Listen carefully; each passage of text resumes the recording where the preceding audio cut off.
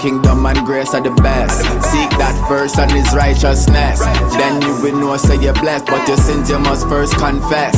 And seek your repentance next. I am overall. Yeah, yeah, it's calling you back home. Yeah, all praise due to you alone. Yeah, yeah, it's calling you back home. Yeah, all praise due to you alone. Yasha, ya harmony. Yeah, above all me clear. Over the word money and fear. Bag of money, car and chain. Me nah left my soul drain. Cause me coming out the most high name. No stokes, no shame. Yahusha the sun and above all, yeah, me proclaim. Yeah, yeah, it's calling you back home. Yeah, all praise due to you alone. Yeah, yeah, it's calling you back home. Yeah,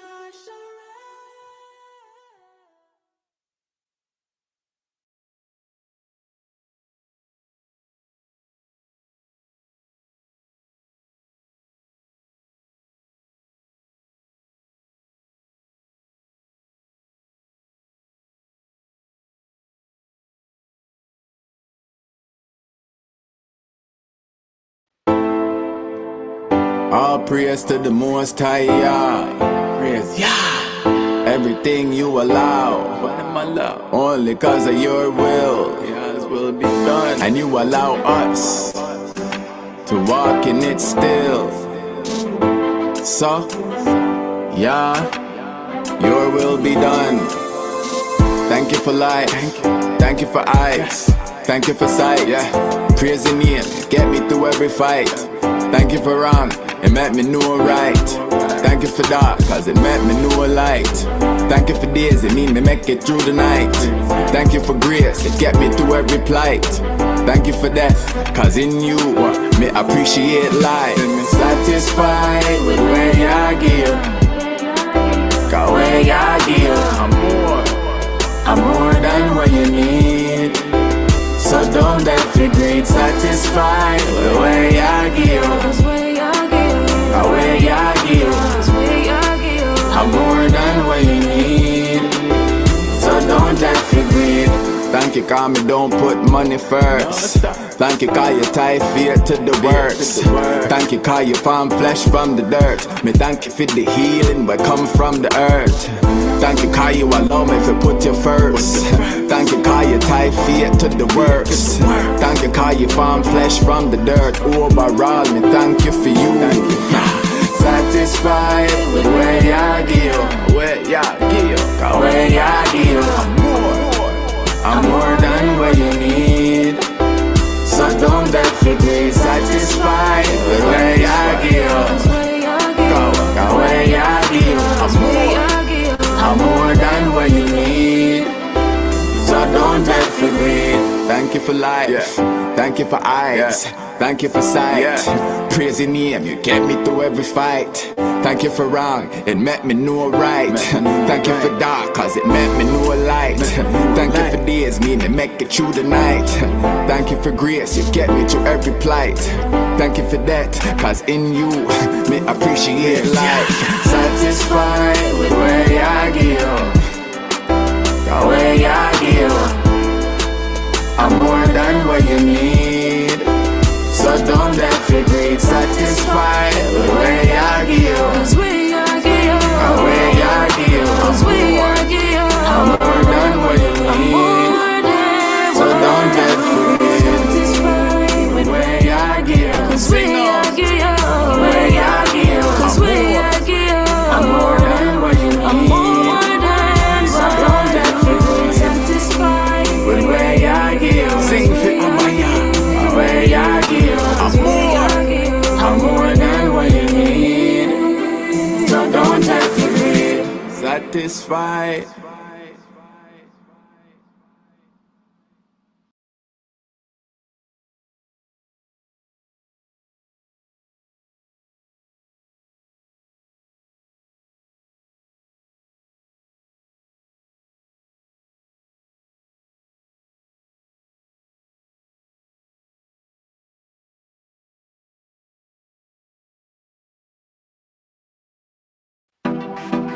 Blessings, what you say? I just blessings. Okay, blessings. Yes, yeah, I'll be your blessings.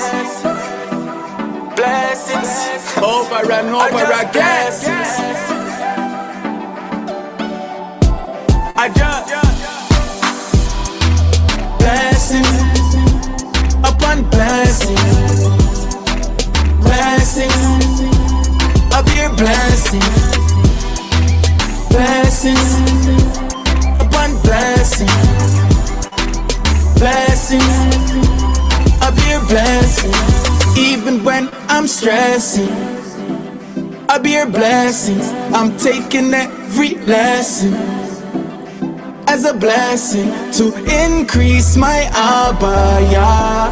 Me a be lesson, I'll be a blessing. Every breath is a blessing. Blessings upon blessings. Blessings, I'll be a blessing. Blessings upon blessings. Blessings, I'll be a blessing. From I have mouth for talk, that a blessing. I'm a have foot for walk, another blessing. Me na outline with chalk, add up the blessings. And me heart no dark, cause of the blessing. Cause me know who bless me, and who not left me. When me wrong, me know who correct me. Through the valley of the shadow of death, yeah, take me. And then him bless me. Blessings upon blessings. Blessings, I'll be a blessing. Blessings upon blessings. Blessings, I'll be a blessing. Genesis 12 and 2. And I will make of thee a great nation, and I will bless thee and make thy name great, and thou shalt be a blessing. Blessing upon blessing. Blessings, I'll be a blessing. Blessings upon blessings.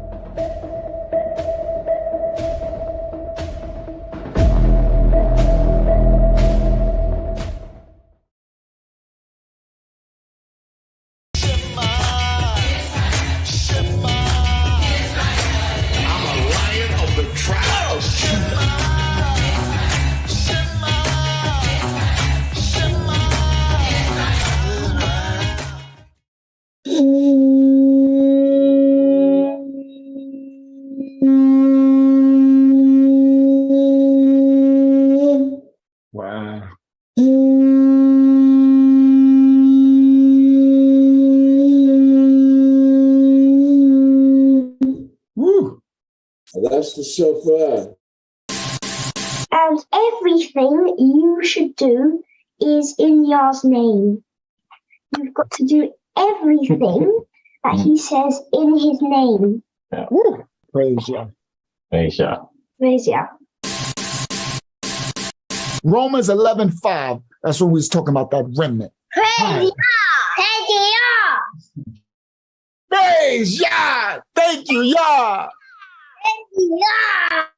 Yes! Romans 11:5. That's what we. Shalom! Welcome to Mashiach's Assembly! Don't forget, shoes off at the door! Respect y'all's house. Hey, my eyes so. Hey,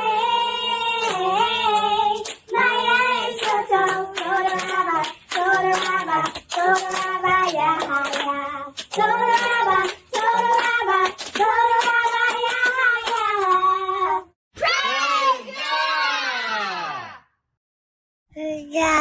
Praise Yah. We sing praises to your name. Oh yeah. We sing praises to your name. Oh yeah. For your name is great and greatly to be praised. Praise Yah. Praise Yah. We sing praises to your name. Oh yeah. We sing.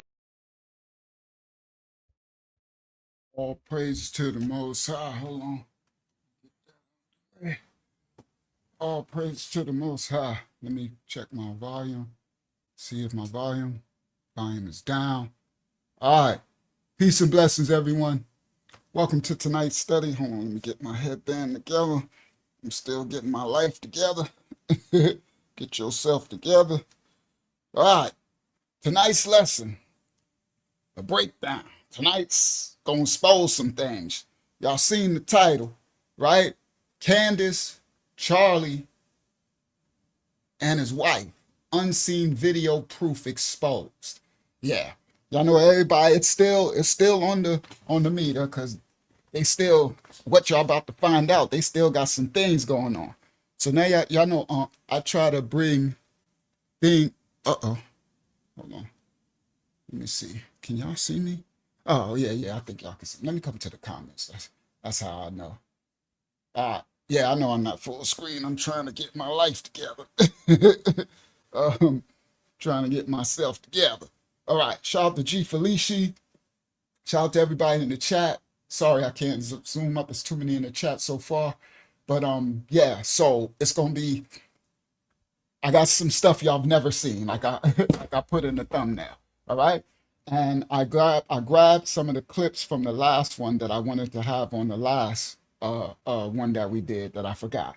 So tonight's live, and I'm gonna start it off, since there's only 50 of us here so far. I'm gonna start it off with a clip. I was gonna go right to but I'm gonna start off with this clip, and then we're going to hold on, I could probably bring myself on the screen a little bit. Let me see. Ooh, whoa. Slow down, cowboy. It's way too big. All right, there we go. So then I'm gonna y'all let me know when we get to about 60, 65, 60, when we get to 60 people on the live, right? 10 more, then I'm gonna clip into the crazy. I got some crazy stuff. The thumbnail's kind of crazy work, right? I know y'all was like, that's why I put ooh messy in the thumbnail. Because when I was making it and what y'all about to see tonight, I was like, this is messy. I'm like, this ain't nothing but ultra perm. This ain't nothing but some messiness going on. But yeah, it's some messiness going on. These doggone politicians got this country in a mess right now with this stuff they trying to feed us, right? And so there's some things going on. There's some I guess y'all gonna be able to explain it to me what we looking at, right? So this the thumbnail. I put Candy. That's why it's messy, right? Candy, Charlie, and his wife. All right. Now, then I put ooh messy because this is messy to me, right? So let me see. I had some other ones. Look, so I had Candy, Charlie, and his wife, and I had video, right? Because I got some video things to show, right? So this is wife. R.I.P. to Charlie Kirk, and our condolences to his wife and his children, right? But that's his wife. So Charlie had Miss Arizona. Well, that's his wife, right? And then look at Candy. She looking real salty right here, right? Now, again, this ain't got nothing against anybody. We just, y'all, I'm gonna display the video, and y'all can make your own conclusions of what's going on here, right?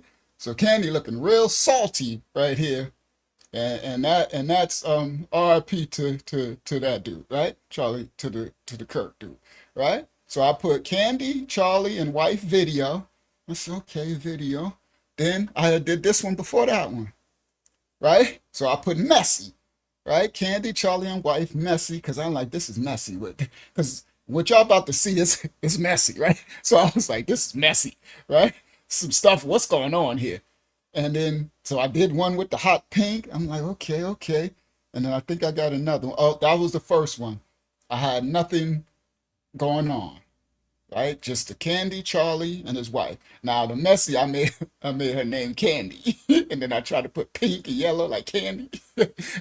I wish I could play just like Candy, dum dum dum, but we'll get a strike for the music. I wish I could play what's that group? Y'all right, the group just like Candy. Candy. I wish they didn't give you strikes no more like the old days. Like I got boom, boom, boom, boom, boom, boom, boom, boom, boom, boom. Right? What's that group? Somebody Cameo. Yeah, just like Candy, Candy. Right? I'm like, boy, if I could play that, it would be popping, G Felici. All right, so let's go. So then I settled on this one, right? So I was like, you know what? I'm gonna settle on this one. Ooh, messy. Yeah, they played it at Players Club. That's hilarious. But we go further back. Well, I'm an elder. I go back to when they was playing the song. We was jamming to it when it was the Raw Cameo song. But yeah, it's at Players Club. So and gonna be trouble. So anyway, there's some trouble brewing. There's some stuff going on, right? So Candy, she wasn't even invited to his memorial, right? So they didn't invite Candace to the memorial, right? All right. So that's the thumbnail, and the title is Candace, Charlie, and his wife. Unseen video proof exposed. Oh yeah, we got some things that you ain't never seen before. Oh yeah, y'all know Unc, I be digging. And for Friday, oh, it's turned up. I be having so much stuff, I can't fit it into one show. So now I got my overflow for Friday. You know what I mean? I'm like, okay, I got so much, but yeah, Friday gonna be crazy because now that's where I got some stuff to show y'all. But anyway, we still in this series. The world is the stage. We on the world stage because I think we are episode 8 right now because they ramped up the world play. And I'm going to show y'all the play live, the script. All right. So now we're going to get into the first clip because it's probably, I don't know how many, but I wonder when I get to about 60, it's 56 on the live right now. When we get to about 60, right? I say 70 something, but it's not Friday. So Wednesday, we usually do some little smaller numbers on the live. We might get to 70 something, maybe 80 or something like that. Who knows, right? Whatever they let us get through the shadow band. So I'm gonna say when we get to 60 on the live, then I'm gonna go into the messy, and then we got some stuff. All right. So please, everybody, like the video. Yes, 58 people. We almost at 60. Let me bring my brothers and sisters in to the show with me. Go to not new layout, go to present or invite guests, copy, come to y'all, Control V, enter. All right, so my brothers and sisters gonna let me in. All right, We at 7? I thought we was at 8. All right, so this is 7. All right, so now I'm gonna get started. Hopefully Akiyama could come in. She could let anybody else that's coming in later. All right, so we're gonna go into our first clip. Copyright disclaimer. Where's my mic volume? The mic volume, the mic sounds right. Check 1. Shalom Elder Yaya Yazan and Yana Pa out there in California. Shalom Young King, Young Elder.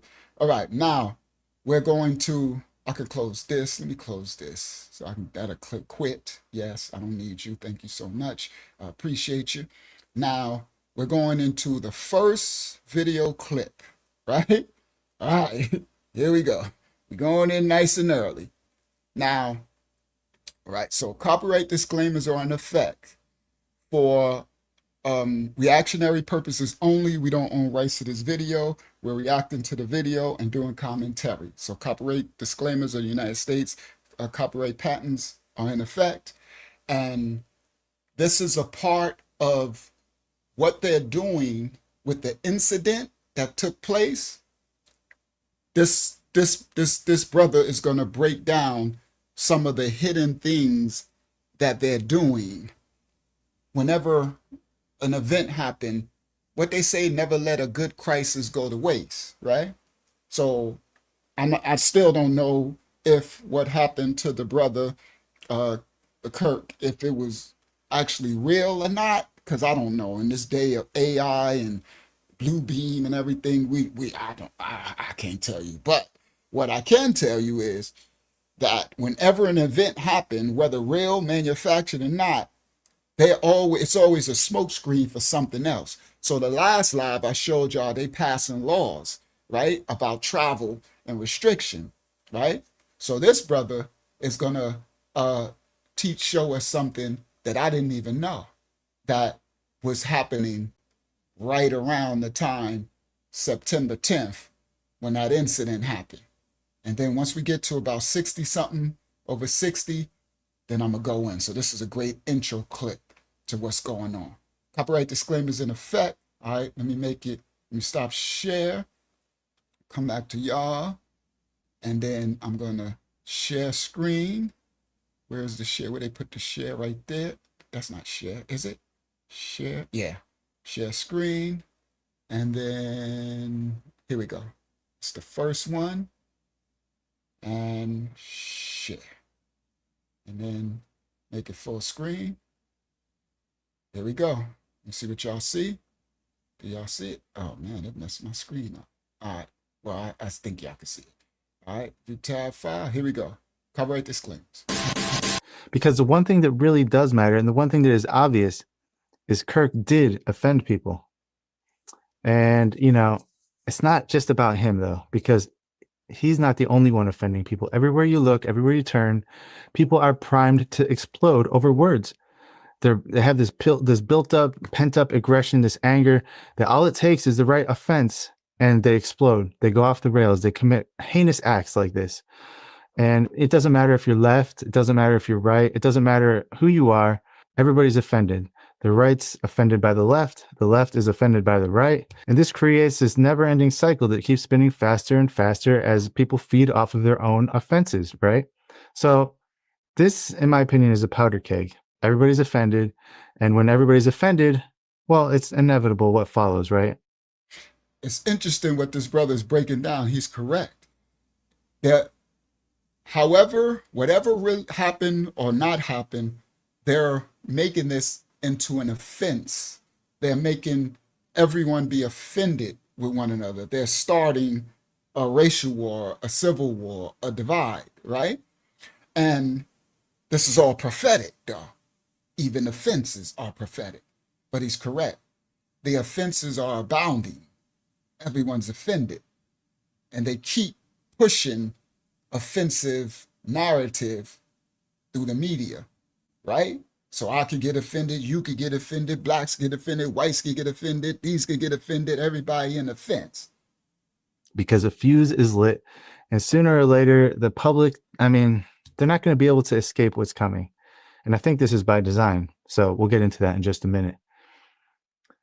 The word, though, the word offended and offense, especially the fact that people are being offended, it should really make you perk up and listen, because it is Bible prophecy. And I know what you're saying. How is it Bible prophecy that people are going to be offended?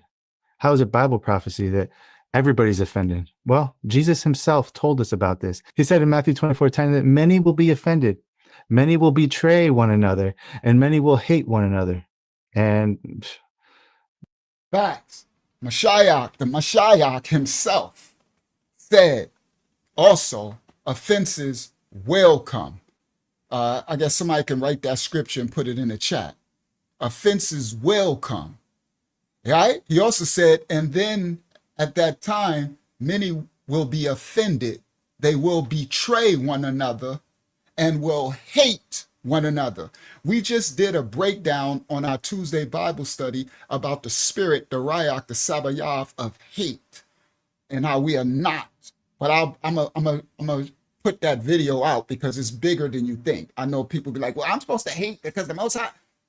You don't know spiritual warfare. You have no idea of how powerful. You are not the Most High. All right?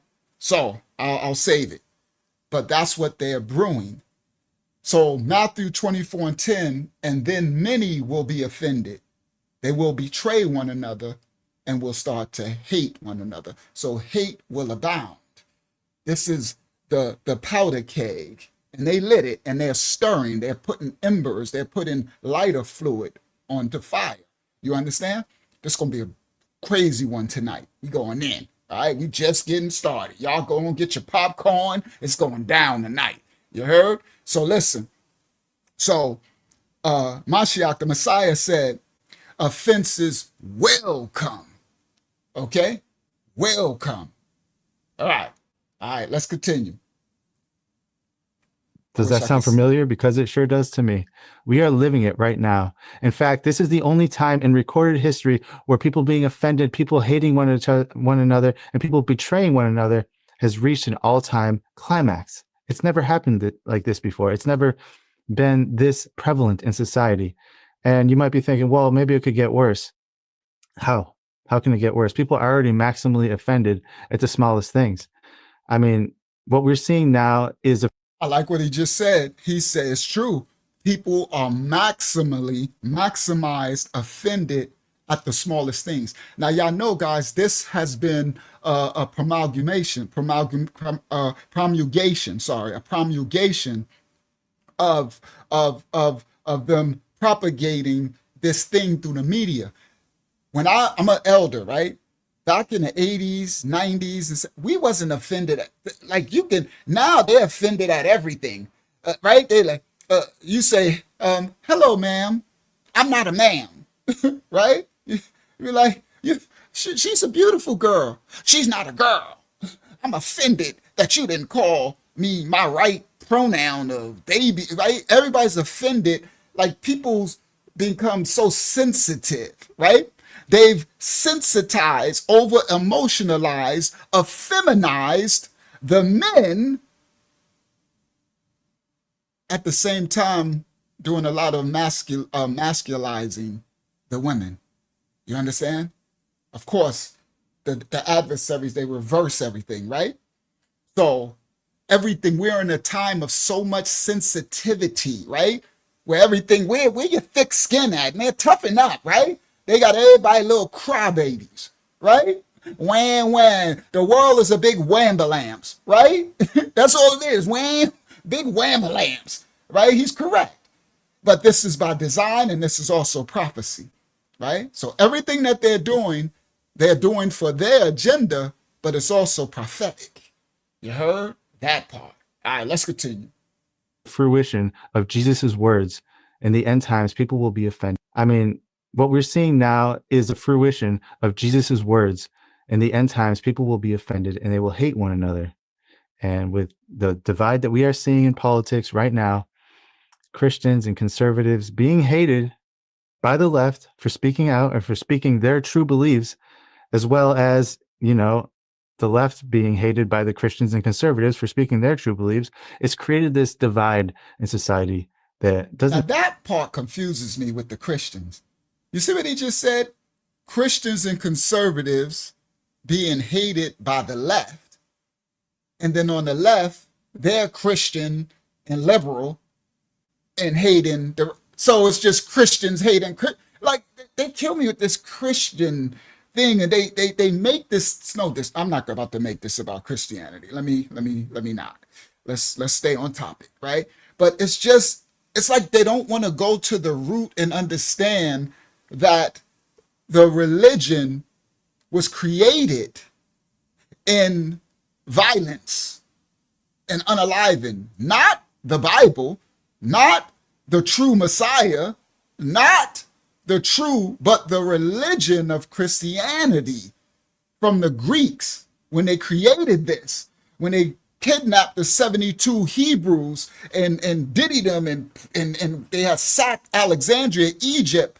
This is under Ptolemy and them. You like the study, all you gotta do is just do some research, right? It's simple, right? And it's like, and it was created, they was diddying and unalive, and then the Romans came after, and they was, first you got the Spartans, then you got the, with 300, then you got the Romans. I mean, it was all about unaliving and violence, and just, so now they want to, but whatever. It's not about Christianity. So let's just continue. I just, that part just always, strikes me, right? It's like, sorry, but the KKK is Christian. Sorry, but they are. Sorry, but a lot of the, the skinhead, these, what you call hate, like, so I don't get it, but it's not about Christianity. Let's continue. Let the brother continue. It seem like it's going to be fixed anytime soon. And according to Jesus Christ himself, it won't seem like it's going to be fixed anytime soon. And according to Jesus Christ himself, it won't be, at least until he returns and fixes it. So, in my opinion, Charlie Kirk's, the event that happened there, that's proof that we are living in the last days. So, you might want to ask yourself, why? Why now? And why this week? Because just one day earlier, this is the crazy part, guys. Just one day earlier, maybe it was 2 days. I don't remember the exact day. I think it was 2 days earlier. There was an event in Washington, D.C., where Congress held a UFO hearing again, and Representative Eric Burleson, he rolled out some shocking footage. I'm sure you guys have all seen it. And you're probably saying right now, what does this have to do with Charlie Kirk? Hold on, I'll get to that. Because in my opinion, it really does. And I think the Charlie Kirk incident, whether orchestrated or whether they used this incident as a way to divert attention because it happened and they didn't want this crisis to go to waste, that's up for debate. So put that in the comments. What do you think? Did they orchestrate it, or are they just utilizing this? But they're definitely diverting attention away from a few things, okay? It's not just UFOs, also Jeffrey Epstein. All right, let me break this down. He's dropped something. We're gonna show it in a second. Now we're gonna get to the candy after this, right? We're gonna get the candy cane and to the Captain Kirk and candy cane after this. Y'all hold your horses. I'm just trying to wait till more people join us on the live, right? Now, what he said, what he's breaking down was right before the incident that happened at the on September 10th, right? The unaliving, whether it's manufactured or not, there was Congress in the United States. They came out with UFO sighting, right? It was supposed to be big. And right after that, all right, 61 people. Thank you now, y'all. And right after the UFO sighting, this event happened, and it took the focus, bang, right away from that. All right. And now this brother's pointing out another, for those who see, it took a lot of the focus off the Epstein trial case, right? Off the Epstein issue. All right. So let's continue.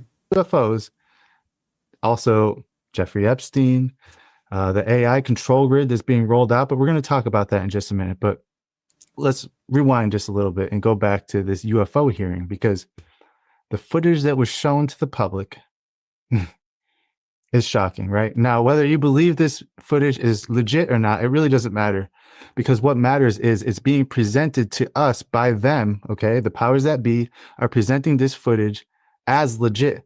So it could be fake, but it doesn't really matter, because now I'm gonna show y'all that footage in a second. This is what came out right before the Kirk incident, right? So this is what came out right before. y'all moderators, watch the chat because we're gonna probably get some crazies coming in a little later and stuff. So, and just be slow. Make sure you know who they are before you put them out. All right. So now they so we're gonna show the clip now. Like the brother said, whether that UFO stuff is real or they manufacture it, that doesn't matter. It was presented. It's what they want to show us something. All right. So that's the thing y'all got to wrap your head around. It doesn't, at some point, we won't know the difference because of AI and Blue Beam and everything is going, but it won't matter. We need to watch what they're trying to show us and present to us because it's always for a reason. There's always an agenda. So they released this UFO clip. And before all the masses, could find out about it, the other incident happened. All right. Oh, yeah. And the rapture foolishness. Okay. So here we go. That's what I'm saying. So, all right. I'm glad because it's the day after, right? And the Day of Atonement is coming on Friday for those who want to keep it according to the Zadokite calendar.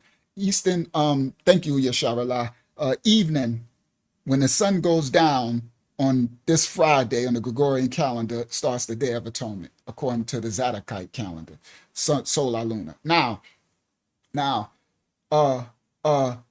exactly. All right, let me continue. Let me go back. So I'm gonna show y'all the clip, all right? Because it doesn't matter what matters is what they're trying to push to us. It doesn't really matter because what matters is they want us to believe this is real. And if they want us to believe this is real, this is the narrative that they're going to be going with. Real or fake, this is the narrative. And you have to look at it from the outside, okay? Not, oh, this is real or this is fake. It doesn't matter. What matters is this is the narrative that they're going with, okay? So Eric Burleson, he gave this footage. He showed this footage. I'm going to put it on screen right now of a Hellfire missile, okay? And also think about the connotation of that word, Hellfire, hitting a UFO, which probably came from Hellfire or is going to Hellfire.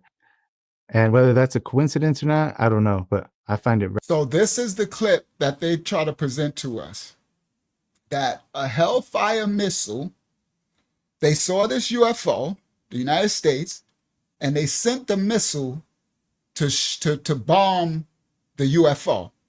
And the missile that they sent was called Hellfire, right? And it struck the UFO, but it didn't, the UFO didn't, this is what they showed, but the UFO didn't explode. It bounced off the UFO and the UFO kept on going, right? Now this is crazy. Now this is the government. Now y'all remember a couple of years ago when they started the space program and all that, right?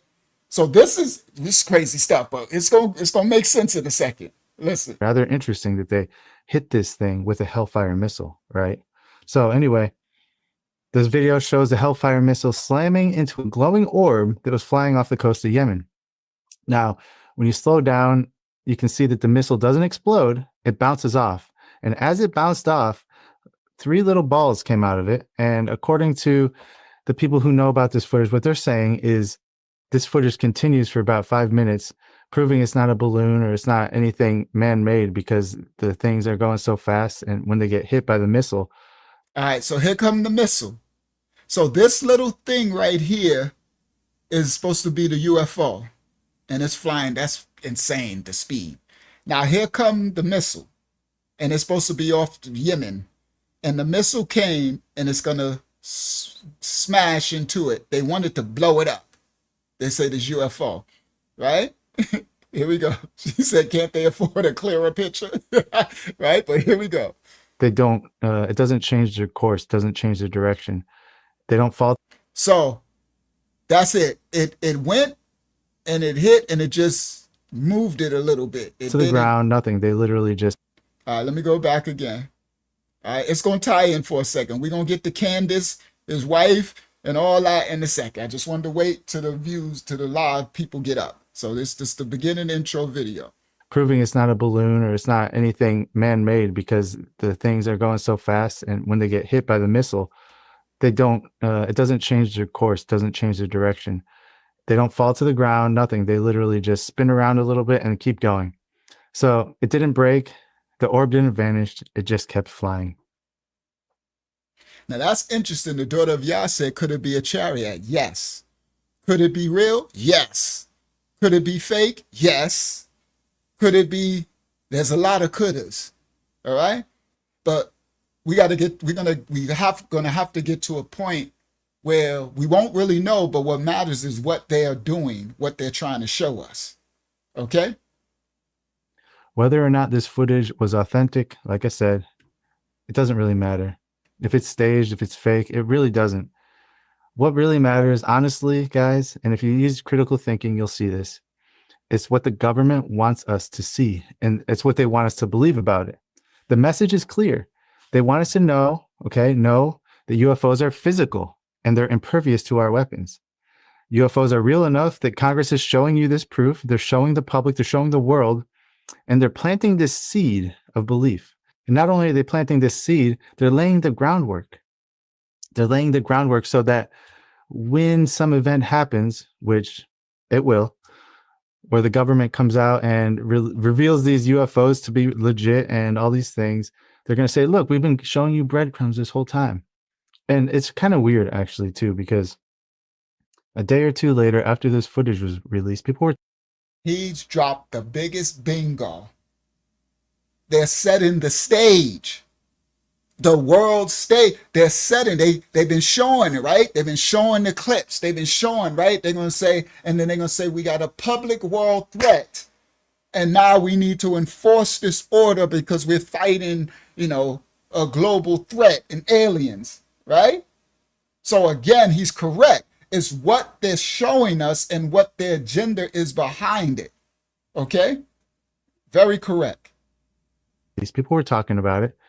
People were, later after this footage was released, people were talking about it. People were, they were mulling it over. And what happens? The Charlie Kirk event, this tragedy happens. Everybody's attention shifts. It shifts from what they were looking at, whether it's the UFO video, Jeffrey Epstein, whether people were starting to uncover some of the crazy things that are happening with AI right now. It shifts away from all that other stuff, all that noise, so they say, right onto Charlie Kirk. And it stays there for a whole week. Meanwhile, all the other stuff that they were thinking about disappears, right? You think that's a coincidence?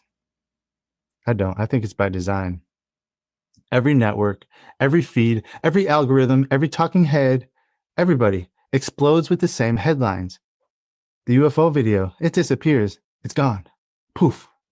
Buried under a tidal wave of outrage, division, grief, anger. It's just an offense. Just people's attentions get shifted. And it's always happened like that. And to me, looking from the outside, because I wasn't a Charlie Kirk person, I didn't know who he was until recently, actually, which is kind of funny. But to me, it looks like it's choreography. To me, it looks planned. It looks staged in a way that maybe the event wasn't staged, but the reaction to the event was definitely utilized to gather people's attention. Okay. So first they flash the UFO card, right? Then they drown it in blood and outrage. It's a classic, guys. It's classic. It's a problem, reaction, solution. And I talk about this all the time. Why? Well, it's pretty obvious because problem, reaction, solution is the Hegelian dialectic, which will be and has been weaponized on a national scale. This is their playbook. They show us the problem, they garner a reaction from people, and then they offer us their solution. Not our solution, theirs. But the distractions don't end there. While you are watching the headlines, another really important thing kind of gets swept under the rug. And in my opinion, this is probably more important than anything else. And that's... All right, so here go another distraction. So we got the UFO thing, we got the Epstein thing, but this is one he about to bring out that nobody's seen. That's huge. Thank you, daughter of Yah, Yeshua Mashiach, for your donation. I humbly receive, daughter of Yah. Thank you so much. And you're doing a great job. I see you going back and watching the old videos. And so that's a spiritual baptism, what you're going through, daughter of Yah. I'm very proud of you for that. I praise Yah. Good. That's a spirit. People don't even know that. That's a spiritual baptism, what you're doing. That is the correct order. She's going back and she's watching all of the old and praise the Most High. So thank you, daughter of Yah. Good job. All right, let's continue. Now, He's about to bring out a third distraction that is huge that I didn't even know. All right, let's go. Jeffrey Epstein. Why is Jeffrey Epstein really important? Well, I'm sure you know, but I can't really go into details because it's one of those banned topics. But let's just say human sacrifice and satanic rituals are... Yeah, okay. So for months and months, activists, survivors, and just the public in general have been demanding the release of the Epstein files. And it seemed like for a moment, it seemed like it was going to happen. The client list, the ledgers, the calendars, the grand jury transcripts, everything was about to be released. And Trump even talked about it. He said he supported releasing it and it was going to be released. But then something happened, huh? Maybe Trump realized that he was a little bit too close to it. I don't know. But what did people actually get from this, right? People are demanding for all these things to be released, but they didn't get anything. They got a few scraps here and there. They got some redacted documents. They got a birthday book. And they got a few, names from logs of flights, but nothing earth-shattering and nothing concrete. Why? Well, I think we can all speculate why, because the people who are blocking it are the ones who will be implicated if these things are released. And the ones who are blocking it are the ones who are trying to distract people, right? Because what happens if all these names get released and it shows out that they are performing these rituals? It's going to be bad for them. Okay, let's just say that. The tension was building, the outrage was building on Epstein, and then all of a sudden something happened and Trump did a 180. I'm sure you guys know about this, right? Trump decided, hey, this thing is a hoax, Epstein's a hoax, nothing happened. Let's just drop it, let's forget about it. Nobody wanted to forget about it until now, that is. Now everybody forgot about it. And $10 says that they're not going to be talking about it again like they used to be, right? We will. Because people have been diverted, they've been distracted. And to me, it's more than just suspicious. It's obvious, okay? And, this is exactly what the elites wanted. They wanted this to happen. The ones who are implicated in these books, they wanted the Epstein files to just disappear from public eye. They wanted people to stop thinking about it and stop talking about it. And that's where we are today, right? We're right there. And then we had this UFO event where this UFO thing came out. And people were talking about that more and more, this video. And all of a sudden, the Charlie Kirk situation happened. Now, I'm not saying they did it. What I'm saying is they're using this as a way to distract people. Okay, I've said it how many times in this video. But I want to hammer that point home because a lot of people, they misunderstand what I'm trying to say. I'm not saying that the deep state perpetrated this, in order to distract people. It's possible, but that's not what I'm saying. What I'm saying is they're using this situation to distract the public, okay? The effect is predictable. It really is. It's chaos, it's division, it's emotional overload. And while people are arguing online about which story matters the most, people are just arguing, they're distracted, they're focusing on this singular event. And in the background, all these things are happening. Have you heard of the company Oracle? This is the third one that they did, distraction, that people don't know about. Now, right after this clip, we're going to get to the Candy. We're going to get the Candy, Kirk, his wife, and the Messi. All right, because there's enough people here. All right, we're going to get started. Please get the lights up so others can know we live and we can get to a little bit of the shadow ban. We're about to get to the funky in a second. Now, he's about to reveal something that I didn't even know. This is the third thing, the smoke screen, that we didn't even know what they're doing. Here we go. Two companies, Oracle and Palantir. I know about Palantir because they stock went up recently and stuff, right? All right, listen. Or Palantir? Well, you should, because they're literally happening. Have you heard of the company Oracle or Palantir? Well, you should, because they're literally setting up this beast system for us. They're creating a world that we're not going to be able to escape from. They're wiring their surveillance grid as we speak right now. And the beast system, okay, the mark of the beast is coming, but the beast system comes first. That's being coded right now, and it's being implemented. There's a quiet release. And nobody's fighting back against it. Now, y'all know I went further. I'm going to show y'all what he's talking about. These Palantir and Oracle, they're setting up an AI-powered power grid to lock us all in. It's crazy. They spoke, let me do it this way first. Let me show you this one first, right? This one first, right here. Share this tab instead. MSNBC, Palantir is one of the several private companies that capitalize on Trump's authoritarian ambitions, right? The company has been tapped as a key player in Trump's mass deportation plans. And earlier this year, CEO Charlie Kirk gave investors a pretty grim summary of what the company Palantir's full slate of work for the presidential administration could entail. He said, the CEO, "I'm very happy to have you along for the journey," the CEO said. "We are crushing it. We are dedicating our company to the service of the West and the United States of America, and we're super proud of the role that we play, especially in places that we can't talk about. Palantir is here to disrupt," he continued, "and when it's necessary, to scare our enemies and on occasion, unalive them." Okay? So it says, needless to say, putting American data in the hands of a company whose CEO boasts about his company's capacity to unalive and intimidate doesn't inspire confidence that this data will be handled responsibly. Now, this was back, I think this was when,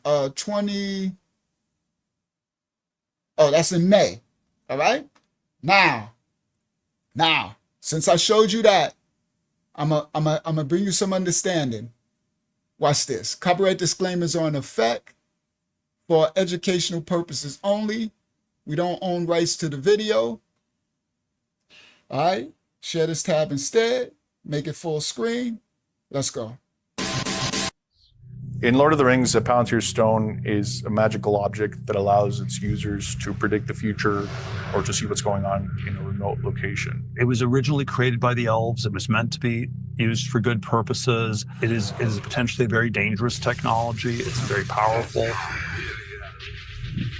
Long have you hunted me? So that's Middle Earth, but what does Palantir do in a regular Earth? What we do is we use what legal scholars call predicate-based research. So we would look at you, and then we would go out and say, oh, there's lots of different things in your life that may be indicative of someone involved in bad behavior. Put simpler, they make software that makes it easier for their customers to collect and analyze data, and then act on that analysis with and without AI. By 2013, 10 years after their founding, Palantir's client list included the FBI, the CIA, the NSA, the Marines, the Air Force, Special Operations Command, and more. Did your company help to track and kill Osama bin Laden?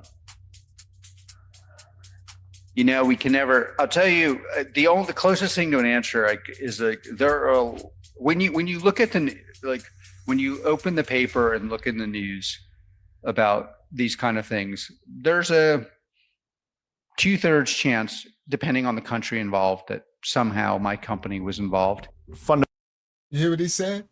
First of all, he can't answer it, right? First of all, sliding around. He said, but whenever you look at the news of these big things, there's a 2/3 chance that Palantir was involved. You understand? And this back in 2013. You see it said with the NSA, the CIA, the FBI, everything. You understand? Now, Palantir, now under this new administration, right now, has partnered with Oracle. And Oracle is the a AI, artificial intelligence AI company. I'm just broad stroking this. And now they merged with their technology with the general intelligence, making AI agents to monitor all of us, and they creating an AI grid, a lockdown grid, which is crazy, and people don't even know about it.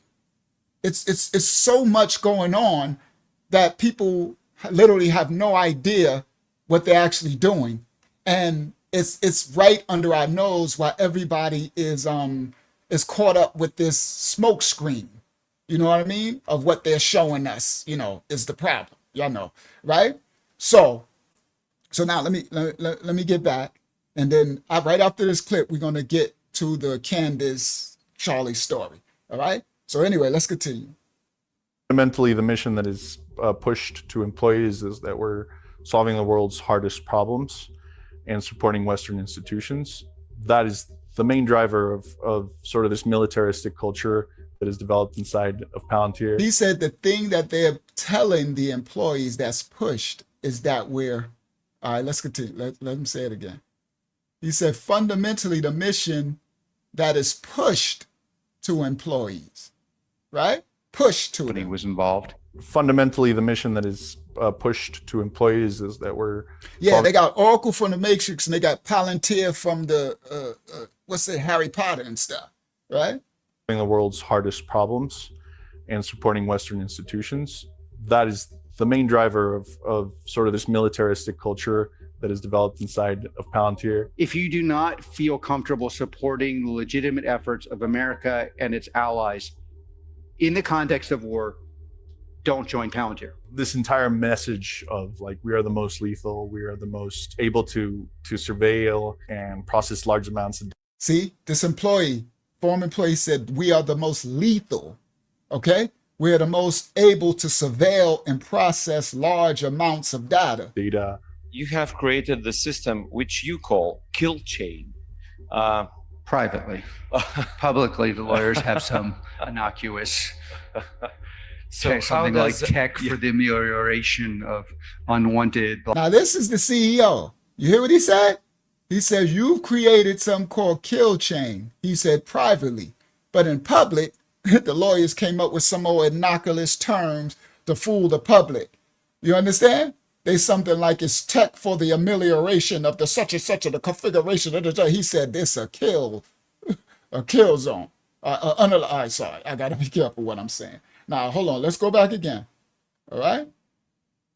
Kill. Now all of this is happening now because it ramped up because the merger from Palantir with Oracle, they've ramped it up, and the Orange Dude administration has now gave them multi-millions, almost billions of dollars for their merger. All right? Now listen. Privately. This large amounts of data. You have created the system which you call kill chain. Privately. Publicly, the lawyers have some innocuous something like tech for the amelioration of unwanted blah blah blah. Some term we're supposed to use. Okay, let's. For me, it's the kill chain. Kill chain sounds good. Kill chain isn't an original term created by Palantir. It's the more general military verbiage for the series of decisions leading from identifying a target to taking their life. Palantir's contract added their software and artificial intelligence to the kill chain. It's quicker and better and safer and more violent. It's tech that Juan helped market. It reduces the distance you have to the problem, but when you're able to take a step back and really see all the narratives and how they were shaped and the actual application of these technologies, your whole world starts falling apart. He said it's quicker, faster, and more violent. Okay? So under our nose, while everybody's worrying about that smoke screen and getting an offense, the merger of Oracle and Palantir has took this AI, this thing is crazy. All right, let's now listen.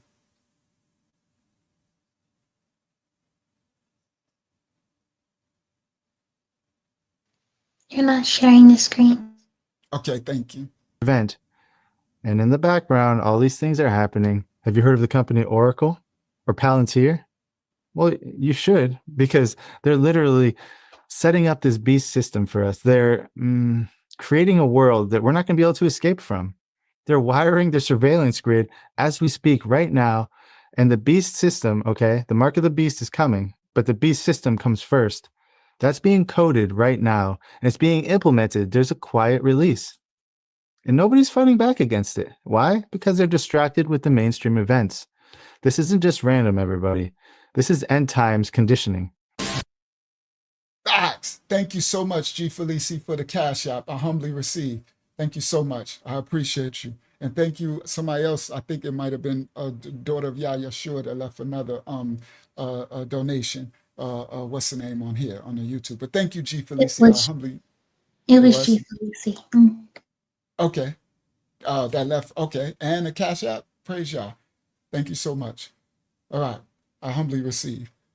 Now, that's actually a good way to do it. That's interesting. I never thought of that. That if they left, they can leave it on the Cash App and then write it, and then I can say it, because YouTube take 30% of whatever y'all leave. They take almost all of it. So praise the Most High. But thank you. Anyway, let's continue. Now you understand the smoke screen.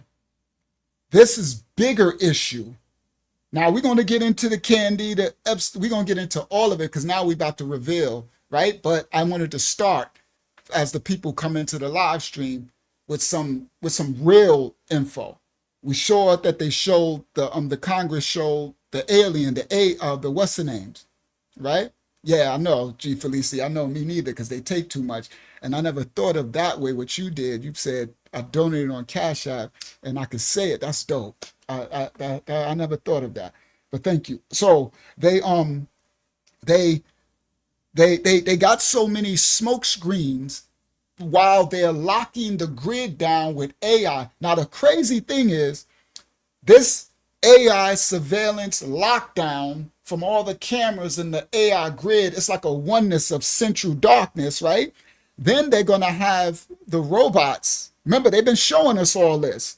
That's going to be on the ground while they got the whole grid locked and all of us scanned. And they put this stuff in the movies. It's crazy. All right. Let's continue. And now we're about to get to the Candace, Charlie Kirk stuff. So let me finish. UFOs will be the false signs and wonders. People's men's hearts are going to fail them for fear of what's coming out of the sky. Okay. UFOs, there's going to be that great deception. We know this. Okay. But it's all tied together. Everything's tied together. None of these events are random. It's all tied together because when the end times deception actually does happen, it's going to be a multi-point attack on all of our senses. It's not going to be just one thing. It's going to be so many different things happening all at once that people are going to have no problem just giving in. Okay, I give up. Here, give me the mark. That's what they're going to say. People are offended. People are hating each other. Okay. The love of many has grown cold. The Epstein files, well, this is proof that the ancient mystery religions are still active today. That's what Epstein was a part of, by the way. It's a lot worse than you can ever imagine. And it's satanic and demonic in nature. And what they're doing is literally spiritual warfare. They're trying to bring these demonic entities, these beings, up and into our world and give them control over people. Facts. That's what they're doing. That's what CERN is about. It's all prophecy. Come on, you dropping it. Go ahead, brother. Drop it. Seriously. This cage is being built. It's being built while people are hypnotized, while people are being conditioned by the media. When he said this cage is being built, he's talking about the Palantir and Oracle collaborate. They're building a cage, AI generated cage to lock us. And he's correct. See, the only escape you got is your righteousness, your belief and your work and working on your righteousness in the Most High, because it's all written biblically. All of it is there. So all these people who running around, right? And it ain't even that. Oh, thank you. My banner ain't up. Thank you. And it ain't even a Christianity thing or Israelite thing or Judaism thing or religious thing. It's a relationship with the Most High. And it's the accountability of yourself striving to be righteous in the dark, striving to love your neighbor as yourself, trying to do the right thing and stuff. That's where your safety and where salvation is. It ain't in religion. It's in your relationship. So these Christians and these Israelites, Israelites run around just as hateful as the other ones. And then the Christians run around in the bubble of sin. I can just speak with my mouth and I don't got to do no work and just faith and all this stuff. And the Messiah said faith without works is dead, but they don't care because they don't want to do no work, right? So it's like, but none of that is going to save you because that relationship with the Most High, he knows your inward parts. He knows your iniquity, your secret. He knows, you understand? So it's your individual relationship as you work on yourself with the Father to try to be righteous in this dark, unrighteous world through all of the media program and all of the offenses that will come and that they're trying, that you don't get hate in your heart. You come on, you don't become one with the riot, the spirit of hate. You understand? You still be the light in the darkness. You still have a habayah, which is compassion, which is understanding, which is a reverence of your neighbor as you have of yourself. No matter what they try to, and then you have the faith to know that greater is he, that the Most High, you know what I mean? He got all this is written in our manuscript, but religion has dumbed them down to make this a spooky thing of religion and not relationship, that they ain't got to do a thing. They just got to go to church, or they just got to say Jesus is Lord, or they just got to, and then the Israelites run around talking about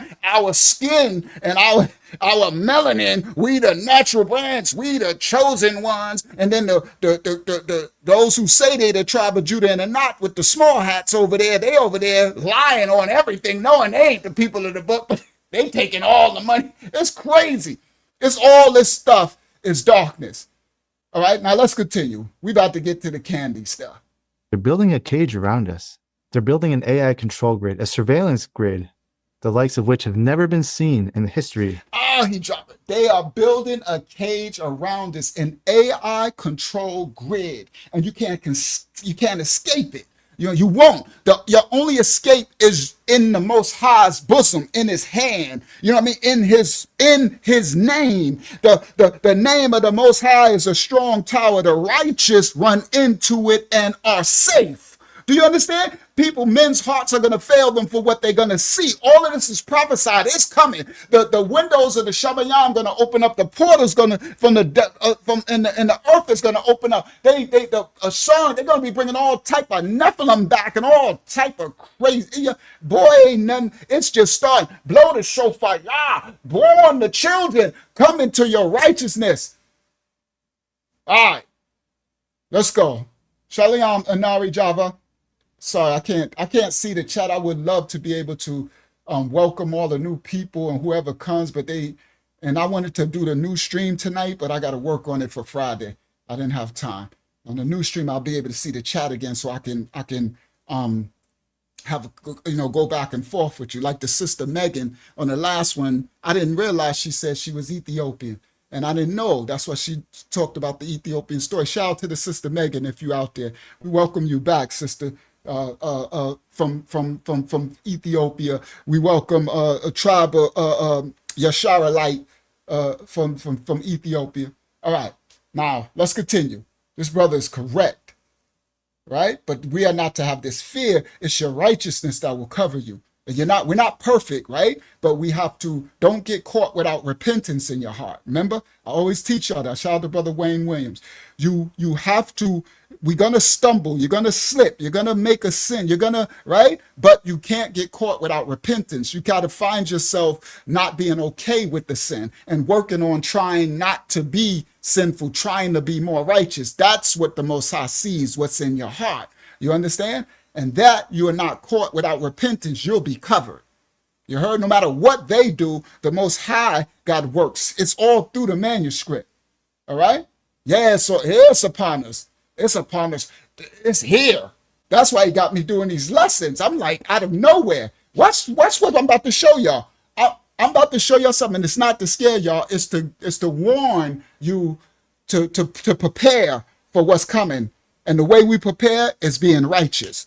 Right? And then y'all's going to have us get instructions. So y'all got to continue to watch no matter what my title comes out at. He's going to be showing us the stuff that's happening, and he's going to always prepare. He has watchmen, and he tells them to warn the children, and so that we can prepare. Woe to those who don't prepare, the Bible says. Mashiach says. You understand?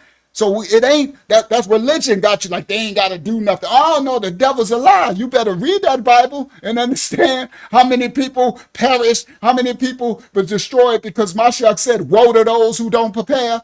You got to prepare. The Most High warns. All right, now let's go. He is correct. They're building an AI super grid and Palantir and Oracle. Y'all go down, go Google, go research and find out. You'll see it. They're building a cage around us. They're building an AI control grid, a surveillance grid, the likes of which have never been seen in the history of mankind. I mean, that's obvious, right? But when you think about it like that, it really puts it into perspective. What's happening right now behind the scenes is so sinister, it's so dark that it's beyond our wildest dreams. I mean, the closest you can get to trying to comprehend it is looking at the Bible. You read it and you use it as your roadmap because it's telling us exactly what's going to happen, and it's been 100% right this entire time. Facts, facts, facts, facts, facts, and more facts. All right, now let's get started. This is what y'all came, well, that's right, this ain't what most of y'all came for, but others who like the itchy titles. All right, now let's go, because then after, let me get through Candy, Candy, Charlie, and his wife. Let's get through that, all right? So first I was gonna, should I do his story? It's not that long. Yeah. Let's walk it down. All right, now this starts the Candy, because I'm walking it down. Y'all know how I do. So I'm gonna start with this, then we're gonna go, and then you're gonna see. Y'all gonna have to tell me what I'm looking at, what's really happening. Somebody gonna have to help me out, because you know I'm old school. So Candy girl, right? New edition. We're gonna get the Candy, Charlie, and his wife. All right, and our condolences to his wife and the family. We got to keep, saying that. This ain't about no hate. We just trying to understand. I just want to gain some understanding. Copyright disclaimers are in effect. Share this tab instead. We don't own rights to this video for reactionary purposes only. Here we go. Let's go. Good evening. I'm Charlie Kirk, founder of Turning Point USA and Turning Point Action. Together, the largest conservative grassroots organizations in the country. Thanks to our work, I talk to a lot of young people on campuses, at our event, on my radio show, podcast, and social media. Said differently, I visit college campuses so you don't have to. Charlie Kirk, a name that resonates through the halls of conservative politics, has become a polarizing figure in American discourse. From humble beginnings in suburban Chicago to the helm of a multi-million-dollar political organization, Kirk's journey embodies the American dream and its controversies. We going somewhere. Candy, Charlie, let's go. This was some of y'all came for. We don't do clickbait. This is the thumbnail. This is the intro. All right, and then we get crazy. Let's go. This is a good lesson tonight. All right, let's go. Here we go. So Charlie started off humble beginnings from suburbs of Chicago. 30. He commands a multi-million-dollar empire wielding influence that belies his years. But the multi-million-dollar empire and its controversies. At just 30, he commands a multi-million-dollar empire wielding influence that belies his years. But beneath the veneer of success lies a web of controversy, raising questions about the true cost of political stardom. So if I were in high school, which I was not too long ago, I would highly suggest, first and foremost, reading all sides. And when I mean all sides, I mean all sides. I grew up learning more curriculum and books and literature more on the left. You heard what he just said? He grew up more on the left, right? Now he's on the far right, but it is what it is, all right? So let's continue, because on Friday, I'm going to dispel a lot of what he was. I got some stuff for Friday. Friday's gonna be crazy. All right, let me continue. Let me not digress. Eyes of a conservative wonderkind. Charlie Kirk's journey from an ordinary suburban teenager to a millionaire political activist is a tale that reads like a conservative Cinderella story. Born in 1993 in the Chicago suburbs, Kirk's early life gave little indication of the influential figure he'd become. But a chance encounter at Wheeling High School set the stage for his meteoric rise. In 2012, at the age of 18, he attended a youth conference at Benedictine University. It was here he crossed paths with Bill Montgomery. Bingo. Now, we going somewhere. Here we go. Now, at 18, he had a chance encounter as he was in high school speaking to campus. And this, a man, William Montgomery, discovered him. This is the one who got him on the world stage. He funded him. He literally told him, don't go to college. So at the same time that Mr. Kirk, I don't want to keep saying his name, was saying that those black women got no education and they're not smart and they don't got the credential, they don't got the brain power to such and such. Now some of them are PhDs. They went to Harvard, they went to Columbia, right? And he didn't even go to college at all. You understand? He went to high school. No disrespect. I'm just saying, right? But but he's more intelligent than them that got these graduate degrees and PhDs and all that. Not to say that makes you have intelligence just as well as not having it makes you intelligent. All right. But anyway, this person here told him, don't go to college. Start this nonprofit. So this man here got him to start the Turning Point nonprofit because he saw that he saw how he was speaking, and he saw that the little young white conservatives, he had their ear. And this man is a brilliant businessman. He saw dollar signs. So he chose him. And then he funded him. Okay? He funded him. All right? And that's when, and he went from living in his mom's basement, poor, no money, right? Not poor like poor, but, no money, to now getting donations from millions. And this man used his connections, and that's what got him to meet Trump's son and to get him into the, yes. So this ain't no pull yourself up by the bootstrap story and all that type stuff. All right? Let's go back. I'm going somewhere. We get into the candy part. We got to start at the beginning because right here, Candace is going to come into his life. She come into the picture early. I talked about it last week, but I didn't have the clip, right? And I still don't got this one clip that I want. I can't find it now. I'm like, what did I do with it? I got so many, but I got enough for y'all tonight. But it's one that I showed. It shows them when he was like 19 or whatever, I think 20, when she was, so Candace became the director of the nonprofit this early before anybody knew who she was, because she was on, and she was what's the name in him? That's why I said in the last live, she was like his handler. She was grooming him. She was teaching him. All right. Now people could get offended. Well, I like him. Well, I like some of the topics she's talking about too. But I'm not fooled by the sleight of hand of nobody. You know what I mean? I go to the backstory looking for the fruit. All right.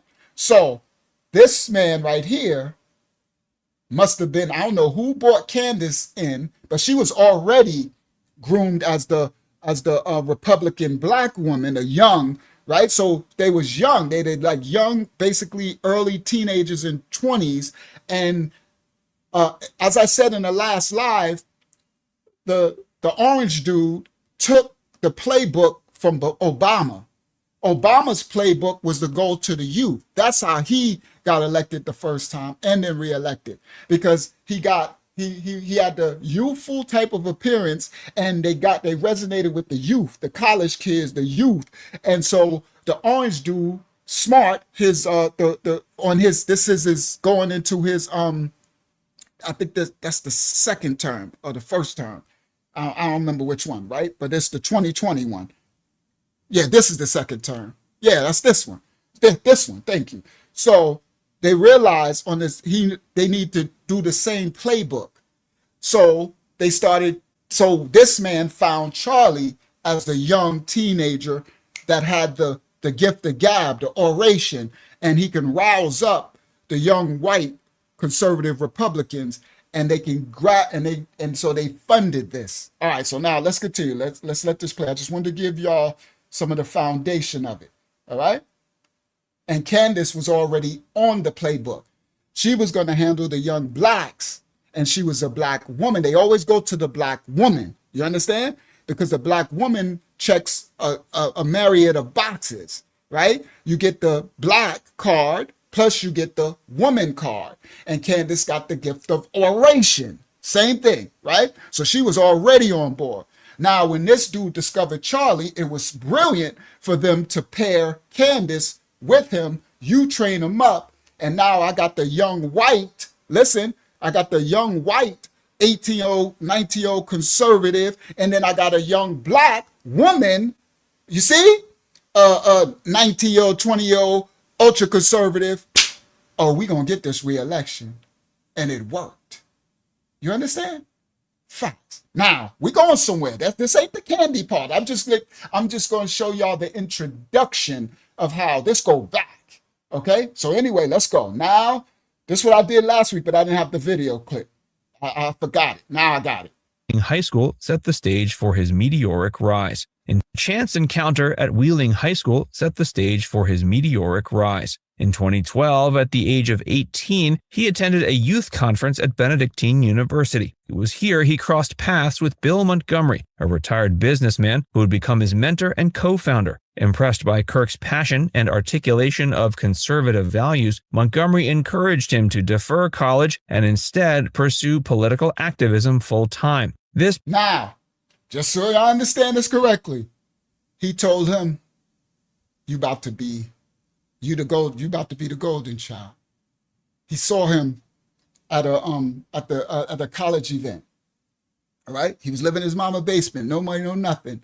He heard him speak. He realized, nah, you ain't going to high school. We're going to start a nonprofit, Turning Point USA. We're going to send you, I'm going to fund you, right? Then I'm going to get my donors I'm going to get you a conservative far right, right? We're going to, because when Trump the first time when Trump was running, and it was supposed to be, remember they had the thing at the Capitol, and it's supposed to be, they did some shady stuff, so Trump is going to run again.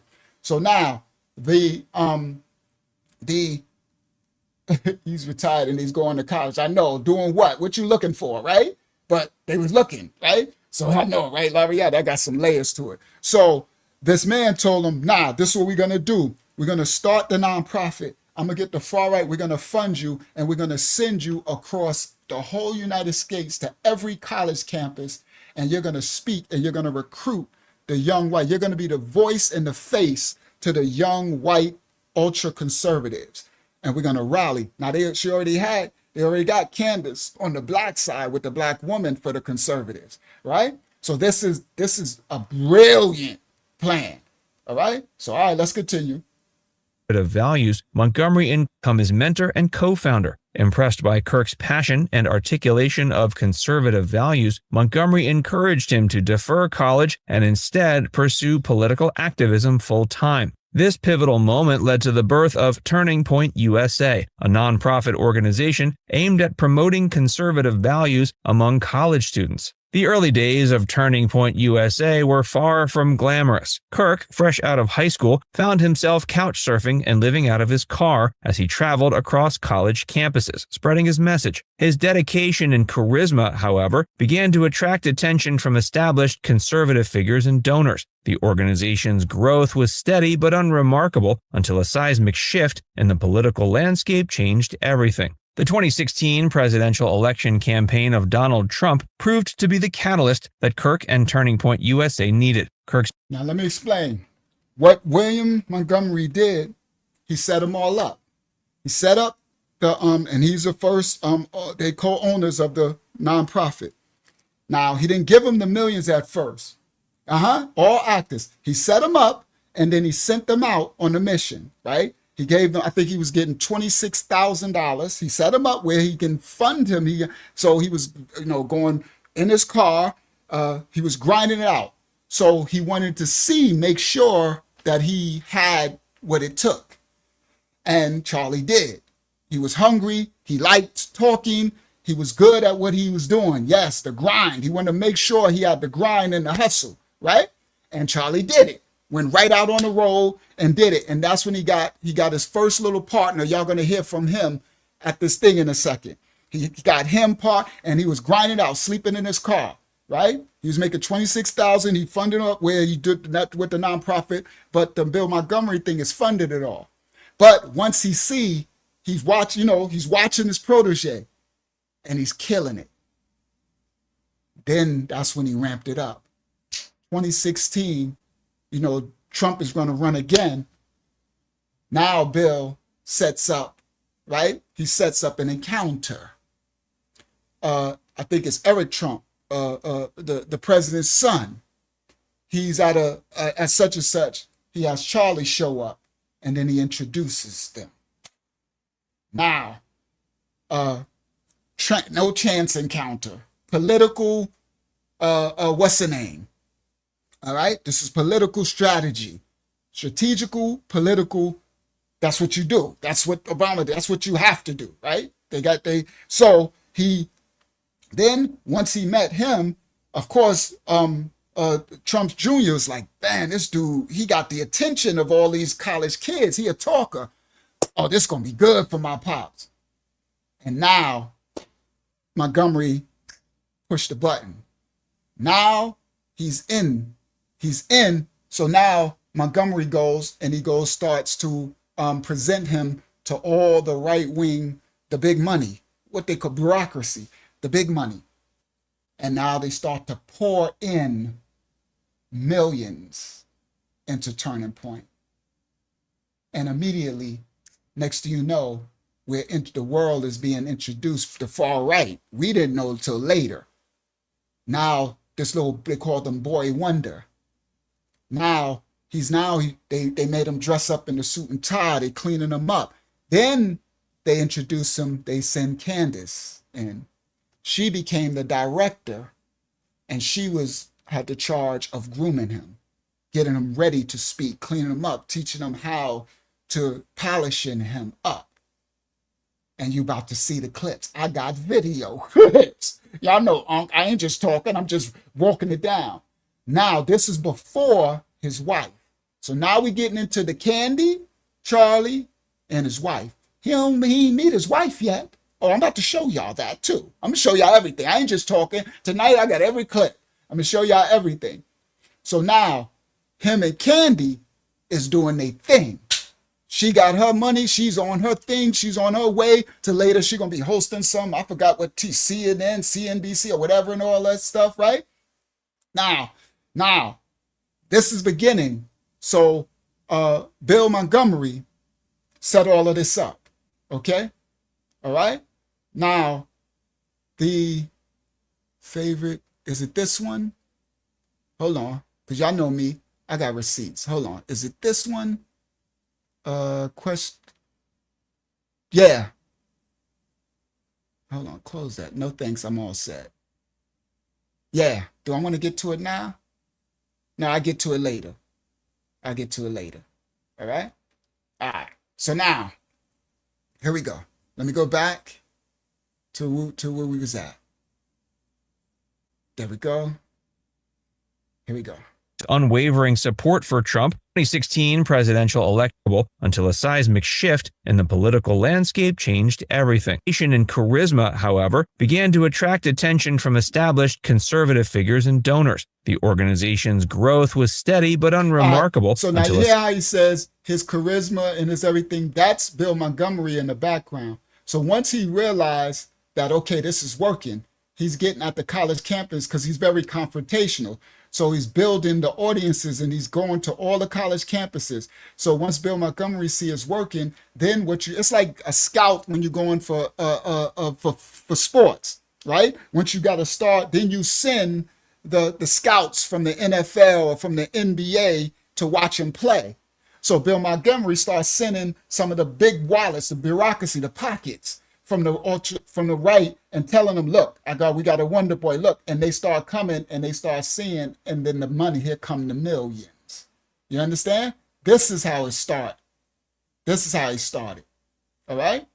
Now, when he first started, let me explain this part. When he first started, he was more left. That's why the other clip I had last time, when he said, the person wrote and said, but when you first started, you used to respect Martin Luther King. You said he was a hero. And he said, well, now I changed. The change happened here with the money. So he wasn't a far right saying all this racial stuff and all that. This came when the money and the big donors, now you got to play the role, the world stage. So that's why he said, oh, well, I was wrong. I changed, right? No, you know, right? And he went from sleeping in his car, living in his mama's basement, to a multimillionaire. High school, found himself couch surfing and living out of his car as he traveled across college campuses, spreading his message. His dedication and charisma, however, began to attract attention from established conservative figures and donors. The Good word, Yahakan. I said that was the turning point. organization's growth was steady but unremarkable until a seismic shift in the political landscape changed everything. The 2016 presidential election campaign of Donald Trump proved to be the catalyst that Kirk and Turning Point USA needed. Kirk's unwavering support for Trump and his ability to mobilize young conservatives caught the eye of the Trump family. Soon, Kirk found himself rubbing shoulders with the likes of Donald Trump Jr. and other key figures in the Trump orbit. The association catapulted Kirk from struggling activist to a rising star in conservative circles. As Trump's presidency unfolded, Kirk's influence grew exponentially. Turning Point USA expanded rapidly, launching new initiatives and attracting more donors. Kirk became a regular figure on conservative media, his boyish looks and fiery rhetoric making him a favorite among right-wing audiences. He skillfully leveraged social media platforms to amplify his message, gaining millions of followers and establishing himself as a voice for young conservatives. Now, let me explain what else was happening. At that same time, they were promoting him. So when he first was getting started, Eric Trump and his dad, they would promote his speeches on their Twitter, right? Because the president had like 100 million something or whatever. So the way he got popular is whenever he would do a speech or write something, they would promote his tweet on their Twitter. His son, Eric Trump, and then the president. So this is all engineered so that the popularity, he started to grow. Then he gets millions. He's getting to the world stage, but it's all controlled. Shout out to Sister Smurra, right? So again, the world is a stage. All of this is manufactured. You understand? All right. So let's continue. And now we're gonna get to the Candy in a second. She's coming. All right. And establishing himself as a voice for young conservatives. Kirk's evolution from a struggling student to a millionaire political activist was nothing short of remarkable. He went from living out of his car to owning multiple properties, including a mansion in Scottsdale, Arizona. His salary from Turning Point USA skyrocketed, and he diversified his income streams through book deals, speaking engagements, and media appearances. The organization underwent a significant... All right, so this narrator is not doing a good job. Let me break it down. Now, when it says he went from making no more 26,000, he went automatic to millions. Then he diversified doing book deals. What happened was he made a book. It was called MAGA something. And the president and his son, they wasn't the president at the time, they was running. They promoted it on their Twitter. Do you understand? So the book got to have millions and millions of people seeing it, right? And this is the reward, right? To promote. So every venture that they would instruct him to do this, and the book was about MAGA, right? So then he had the promotion of the administration. Okay? I think let me see. Do I got that clip? I think I do. No, that's the other clip. That's him and Candace. What's this one? Not that one. What's this one? The Congress is pushing legislation. All right, that's all right. I'll do it on another time. I got the Twitter threads. I got the threads of them tweeting back in 2016, 17, 18. All right, but that's okay. Let's continue. Let's get to. I'll do it on another live. All right. So, but now I'm giving y'all the understanding of what's going on, right? It's all a smokescreen. It's all manufactured. Okay, ain't none of this on your own. The organization underwent a significant transformation. What started as a small nonprofit focused on campus activism grew into a multifaceted conservative empire. Turning Point USA expanded its reach beyond college campuses, launching high school programs, hosting large-scale events, and even forming a political action committee, Turning Point Action. Kirk's rise, however, wasn't without controversy. Critics accused him of building a personality cult and exploiting young conservatives for personal gain. His close alignment with the Trump administration raised questions about the independence of Turning Point USA. Despite the criticisms, Kirk's influence in conservative circles continued to grow. By his mid-20s, he'd achieved a level of wealth and influence that most people twice his age could only dream of. He had transformed from an unknown suburban teen into a millionaire conservative icon. When he was president, young people were richer than ever before, and he will do it again. Donald Trump is on a rescue mission to revive your birthright. The money machine. In its early years, Turning Point USA. There you go, children. This the beginning. There she go. There the candy cane. See, they put them together. She was there to train them up. She's gonna tell you in her own words in a second. Y'all know I come with receipts, right? All right, here we go. This is the beginning, all right? In its early years, Turning Point USA operated on a modest budget, relying heavily on small donations and volunteer efforts. But as Kirk's profile grew, particularly following the 2016 election, the organization's finances underwent a dramatic transformation. Tax filings reveal a staggering increase in revenue from just over $78,000 in 2012 to an eye-watering $39.2 million in 2020. They went from $70,000 in their nonprofit to, what did he say, something million, 30 million? Wow, it's crazy. This exponential growth reflected not $2 million in 2012 to an eye-watering $39.2 million in almost 40 million. 2020. This exponential growth reflected not just the expanding influence of the organization, but also its increasing savvy in attracting major donors. The funding sources for Turning Point USA paint a picture of a well-oiled conservative money machine. Now, I want to point out, his wife ain't there yet. No, this ain't a story of high school sweethearts. This ain't a story that, he was already, when Miss America, no disrespect, I'm not saying nothing. I'm just saying love, everybody can love everybody, right? I ain't saying nothing. Our condolences to the wife and the children, all right? I'm not saying nothing. But Miss America didn't get with it. Wasn't when he was in his car or in mama basement. No. This after the 40, 50, 59 million. Okay? So anyway, I ain't said nothing. All right. Let's go back. Now, Candace, Candy was around him when he was doing the 26,000 from the beginning. When he's sleeping in the car as she's grooming him and training him. Oh, Candy Cane was around, right? I ain't said nothing, y'all. Come on, I ain't said nothing. Don't y'all put no words in my mouth. Don't y'all do that. All right, let's go. Let's let the videos talk. All right.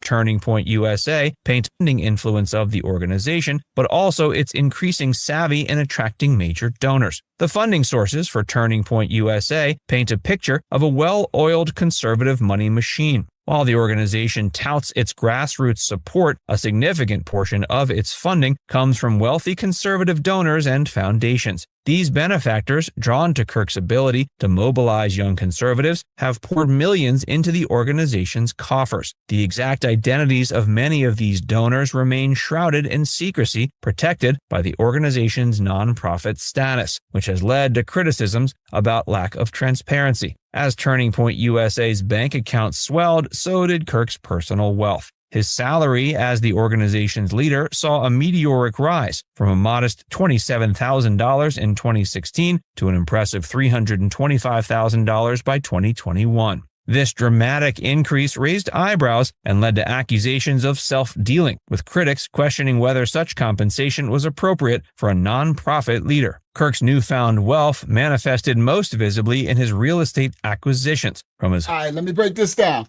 So they started investigating where this little boy get all this money from. How did the IRS start saying, hold on, what's going on here? You had $26,000 a year ago. Now you got into 40 million. You making 300,000 from 26,000, and your company, your nonprofit is getting 39 million. So they did an audit. Y'all listen clear. I'm gonna show y'all.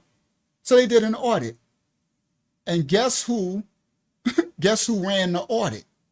This is what I'm gonna show y'all.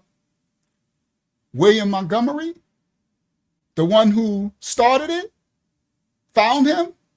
Once they got up to the millions and everything is set, he running with Trump, he stepped down as a silent, right? Candy is there as a director. He got his other directors. They doing their thing. It's going on. Bill Montgomery slid into the background, but he set up key players. So the people who did the audit for the IRS audit for his thing was actually Bill Montgomery's partner's company. All this, I'm about to show y'all. So they audited, the person that audited the money for it was actually Bill Montgomery's, but it's crazy. Y'all know how they do, right? And so this article talks about the, where is it? Did I pull that one up? It's all right, I'm gonna get there a little later. I might be getting ahead of myself. But there's an article about the investigation, right? I thought I pulled it up. Right? Because I know that one was the Palantir, right? And it's this one. Is this the one? Hold on, let me see. 28 million, the tax exempt charity. Let me scroll down. Because maybe there you go. Kirk salary. Yep, let's just do it. Shares tab instead. Let me show. I'd rather show y'all what I'm talking about than just be talking. Now look what this says. At this Trump favorite charity, July 21st, 2020. You see? All right? At this Trump favorite charity, financial reporting is questionable, and the insiders are cashing in. They getting paid. Charlie Kirk's nonprofit Turning Point USA has made misleading financial claims, and it gets its independent audits from its co-founder, Bill Montgomery's former business associate. I told you. That's why I said, you know what? It'd be better. Let me just find the receipt. I don't ever, I don't usually do that. Last time I forgot my clips, so I was saying a lot of stuff, but I didn't have my videos because I was rushing. But I got receipts today. Y'all listen clearly. Charlie Kirk's and now Candy is coming. The Candy, his wife is coming in a minute. We gotta get there. He's just getting rich. Miss Arizona's on the way, right? I'm gonna call her Miss America. I don't wanna get us flagged, right? She's on the way. Y'all just hold your horses. All right? Candy is coming. Candy is gonna speak. Miss America, she on the way, right? But I need y'all we're gonna walk this out. And then it's gonna get crazy, right? So listen, Charlie Kirk's nonprofit Turning Point USA has made misleading financial claims and gets its independent audits. It's getting audited from its co-founder, Bill Montgomery's former business associate. It has enriched several of its top leaders as it pushes the orange juice message. All right? No, she ain't messing with no broke dude. She ain't messing with no scrub. I don't want no scrub. She Miss America. Right? All right. Now, and he ain't he ain't the best looking thing on the bunch. So anyway, let's continue. This election, one of the orange juice most influential advocates is 26-year-old, right? So they're talking about it, right? So I'm gonna go down and I'm gonna go to the part about with the there you go. But behind the scenes, Turning Point USA has entered into questionable financial arrangements, particularly involving Kirk's mentor, William Montgomery, the lesser-known co-founder who is credited with discovering Kirk. Montgomery, 80, he died right not too long after this, I think, or he died right here. He died in 2020. Montgomery, 80, an Illinois entrepreneur and one-time Tea Party activist, is one of 3 Turning Point insiders who have won lucrative deals from the group to handle its printing, payroll, processing, and fundraising. The nonprofit has made misleading assertions about its finances to state and federal regulators, according to interviews. Charities are required to conduct annual independent audits certifying that their books are in sound order to fundraise in more than a dozen states.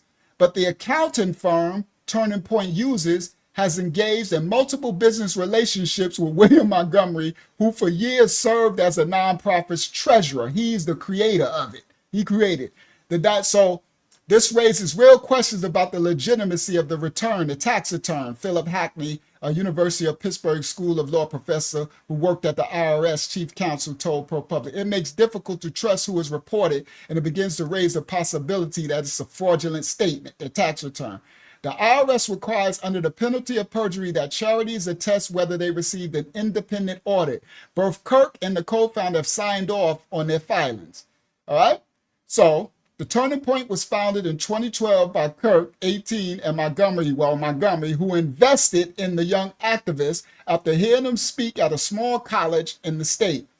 At the 2016 National Convention, Kirk met Trump Jr. Montgomery hooked that up and would soon accompany him on the road as his assistant.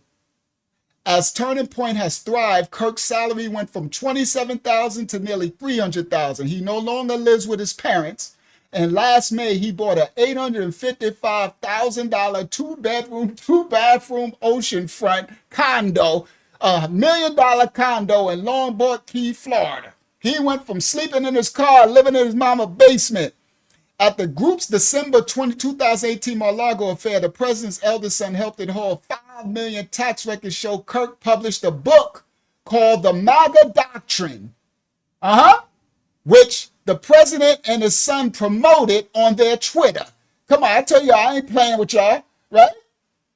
And for his part, Montgomery, whose Facebook Bill Montgomery, the founder, features him posing with Trump Jr., left Turning Point last April. He removed himself. That's what they do, right? Get out of the spotlight, right? So then I can, protect the bag. All right. So anyway, all right, I just wanted to bring that receipt. Now let's continue. All right. Turning Point amplifies the White House messages. It Twitter follows and it retweets. There you go. Trump administration policies or politics. Turning Point amplifies White House messaging by regularly tweeting memes and one-liners supportive of the president administration policies or politics to hundreds of thousands of Twitter followers, and it retweets similar messages sent by Kirk, who is followed by nearly 2 million people, while Kirk's and the group's tweets are often retweeted by the orange dude, promoting the young leader's incendiary statements to more than 82 million followers. Okay? This is how he blew up. All right? All right. So I ain't gonna read no more. Let's go on. The Turning Point says it now has a presence on more than 2,000 campuses with 272 employees and an affiliated nonprofit largely focused on supporting the orange dude. All right, now, so I wanted to bring,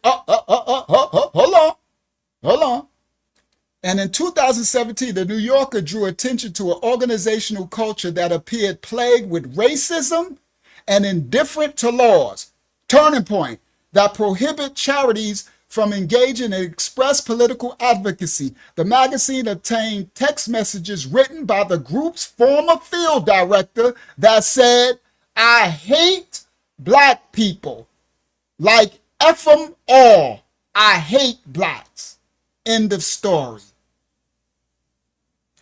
They made the dude resign once he did that.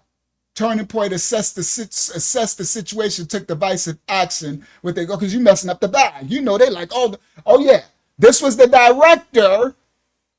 So remember the other one about, you know, right? Oh yeah. I hate, right? All right, let's go. Now let's continue. That's Turning Point. All right. Now let me go back. Y'all know how I do. Go ahead. He's still going to invite the family in that you were talking about last night, or from the they didn't assembly. want to. I mean, if they could have came in if they wanted to, it's fine. It's all right. Because I got clips of we about to show another clip of a white sister about to break it on down. she about to break stuff down. She about to teach us some stuff about white supremacy that none of us knew. That's our closeout clip. We are tonight about to learn from a white supremacist what it really is. My mouth was open. I'm sitting there like, oh yeah, it's going down tonight. All right. So anyway, let's continue. Thank you, Yasha. All right. So share this tab instead. Now let's get back. And now Candy's coming right after this clip. Yep, because we're going to bet Charlie is about to meet his wife right after this clip. Miss America is coming in the picture. All right, here we go. Most visibly in his real estate acquisition profit leader. Kirk's newfound wealth manifested most visibly in his real estate acquisitions. From his humble beginnings living out of his car, he graduated to owning multiple properties. His most notable purchase was a sprawling mansion in Scottsdale, Arizona, bought for $2.8 million in 2021. This luxurious residence, complete with a guest house and a pool, stood in stark contrast to the financial struggles he often highlighted in his rags to riches narrative. He also acquired an $855,000 condo in Longboat Key, Florida. Beyond his salary and real estate investments, he diversified his income streams through various ventures. He became a sought-after speaker on the conservative circuit, commanding hefty fees for appearances at events and conferences. His books, including The MAGA Doctrine and Campus Battlefield, not only spread his message, but also added to his personal wealth through advances and royalties. His media presence was another significant source of income. He launched The Charlie Kirk Show, a radio program and podcast that quickly gained popularity among conservative audiences. This venture, along with regular appearances on Fox News and other right-leaning outlets, not only boosted his profile, but also his... All right, I think that's enough. I got the gist. I don't need no more. The use of social media platforms. All right, so now y'all know how he started. Y'all know about Bill Montgomery. Y'all know how he met Trump Jr. Y'all know how all the money came in from the right. Y'all know from the right-wing conservatives. Y'all know how this ain't no bootstraps. This ain't no, right? Y'all got it all, right? Now, and then I told y'all when they bought Candace, and I got another video. I'm going to find it on one of where she actually got in, but she about to tell y'all herself, but I got a better video with them when she first became the director of Turning Point, right? When he was, all right? So here we go. Now let's get to how Charlie met Miss America, right? Because tonight is Candy, Charlie, and his wife. So he got to meet his wife, right? We had to start who Charlie is, how he get his start. Now he got that, right? He got the $1 million, the $1 million condo, the $2 million beautiful house. He got right? And here comes Miss America. I ain't said nothing. Y'all come on. I ain't said nothing. Don't y'all say Uncle ain't said nothing. I ain't bearing false witness or nothing. I'm just saying the Most High said have discernment, side eye. So let's see what happens. Copyright disclaimers are in effect for educational purposes only. Here we go. The title, Candy, Charlie, and his wife. Video footage. We're just saying. Kind of messy. Ooh, messy. Y'all know the thumbnail. Let's go. Here we go. Let's go. Oh, is it? That one's full screen. When his wife is giving statements about how they miraculously, ran into each other in Israel, but they didn't know each other at the time. Israel just keeps coming up with these people. Back to chair. All right, now here we go. Listen clearly. I know y'all like, hold on. Yeah, they met in Israel. Hold on.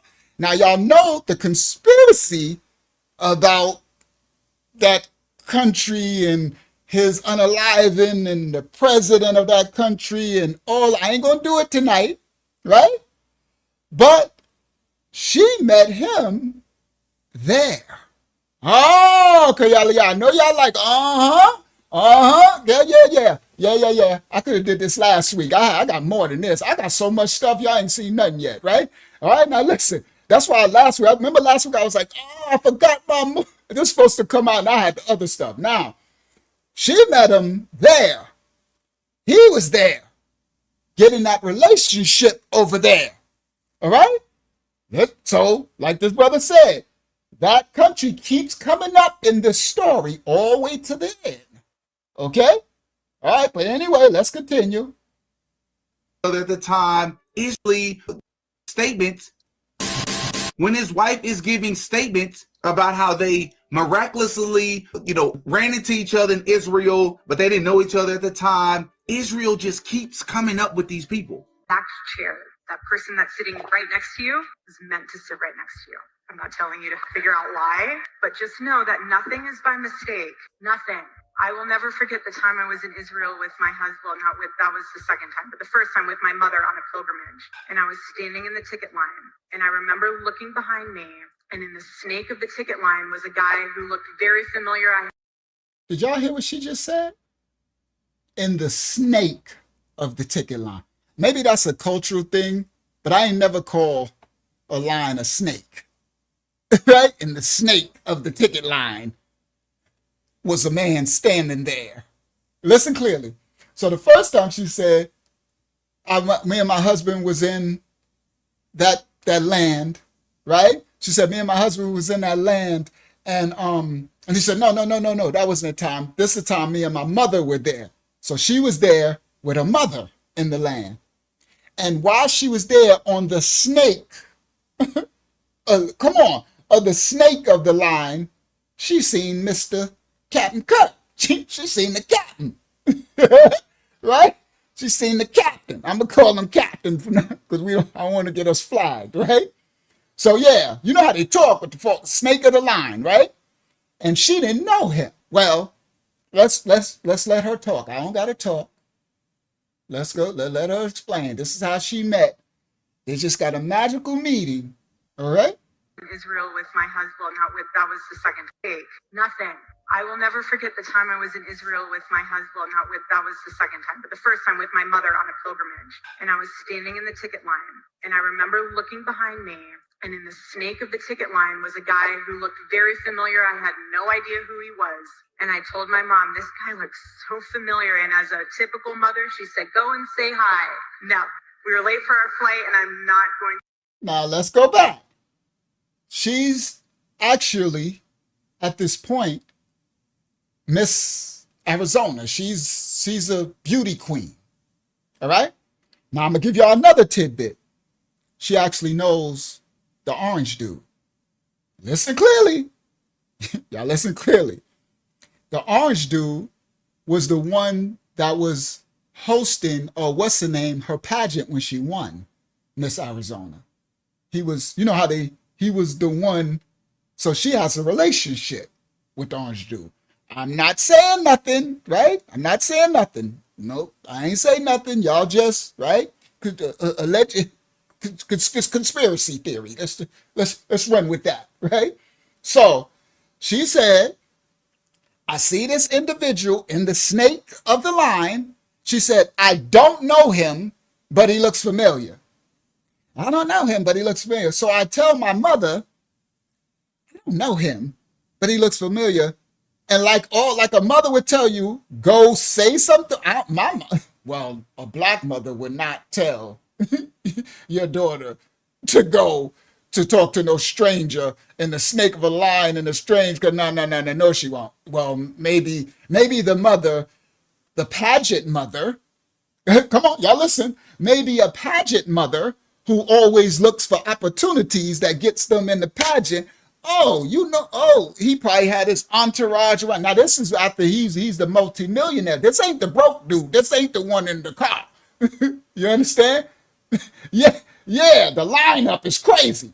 So her mother said, go on over there and talk to him. You better go over there and get that back. Well, see, that's that pageant mama. You better go over, girl. She probably fixed her eyelashes and she probably straightened up. And now you walk on there, you do that walk that you've been trained. You walk your butt on over there and put it on them, girl. Right? So she like, this is her thing. I don't know him, but he looks awfully familiar. He looked familiar. Oh, yeah, his bag looked real familiar. He running around all over Twitter. This after he big, all over the news with Trump, with the orange dude running around. But the orange dude. Listen, guys, you in the orange dude circle because the orange dude was the one that was covering your winning the pageant and everything. So you just right. This is boy. Are we going somewhere? Y'all remember this clip? Where we going? Stick things in your memory, right? Y'all hold on to that. Hold on for a minute. We're going to double back. Y'all hold that. All right, come on. I wish I could see the chat. I wish I could be in the chat with y'all. Starting Friday, y'all willing? I'm going to get Thursday. I'm going to have it Friday. Y'all willing? I'm going to have it Friday. I'll be back with y'all in the chat because I'm going to have the new program. We're going to be doing the new stream program and I can see the chat again because I don't like not being able to see what y'all say because when I read it afterwards, I'll be like, dang, I didn't know this one said this and this and that. All right. So anyway, let's continue. She said in the snake of the line, a snake in the grass. She was, no, let me not. All right. Our condolences and everything. All right, here we go. Now, we were late for our flight and I say hi. Now, as a typical mother, she told my mom this guy She's as a typical mother said, go get him. The devil. Well, typical pageant mama. Idea who he was.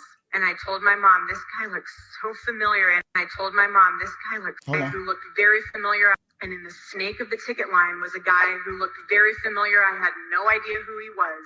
And I told my mom, this guy looks so familiar. And as a typical mother, she said, go and say hi. Now, we were late for our flight, and I'm not going to come off like a crazy person. That's just weird. That ended up being Charlie. How surprising. Nothing is by coincidence. Now, did we know that? No, not until we were like 3 months into our relationship and looking at timestamps, seeing that both of us were in. She said that ended up being Charlie, guys. But did I know it was him? No. It wasn't until 3 months later when we were looking and 3 months later, oh, that was you. The lineup. Oh no, I didn't know. It just, strange. Y'all said stranger danger, stranger danger. Right? So anyway. Now, did we know that? No, not until we were like. How surprising. Nothing is by coincidence. Now, did we know that? No, not until we were like 3 months into our relationship and looking at timestamps, seeing that both of us were in Israel at the same time. But nothing is by coincidence. Did you all know that this same person in Erica Kirk was apparently, I believe, in 2012, that's right, the same year that Turning Point USA took off, apparently she was like in the pageant, the same pageant that Donald Trump was running or owned. What are the chances that she already knew Trump, would become married to Charlie Kirk, who would later meet Donald Trump and be the direct assistant to Donald Trump Jr. in 2016? Y'all just so happened to be running in the same circles by accident, was in Israel at the same time by accident. Not saying that it's impossible. What do I think this entire Charlie Kirk thing was done for? I've given other reasons, such as law changes and things of that sort, but something you can't forget is also the surveillance thing. We've talked about that with Palantir and Peter Thiel, who was the guy who's being accused, and I'm going to accuse him as well as being the person that created J.D. Vance, a huge person behind J.D. Vance. There we go. Now, I just taught y'all what Palantir is. You hear what he said? Guess who was behind funding J.D. Vance? Let me not say these names. Well, he said, I can't do this. the vice president, remember, he was another nobody. I watched his actually movie. His movie was a decent movie. Guess who funded him? Hayazak, Sister Roberta? Palantir. Are y'all putting the dots together, children? Y'all know what Unc do.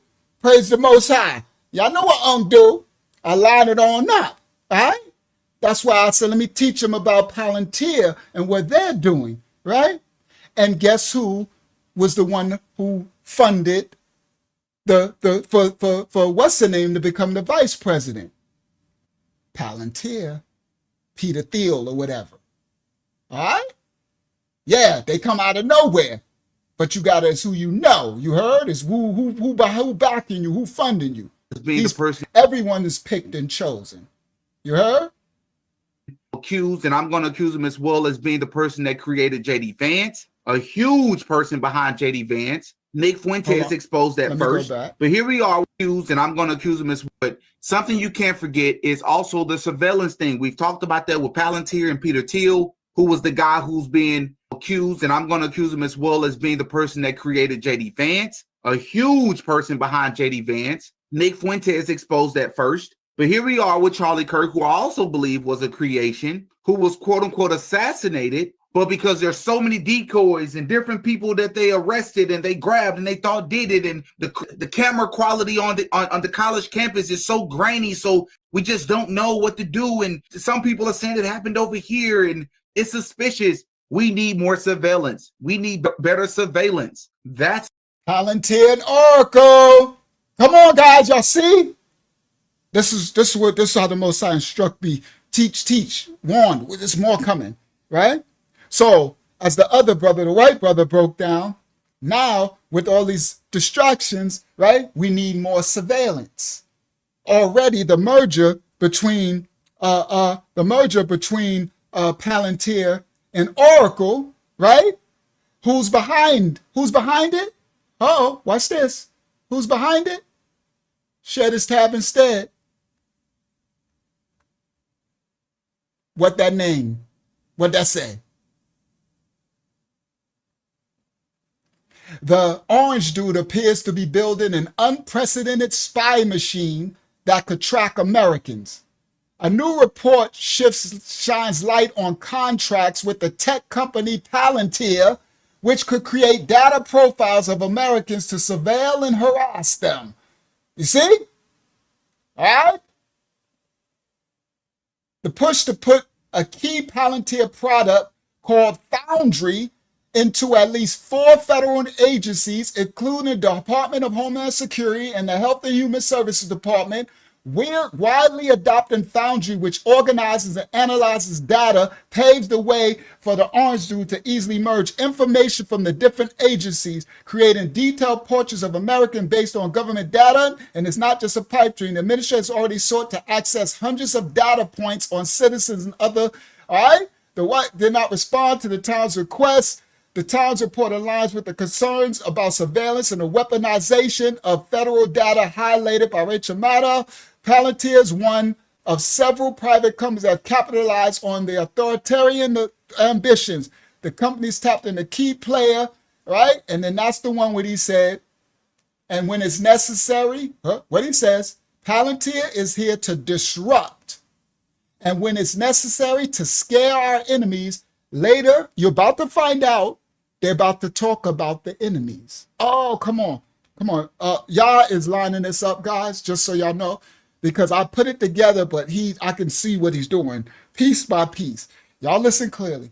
Now, you're going to see in a minute, they're going to say who the enemies are.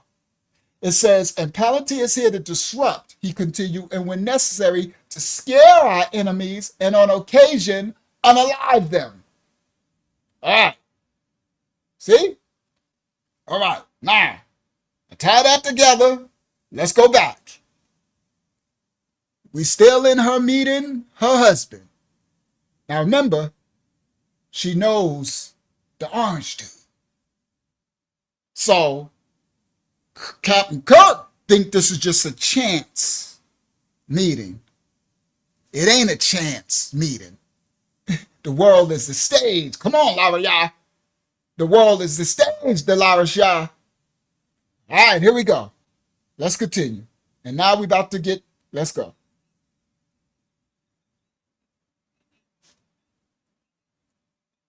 Yes, because of what they did and everything. We need more surveillance. We need to be, Sharing screen.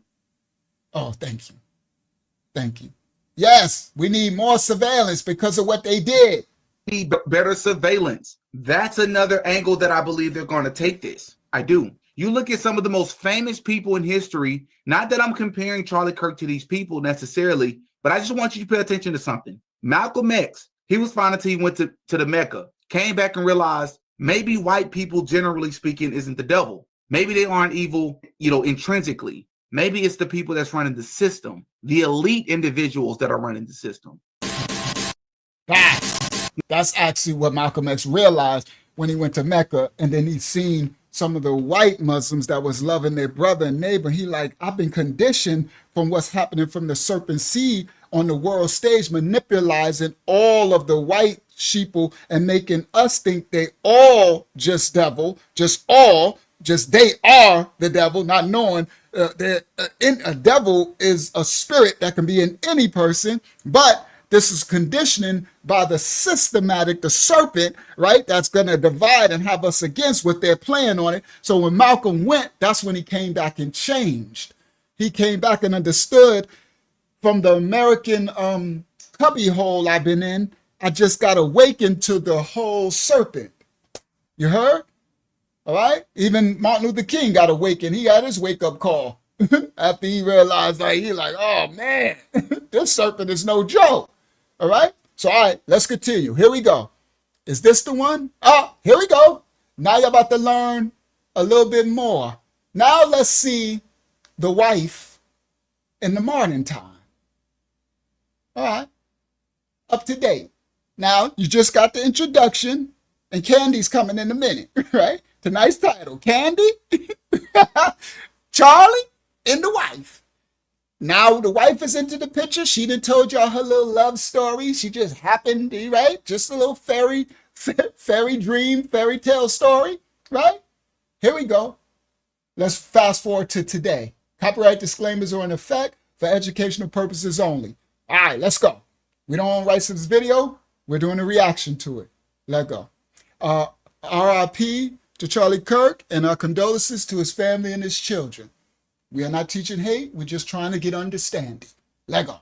But let's start to talk about some of the things that really started to stand out to me. I already spoke about the fact that I watched Erica Kirk's tribute video to Charlie Kirk, and I was expecting something super emotional, and I was going to be really heartfelt, and I knew it was going to be very heartfelt, and I was prepared for that. I got teared up when everything first happened. Now, let me explain.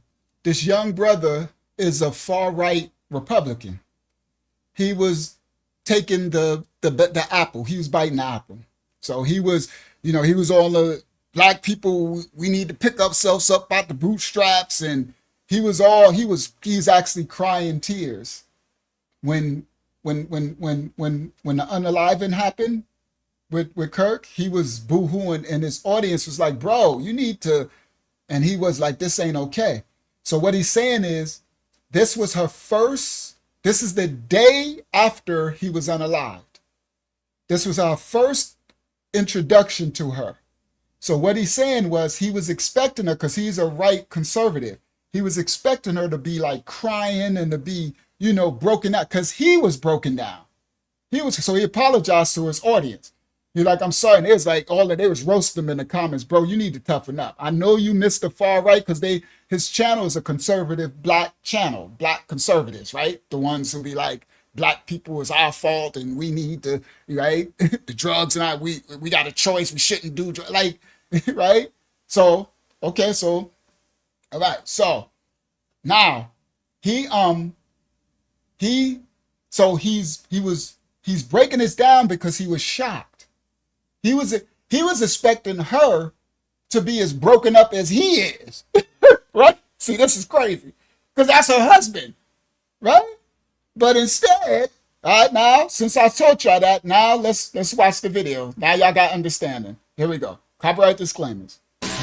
But let's start to talk about some of the things that really started to stand out to me. I already spoke about the fact that I watched Erica Kirk's tribute video to Charlie Kirk, and I was expecting something super emotional, and I was going to be really heartfelt, and I knew it was going to be very heartfelt, and I was prepared for that. You know, I got teared up when everything first happened. I received some people making fun of me for getting emotional that this man was assassinated in front of his family. But then I watched this video by Erica, and everything else changed for me. Again, I thought I was very polite yesterday. Gloves are off today. I'm not going to be nice about this today. I'm going to be honest. You all don't come to me to be nice. You come to me for what I really believe. And I'm going to give you all what I really believe about this video. I noticed first and foremost that she's wearing black and white. That's the first thing that really stood out to me. I told you all yesterday in my live that I also noticed that there were 2 Donald Trump hats sitting on the table, which felt like an infomercial. And then there was a Donald Trump picture sitting back on the shelf. And she went out of her way to let Donald Trump know that Charlie Kirk really loved him and that everybody should support Donald Trump, which came out.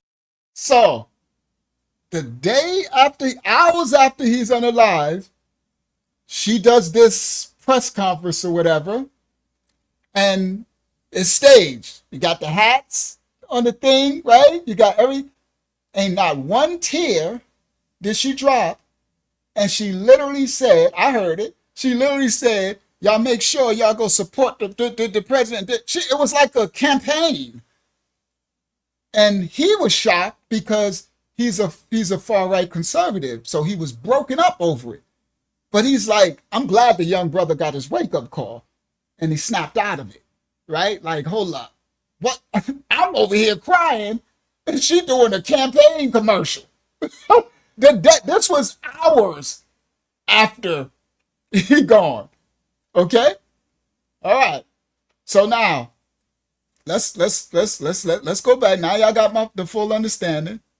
Sitting back on notice that there were 2 Donald Trump hats. And I'm going to give you all what I really believe about this video. I noticed first and foremost that she's wearing black and white. That's the first thing that really stood out to me. I told you all yesterday in my live that I also noticed that there were 2 Donald Trump hats sitting on the table, which felt like an infomercial. And then there was a Donald Trump picture sitting back on the shelf. And she went out of her way to let Donald Trump know that Charlie Kirk really loved him and that everybody should support Donald Trump, which came off as very interesting and very weird and odd and awkward. And in my opinion, her crying came off as very fake. I didn't see a lot of emotion. I saw acting. I'm just being honest with you all. I saw acting. But for those of you that are still yet not convinced, just keep watching. Because also at this event, they had these hats here, just like they had them in the quote-unquote infomercial or the quote-unquote tribute video from Erica Kirk to Charlie Kirk. At least that's what they're telling us that video was supposed to be. I wasn't convinced, and I know many other people weren't convinced either. Check out the hats here. You have 3 rows of Donald Trump hats, and they all say 47. Each hat equals the number 11. 11, 11, 11 equals 33. 33, and as we know, 33 is a huge number in Freemasonry.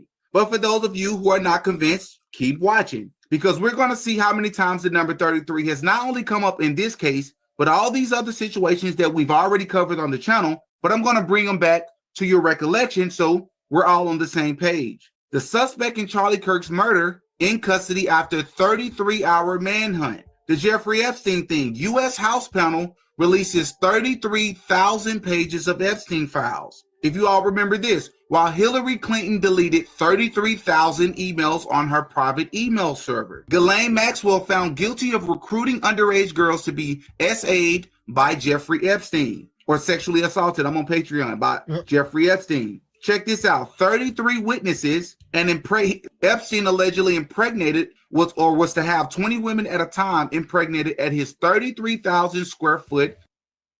Now, first of all, I didn't even know that about the Epstein case. His goal was to have 20 women at a time pregnant at a time.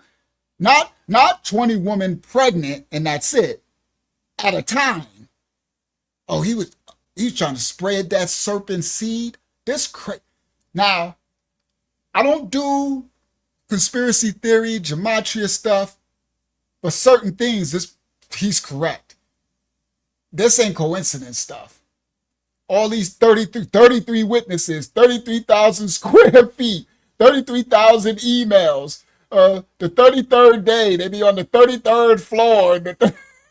Right, right. That's too much now. The U.S. House panel releases 33,000 pages. So the murder in custody after a 33-hour manhunt. Right? That's that crazy, allegedly, but whatever. Let's continue.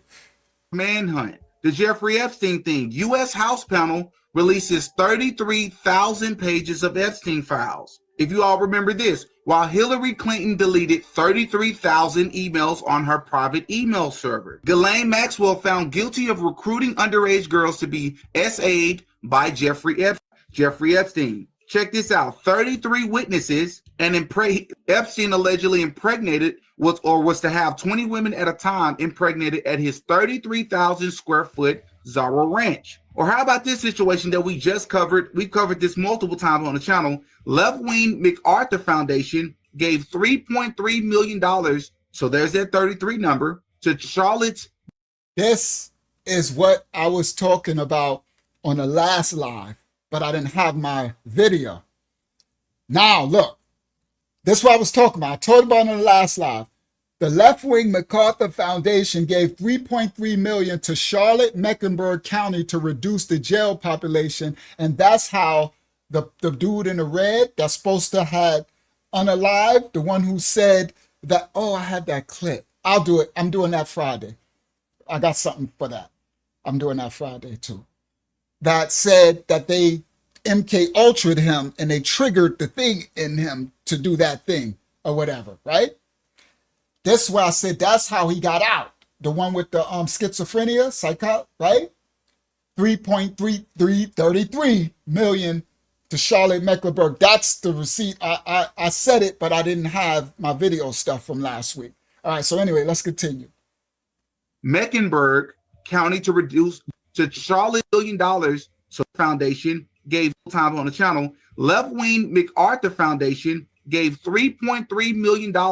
So there's that 33 number to Charlotte's Mecklenburg County to reduce jail population, which is what allegedly led to this gentleman right here being released. That's the only reason he was arrested so many times and released, because they were trying to reduce jail population. And then this situation happened, which again, I gave my opinions on this. This was 100% a psyop.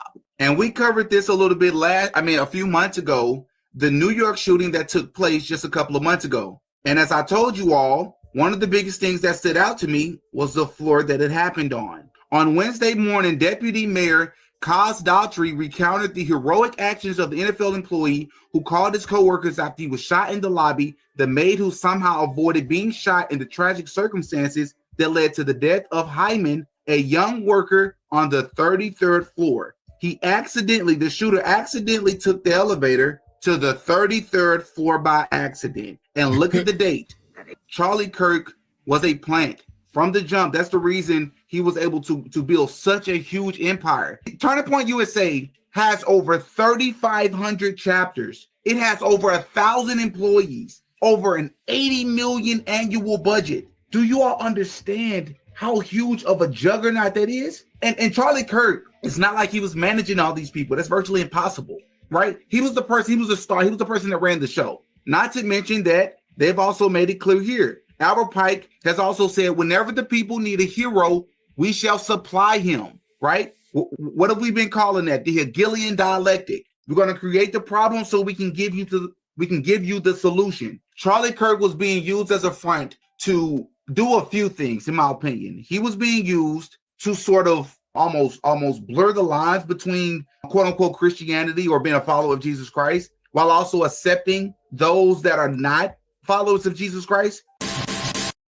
All right, now let's go. I'm moving right along. Here come Candy.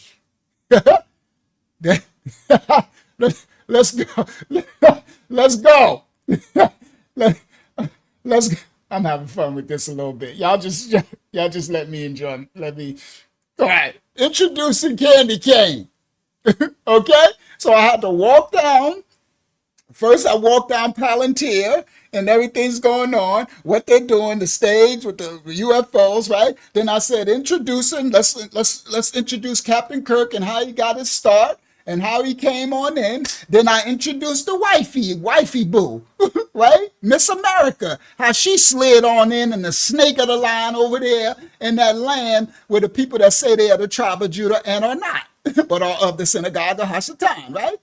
And so I slid on in and I gave y'all more about a wifey boo, right?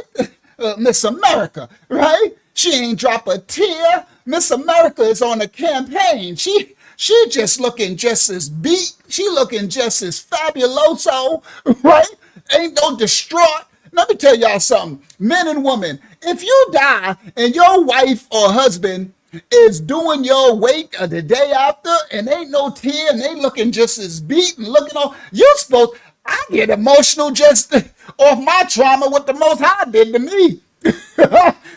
More or less. You understand? Yeah. So anyway, so now y'all know who wifey boo is, Miss America, right? And so now let's continue. Introducing Candy Cane. Sorry. Our sister Candace. Show some respect.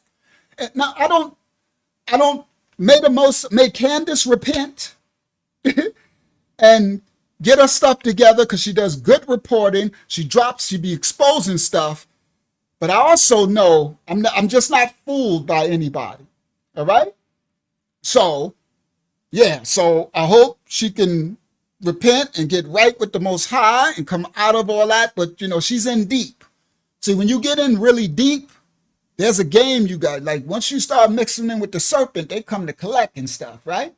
So all this is allegedly.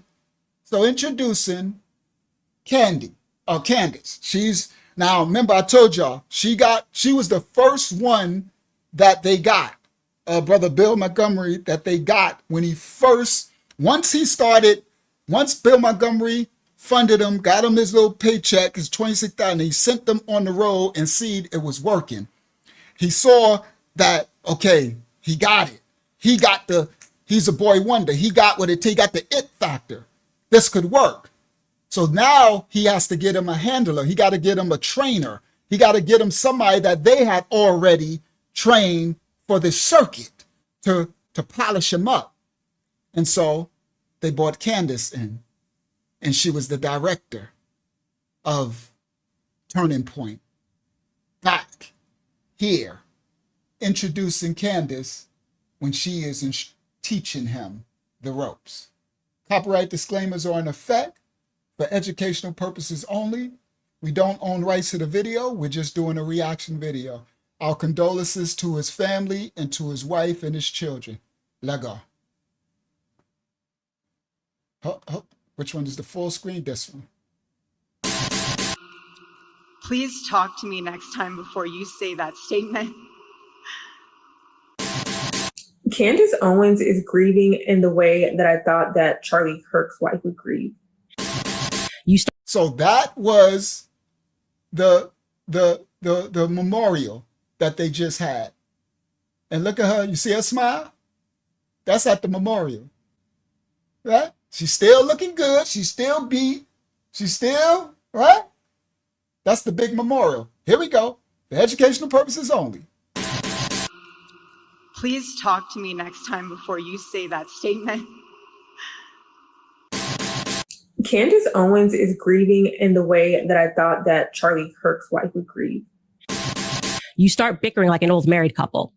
Charlie, this is not how you pack a suitcase, I say to him. Charlie, you can't just put your dirty running shoes on top of your clean shirts, okay? You just can't do that. Charlie, you need to eat something, okay? You're running on fumes, you got to eat something.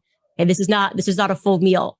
So this is Candace's what you call that when you grieve and you what do they call memorial statement.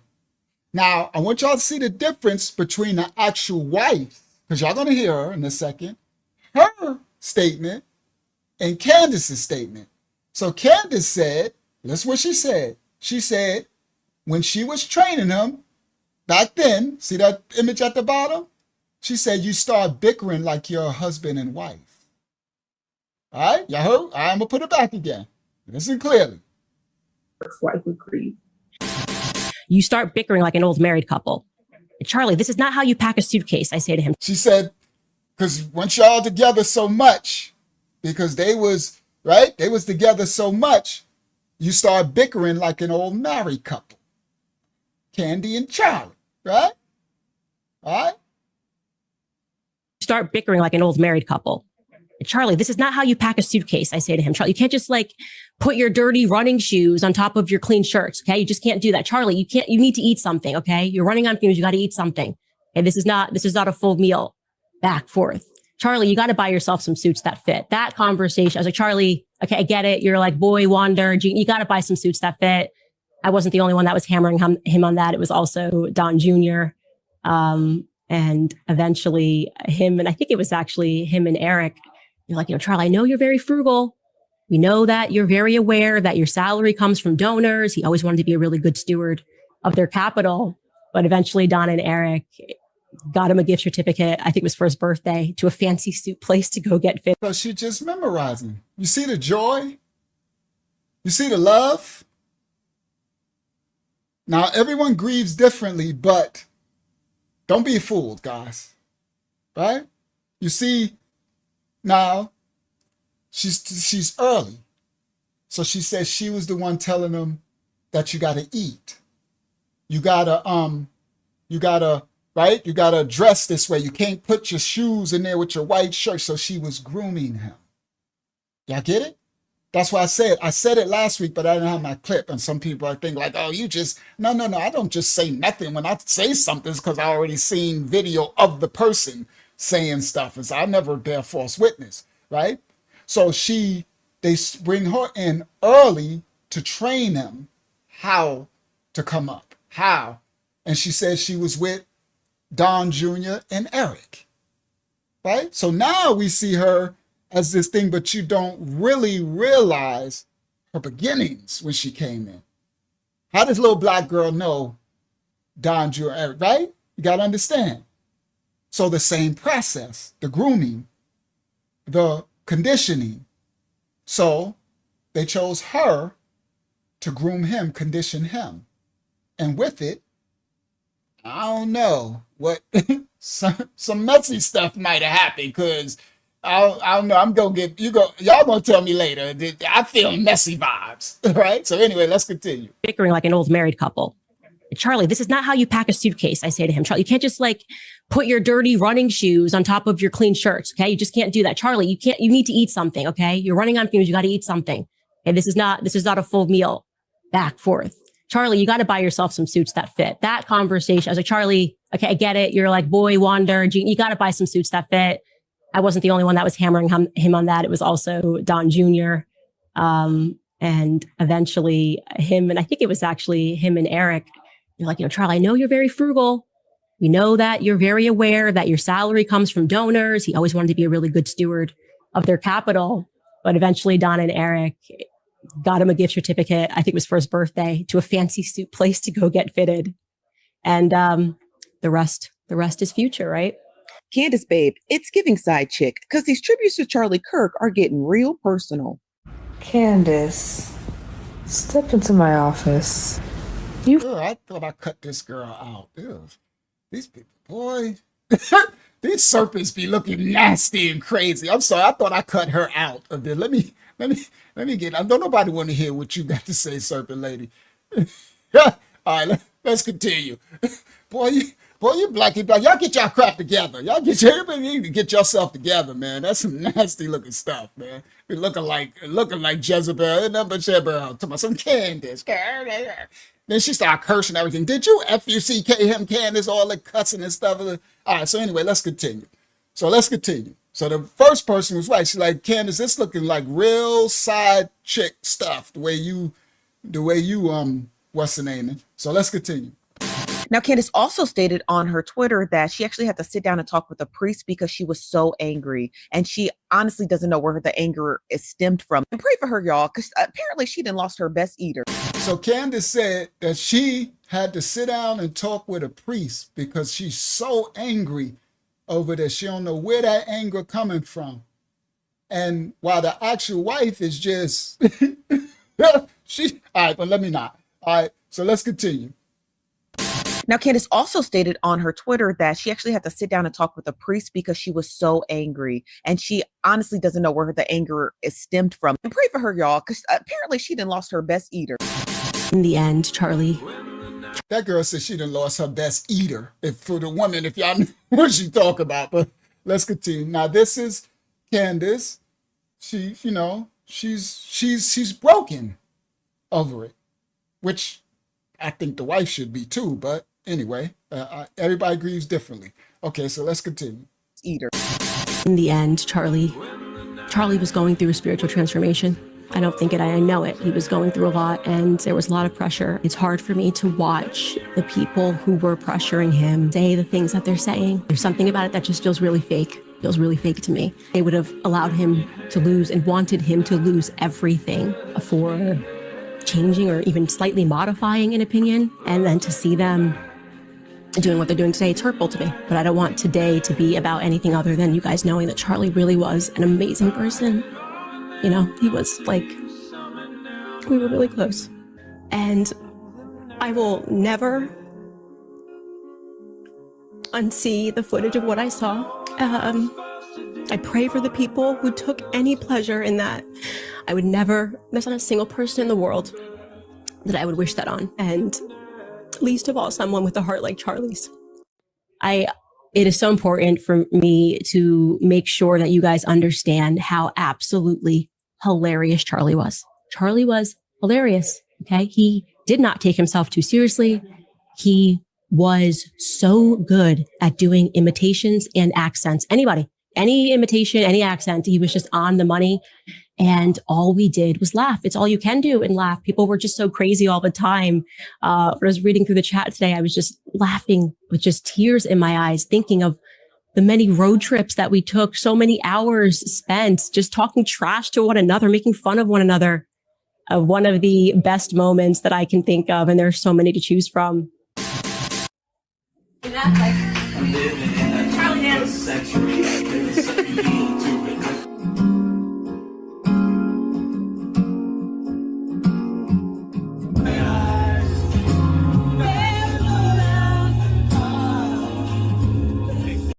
Wow. Who knew? He was a wonderful guy. I'm sorry. I didn't know. It didn't show in the clips. I guess the world is a stage, right? So I guess like Charleston White does, when you get on the stage, you got to act, right? But he was a wonderful guy. She said he was funny and he was just make you laugh. And he was just the nicest. He was just a beautiful soul. He was just, well, why didn't he show us? I mean, why? He cheated us out of that. So anyway, see, look at them. I don't know. I know if it would have been me.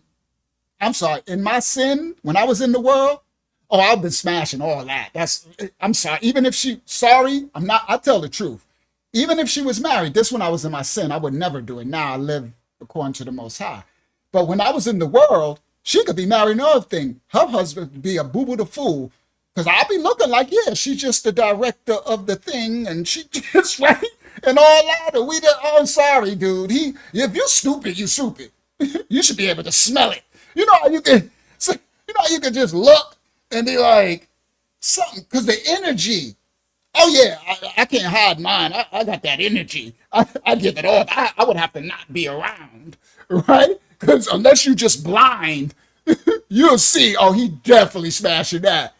Oh yeah, you would have been right, because I was the smash king in my sin. That's why I repent and I came out of her, and that's why I know any of y'all could. For those who battle with, you got high sexual energy and all that type of stuff, it's a work, but you can do it. Come on, Warren. You know I tell the truth.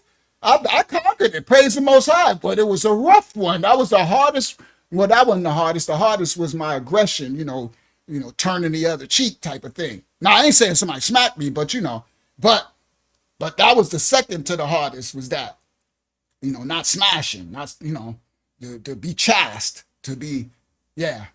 All right. So anyway, yeah. So She said he was a really good guy. You know, he just smiled. Look at, see all that. Imagine, all right, listen to this, Brother Warren. For every man, can you imagine if your wife was talking about we got a problem, Houston. I don't care that he died. I don't care that his mama died. That's what I would tell my wife. I'm just letting you know. If you feel all that, you need to keep that kind of to yourself. I don't need to see all that. You're a little too broken up. You know what I mean? Yo. I would have been the one that said his wife ain't even broken up like that. You over there, he just this and he just that. Come on, Ramayah. Sisters.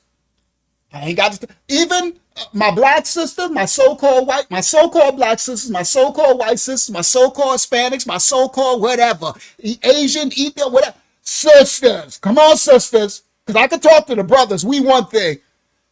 Now y'all sisters, now y'all don't y'all even don't come on. Have me, I'm somebody your husband, and we up there acting a fool over this woman that died. Come on, guys. She blushing and glowing. Her glow is over her husband should have. Candace, what's his name? Her white husband. He need to check this. He need to come see Unc. I'll be like, excuse me, white brother, you need to check Candace. Because all the sisters I know, if I would have been on there just as gleaning and, she was this and we did this and we, the voice is brewing on the, come on, Warren. Come on, we can't be stupid. That's why I said Candy, Charlie, and the wife. Because this is too much. This way too much. This overkill. She over there looking and remembering and eyes going all in the air and a smile. I ain't never see Candace glow like this. No, she look and make her look cute. She look pretty and all that. Like that girl glowing. I hope her husband make her glow this way. All right. So okay. So let's go. She talking about she done made him Jesus. The way she talking about him, he's just as funny. It is so important for me to make sure that you guys understand how absolutely hilarious Charlie was. Charlie was hilarious. Okay. He did not take himself too seriously. He was so good at doing imitations and accents. Any imitation, any accent, he was just on the money. And all we did was laugh. It's all you can do and laugh. People were just so crazy all the time. When I was reading through the chat today, I was just laughing with just tears in my eyes, thinking of the many road trips that we took, so many hours spent just talking trash to one another, making fun of one another. One of the best moments that I can think of, and there's so many to choose from. Charlie dance.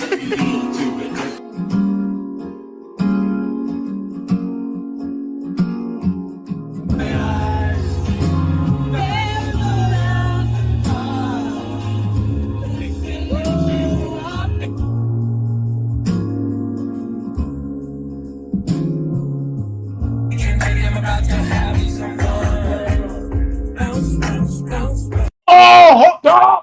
Stop. The press is stopping right now. Stop. Stop. Stop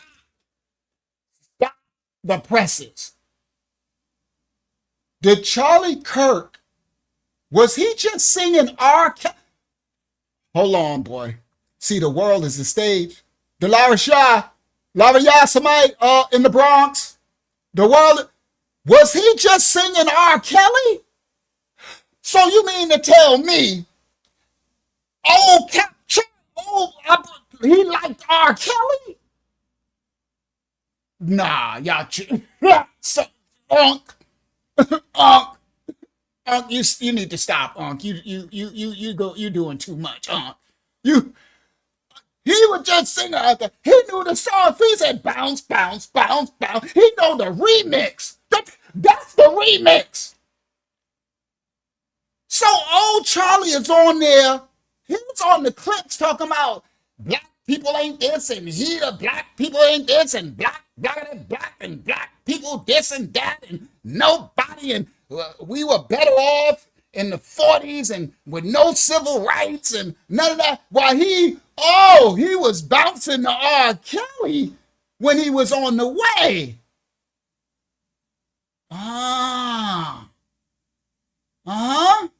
Yeah. This part. Whoa, cowboy, this part. Okay. Okay, Charlie. All right. So anyway, let's continue. You know the song. Wait for Chicago. Shout out to Chicago. All right. Anyway, so they just nice, and that look like a boo thing. That look like boo thing going on right here. This look boo thing-ish, right? I'm sorry, but this look boo thing. Look at that. Come on, bro. This crazy. Yeah, but he hate black people. But R. Kelly is all right, I guess. All right. But anyway, let's continue.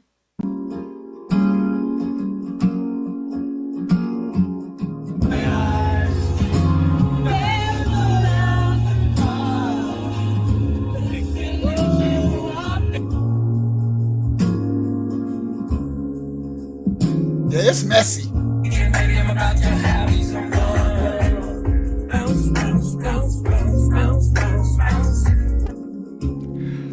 Oh, we gotta put that back one more time. We gotta put. I swear, I hope her husband got her in this space. We gotta put that back one more time. And he had some bounce to him too. You see it? That's boy, it was something going down.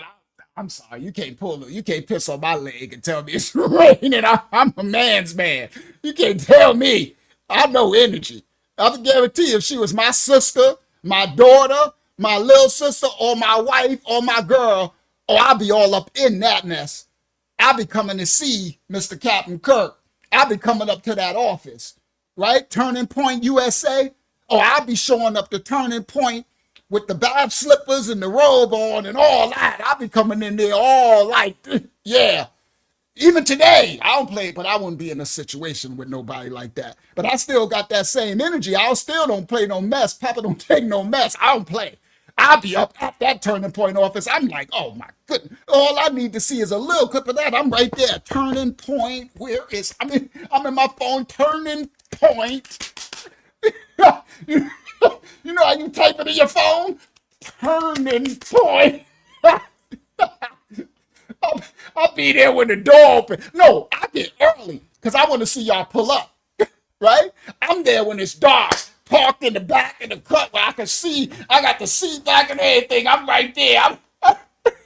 I told her I got a meeting or something I'm going to. I'm posted because I want to see when you pull up. I want to see when he pull up. I want to see it all. I want to see the other people and the working, the janitors. I want to be the janitor come up.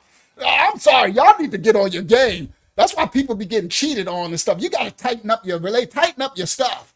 Tighten your stuff up. I ain't never been loose with mine.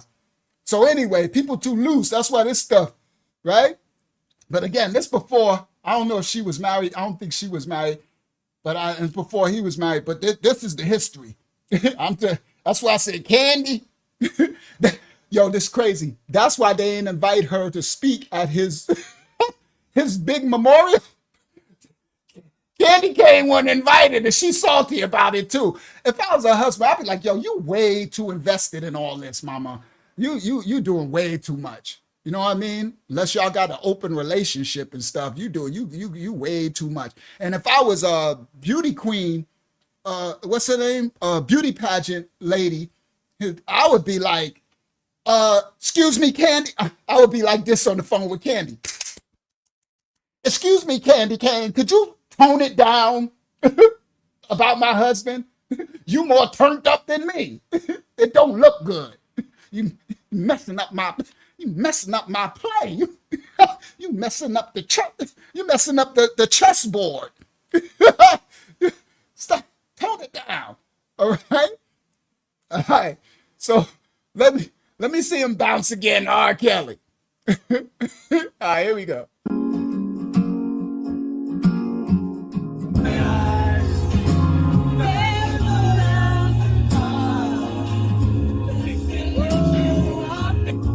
What is that they singing? See, that's when you.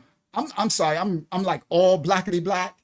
I'm too blackity black. I don't even be knowing other. That's some. I don't know what the ding, dang, dang, dang. I'm sorry. Other people like that music. I don't mean. I'm not making jokes. I know y'all like. I just can't do that. Dang, dang, dang. That's a. What is they singing? I don't even know what that is. But anyway, let me stop getting my personal stuff. I'm too blackity black. I don't even know what they singing.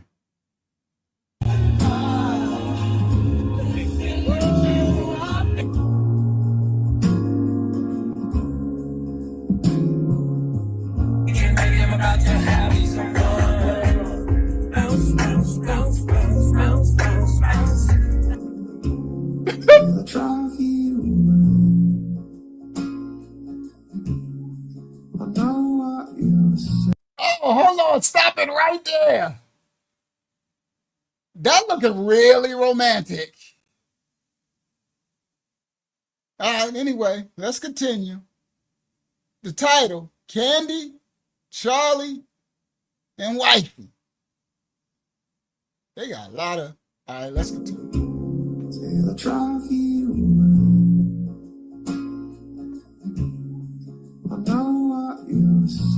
Candace Owens is grieving in the way that I thought that Charlie Kirk's wife would grieve. Please talk to me next time before you say that statement.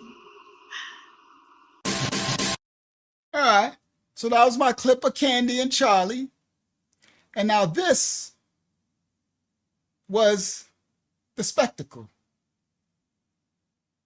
of this whole event manufactured. The Charlie Kirk.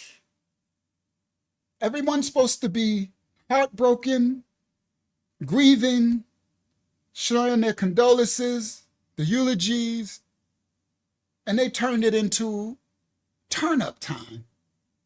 They turned it into a campaign event. Crazy. The world is a stage. This is insane, right? And they did not invite Candy Cane to this event.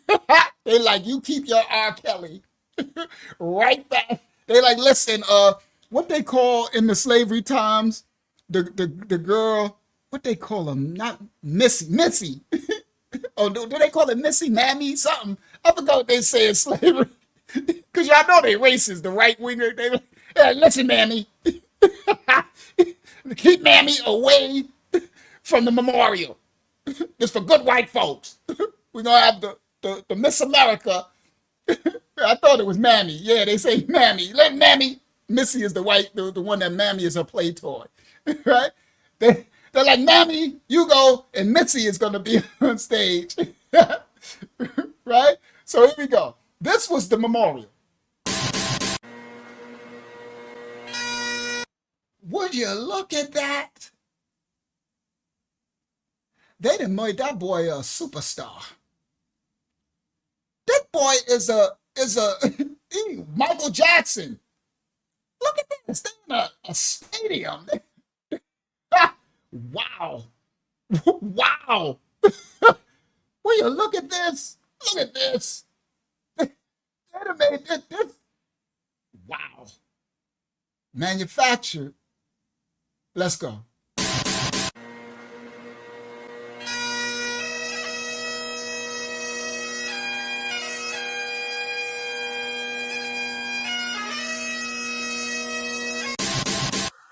He always said to me, if we could just figure out how to bring the Holy Spirit into a Trump rally, I think you've done it.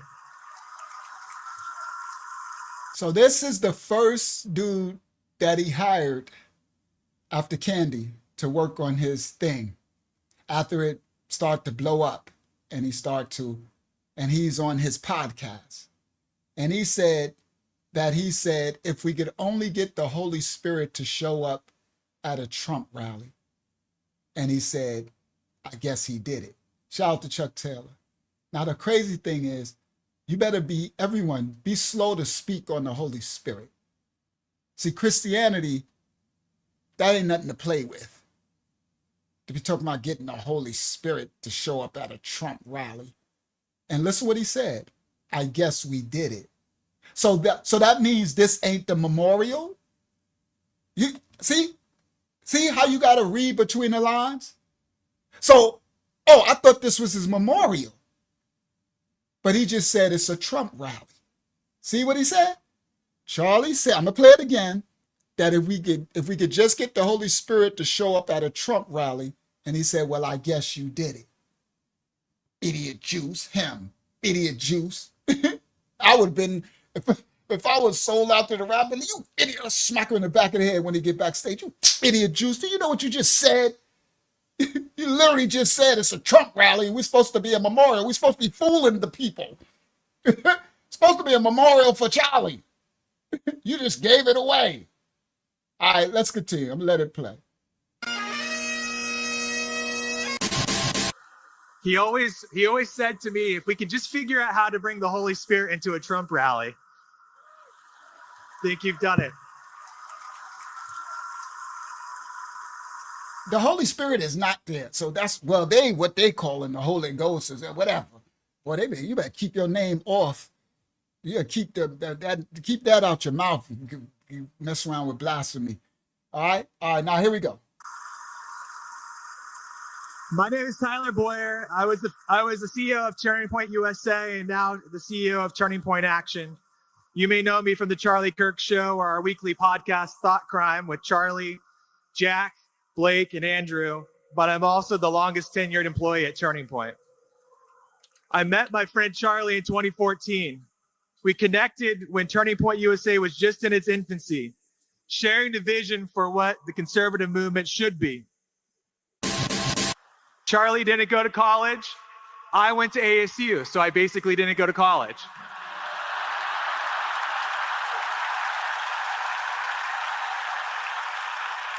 Charlie didn't go to college. You're welcome, Dr. Crow.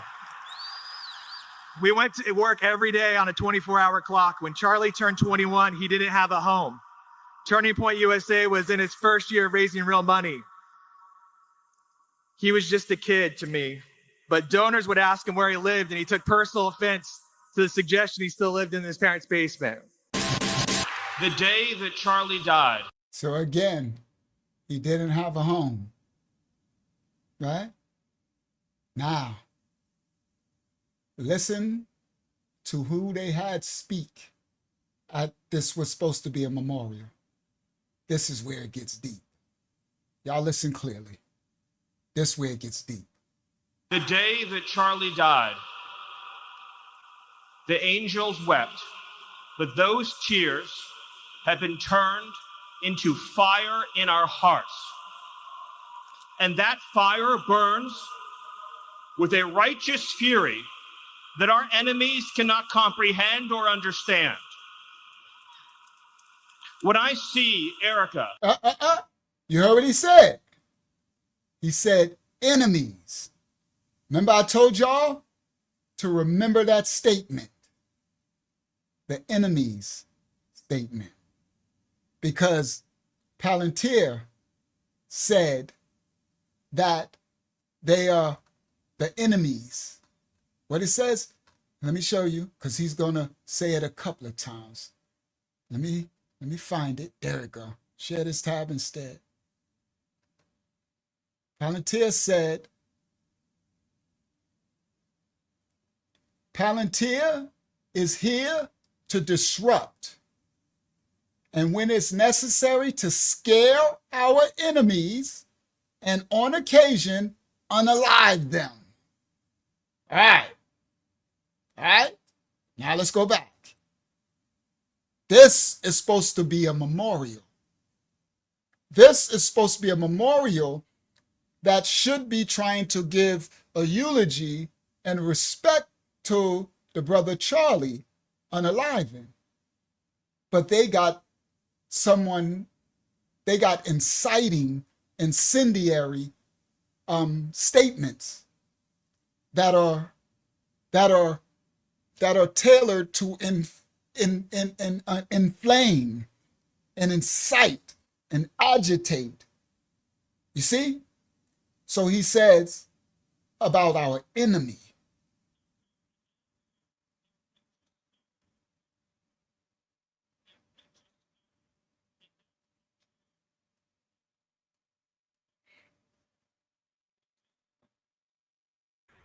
You're not sharing that screen, Unc. Oh, Those cheers. I wish I could see it. I can't see it. And then imagine if none of y'all there, I won't even know. And I can't even see the chat either. Thank you. The angels wept. The day that Charlie died, the angels wept, but those tears have been turned into fire in our hearts. And that fire burns with a righteous fury that our enemies cannot comprehend or understand. When I see Erica and her strength and her courage, I'm reminded of a famous expression. The storm whispers to the warrior that you cannot withstand my strength. And the warrior whispers back, I am the storm. Erica is the storm. Erica is the... All right? Y'all hearing this? This is the indoctrination. The beauty pageant. The beauty pageant winner. She is Mother Mary now. She is the storm. You see? Now, I need y'all to understand when I showed y'all the first clip, when she said how she just happened to see him over there, but she already had the relationship with the administration. You get it? So, So when she did the first one, she was promoting the administration, right? And you see what he just said. She is the storm. This is the queen mother of this new movement that says, y'all gonna see what he's gonna teach. He's gonna preach this. The enemies. He's gonna keep saying they're enemies. But this is the Republican. This is, what do you mean enemies? They're enemies. Okay. Who you think that is? But let's continue. Storm. And my strength. The storm whispers to the warrior or understand. When I see Erica and her... See? When I see Erica, well, I see Miss Arizona. I'm sorry, I just saw her do that. I didn't see no storm. Right? I didn't see no... I just saw her. Right? But anyway, let's continue. Her strength and her courage. I'm reminded of a famous expression. The storm whispers to the warrior that you cannot withstand my strength. And the warrior whispers back, I am the storm. Erica is the storm. We are the storm. And our enemies cannot comprehend our strength, our determination, our resolve, our passion. Our lineage and our legacy hails back to Athens, to Rome, to Philadelphia, to Monticello. Our ancestors. Ho, ho, ho. Come on. Y'all know what we do here. Y'all know what we do here. Please give a like.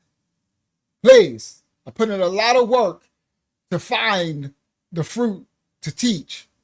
Please give a like so that we can get through a little bit. Whatever. So it can reach more people so they can see. This is a warning and a shofar blowing. Listen clearly. He said, he's speaking to he said, our lineage goes back to Athens, Greek Rome, Greco-Roman. Come on, Yasharallah. Christianity. He took it right back, right to he's telling the truth. He says our enemy. He keeps calling the enemies. Let's continue. Let me go back again. You see, and our enemies cannot comprehend our strength. And our enemies can't comprehend our strength. Who is your enemies? Let's continue. And they said Erica is their new mother goddess that they're going to use for her grief to incite. Now, remember I showed you at the beginning, you see how many of them is? And the others watching all on TikTok, all of them. You remember how emotional they are crying? I love Charlie, I love. And they want the orange dude to start a civil war. Now, shouldn't they be saying peaceful statements and telling everybody to love your neighbors, yourself, but instead he says they are the storm that's coming. And the enemies can't fathom that storm. Comprehend our strength, our determination, our resolve, our passion, our determination. We are the storm, and our enemies cannot comprehend our strength, our determination, our resolve, our passion. Our lineage and our legacy hails back. Let me explain. Who said that? I wish I knew. The Yads, the tribe of Judah, and Rome were always enemies. They were the enslavers and Greek. They enslaved them. And that's when they created Christianity, and they unalived and diddied our ancestors, and the ones who wouldn't take this false religion and become it, they unalived them, diddied them and everything. And then the ones who succumbed to it, they gave them over. The ones who diddied their children and made the gymnasium and all that stuff in the Romans. Yes, they were all, and that's why Paul came to them and spoke in what's the name? You know, when they with Antioch and stuff and Corinth, and he spoke to them, and he spoke to the original Habariyahs, the ones who didn't, in Habariyah in Hebrew. All right, that's the Bible. Somebody put it in the chat. All right, now, all right. So what? I saw a video explaining that in 1998 there was a movie called Snake Eyes. And in the movie, there was a politician named Charles Kirkland, and he shot in the neck in the movie on September 10th. And in real life, the Charlie was also shot on September 10th. Wow, that's interesting. All right. So yes, so this Greco-Roman is talking to us. All right, he's making clear this is the speech where the unelect won't know what he's saying, right? Now, the what's the name? What you call it? The masses that think it's the left wing think he's talking. Nah. It's bigger than that. It's going past that. Now, there'll be some casualties of that war from the fools, sheep, right? But all right, now let's let him continue. This is the part. These cannot comprehend our strength, our determination. Erica is the storm. We are the storm. And our enemies cannot comprehend our strength, our determination, our resolve, our passion. Our lineage and our legacy hails back to Athens, to Rome, to Philadelphia, to Monticello. Our ancestors built the cities. They produced the art and architecture. They built the industry. Erica stands on the shoulder. You are live from the lake of fire. You stole the industry and all of it. You see, guys? Wow. This is on the world stage. I wouldn't even, if the Most High didn't have me breaking this stuff down, I wouldn't even know that they're making those statements. Remember the other clips I showed y'all before with them trying to tell him to start a racial war? They was trying to say for the president to start a racial war and, start a civil war, and they was, we'll go door to door. He's riling them up. This should be illegal. Talking about our enemies, so he's making a mob mentality. And he says, Erica, this Miss America is their storm. And they went back to Rome and Greece, talking about their heritage. To Rome, to Philadelphia, to Monticello, our ancestors built the cities. They produced the art and architecture. They built the industry. Erica stands on the shoulders of thousands of years of warriors, of women who raised up families, raised up city, raised up industry, raised up civilization, who pulled us out of the caves and the darkness into the light. The light will defeat the dark. We will prevail over the forces of wickedness.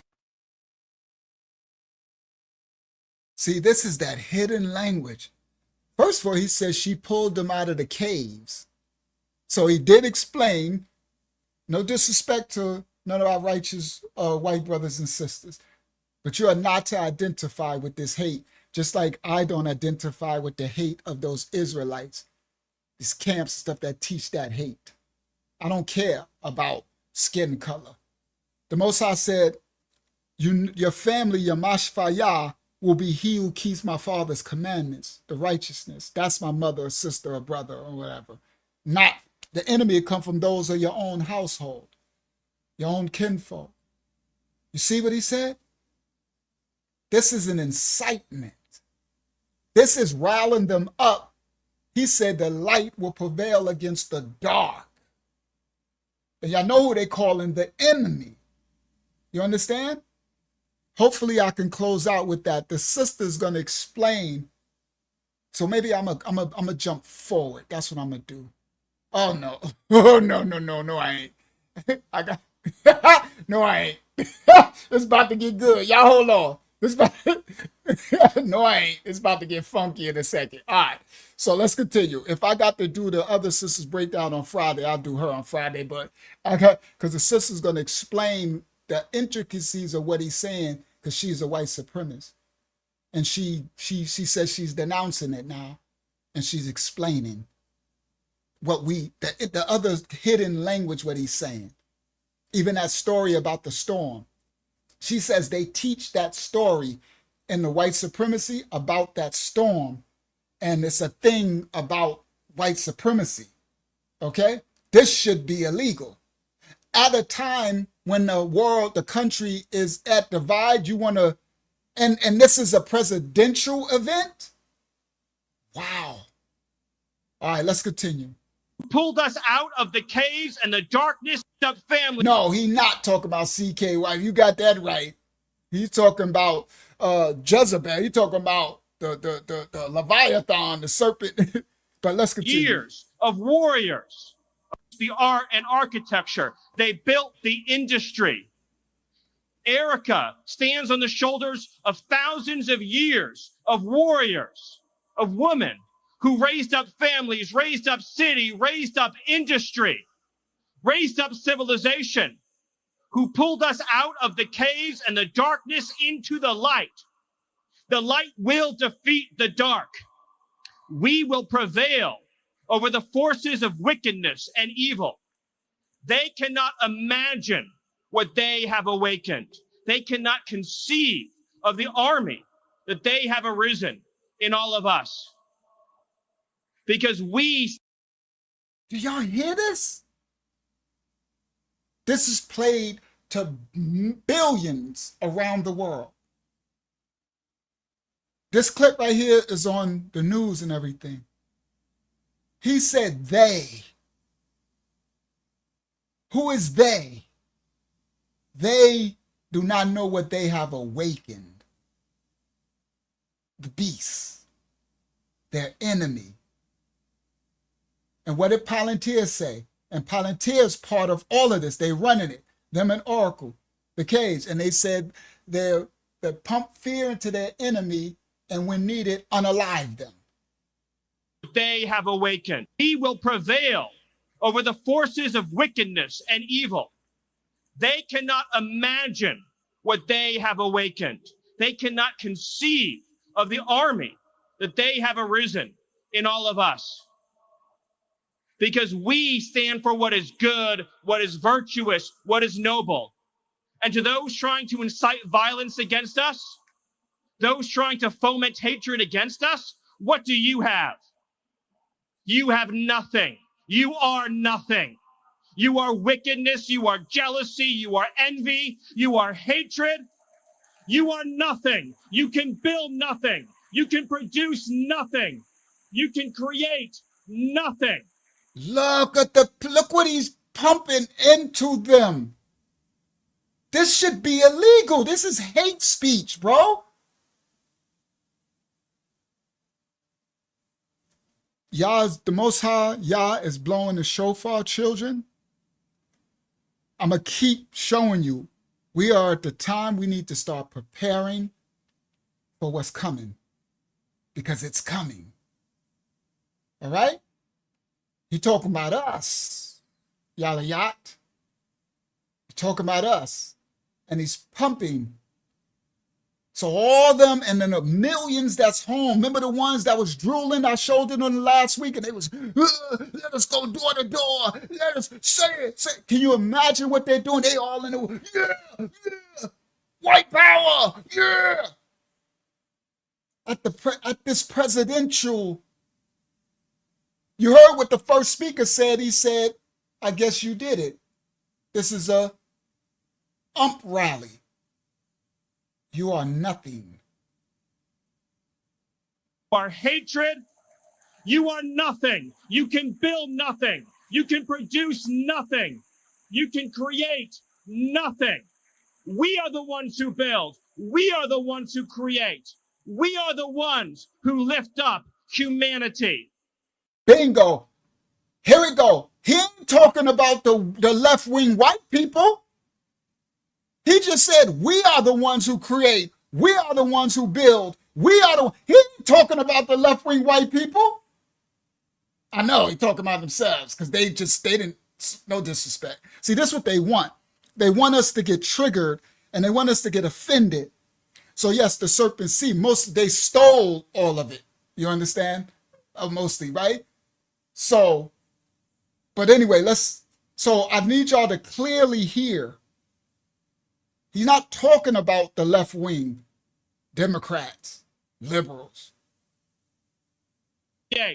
We are the ones who lift up humanity. He's talking about separate nation. Nothing. We are the ones who build. We are the ones who create.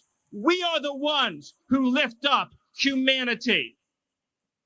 You thought you could kill Charlie Kirk? You have made him immortal. You have immortalized Charlie Kirk. And now millions will carry on his legacy. And we will devote the rest of our lives to finishing the causes for which Charlie gave his last measure of devotion. You cannot defeat us. You cannot slow us. You cannot stop us. You cannot deter us. We will carry Charlie and Erica in our heart. And you see how fake this is? Because I could play the clip Charlie like bounce, bounce, bounce. Right? Right there, I should just I wish I would have had time. Y'all know how I am. I would have clipped and have Charlie like dishes and bounce, bounce, bounce, right? And then clip again and have him make this old foolish hate speech, serpent seed devil speech, and then clip him back. So they trying to make Charlie Kirk into some Jesus like he was some holy righteous, right? And I just clip. I've been doing it from now on. Clip, bounce, bounce, bounce, and then remix to ignition. He up there singing R. Kelly. It's crazy. This is all prophecy, biblical. I didn't know it was going this fast. It's coming fast. The orange dude has just let it loose. It's on and popping. They riled up. Can you imagine how riled up they are in this? To finishing the cause, and we will devote the rest of our lives to finishing the causes for which Charlie gave his last measure of devotion. You cannot defeat us. You cannot slow us. You cannot stop us. You cannot deter us. We will carry Charlie and Erica in our heart every single day and fight that much harder because of what you did to us. You have no idea the dragon you have awakened. You have no idea how determined we will be to save this civilization. You're very welcome, children of Yah. We need to hear it. We need to know it because we're not dark and we're continuing on with life, right? And we're trying to just live our life and do the right next thing and everything, but we have no idea. He said the dragon. Who is the old dragon? Bible. Remember, they call themselves Christians, right? Who is the dragon in the Christian Bible? I'm going to say Christian Bible because they want to be, that Bible. The dragon is the old serpent, and his name is Hashatan. His title, the adversary. See, they tell you who they are. And who is the dragon coming after? Come on, everybody. Newer people won't know. The seed of the serpent and the seed of the woman will war. The dragon is coming after her, the children of Yasharai. That's the book of the Revelation. And the righteous remnant who become grafted in to the children of Yasharai. Yah's children, come on. Facts.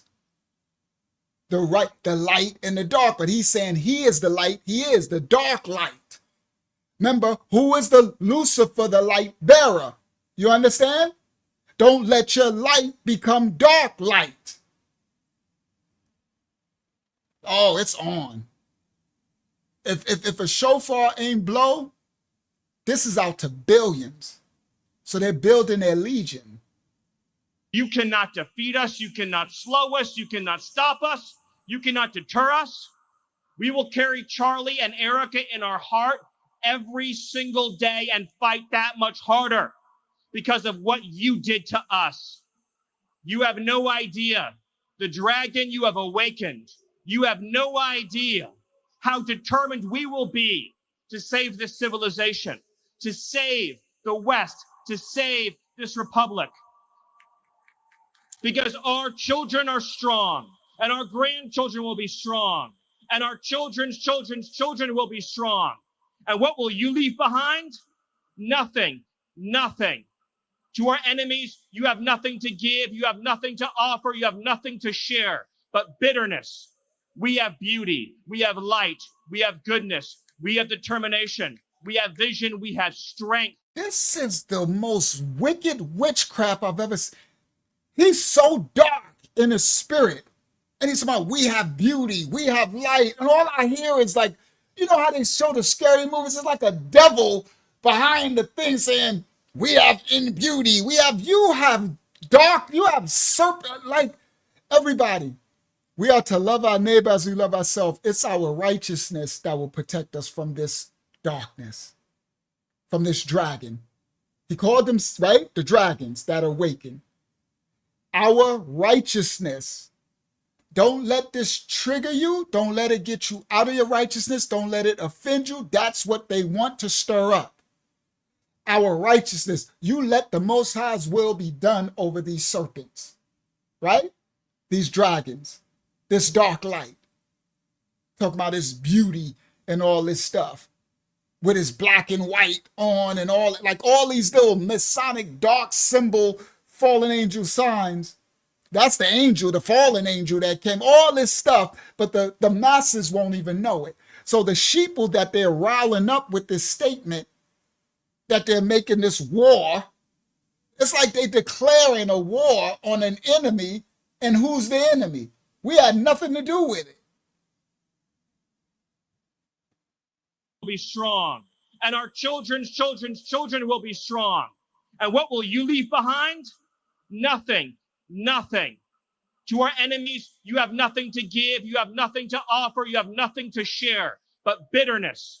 We have beauty, we have light, we have goodness, we have determination, we have vision, we have strength.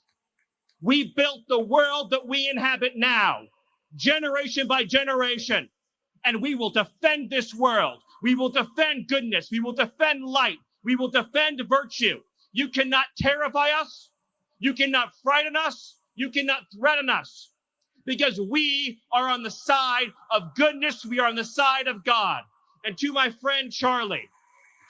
Bounce. I swear I wish I had already set it up. Hold on, let me set it up because he might say his name again. let me get one in for the road. Hold on, I can find it. It's right here. Hold on. I hit it right on the spot. Here we go. Now let me come back to him. Right? Let's just do one. Right? Because I know he's going to do it again. Right? Wow. This is crazy. Share this tab instead. We need to know what's coming, guys. The serpent is coming. The dragon is coming. Us, generation by generation, and we will defend this world. We will defend goodness. We will defend light. We will defend virtue. You cannot terrify us. You cannot frighten us. You cannot threaten us, because we are on the side of goodness. We are on the side of God. And to my friend Charlie, to my brother Charlie,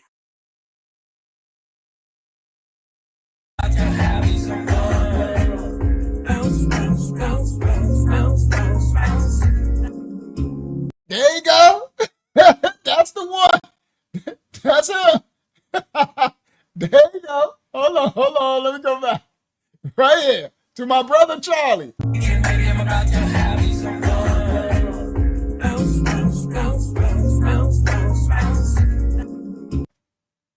Nothing wrong with that.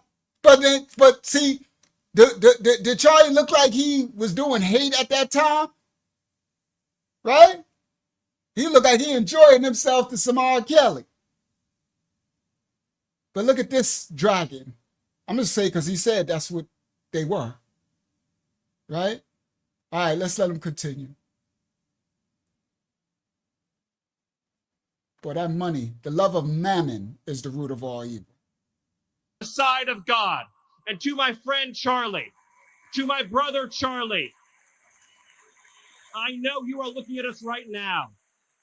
I know it's so appropriate that he was singing R. Kelly out of everybody, right? That's what makes it makes it the thing.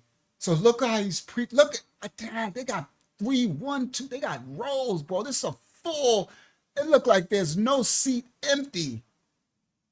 I know you're watching Erica right now. I know you are looking at us right now. Charlie, to my brother Charlie, I know you are looking at us right now.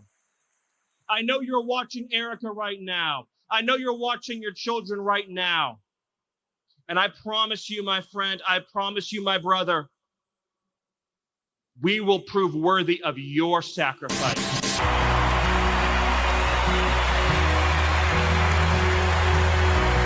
There she go. Wow. Ain't that a big difference from the intro when I told you, when we found out? Look, fireworks. This is supposed to be a memorial. This is a stage. Look. Your sacrifice.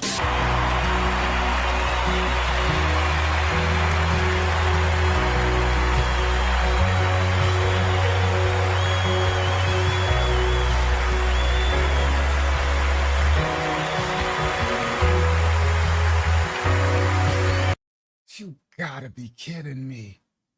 This is one of the biggest rituals I've ever seen. Wow. And they all riled up. He's like, Erica is the storm. They must have all hell Erica. All hell Erica. Wow. Miss Nevada. That part is just nuts.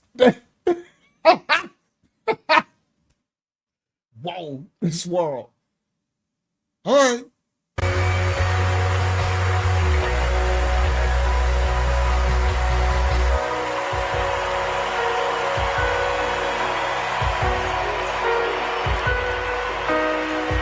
Yes, she keeps wearing the white and black, the checkerboard.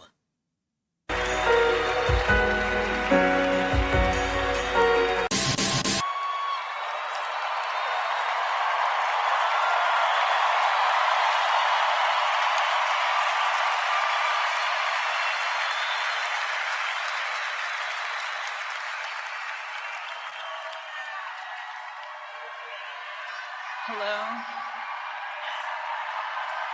God bless all of you for coming here from all over the world to honor and celebrate my Charlie.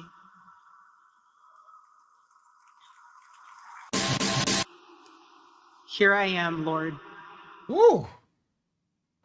Ooh. Woo. I'm sorry, I don't want to get flagged, but I know some of y'all see it. Y'all saw it, right? Yeah. So you got to have spiritual eyes to discern. Woo!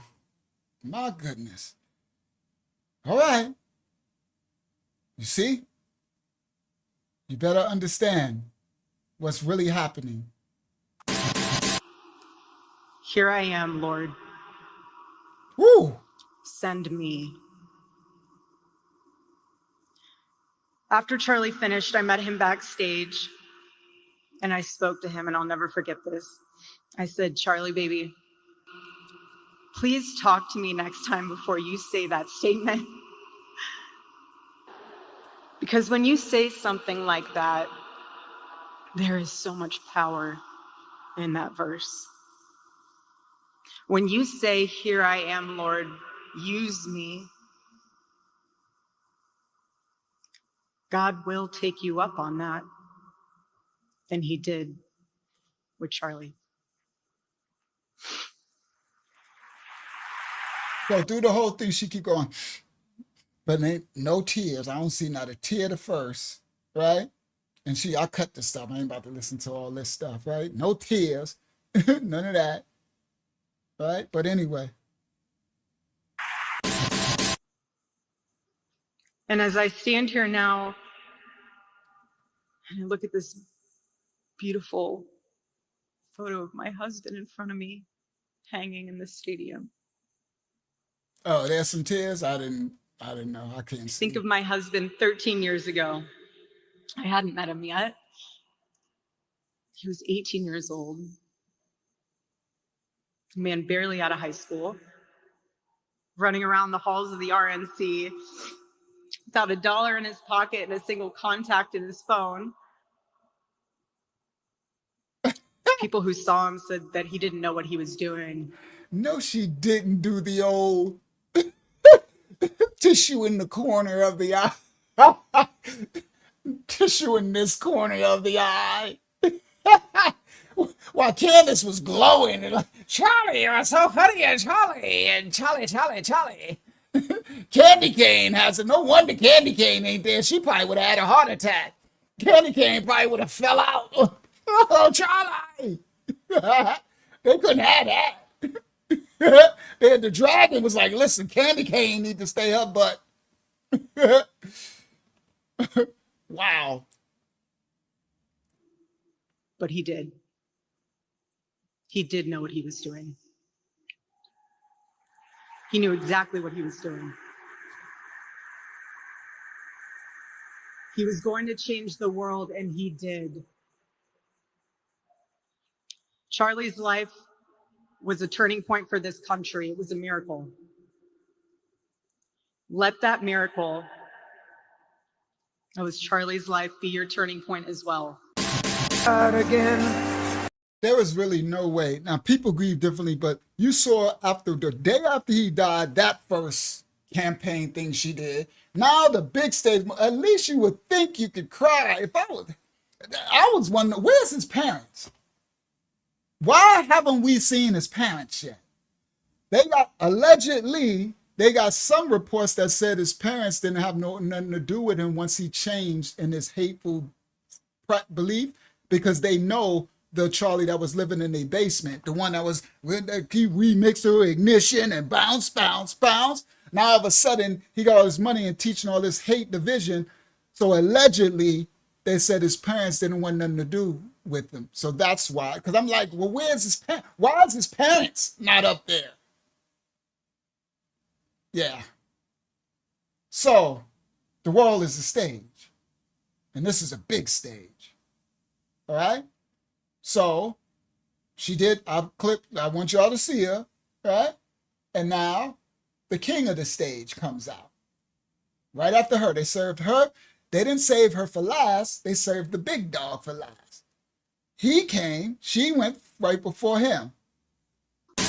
Out again, just my children and my wife.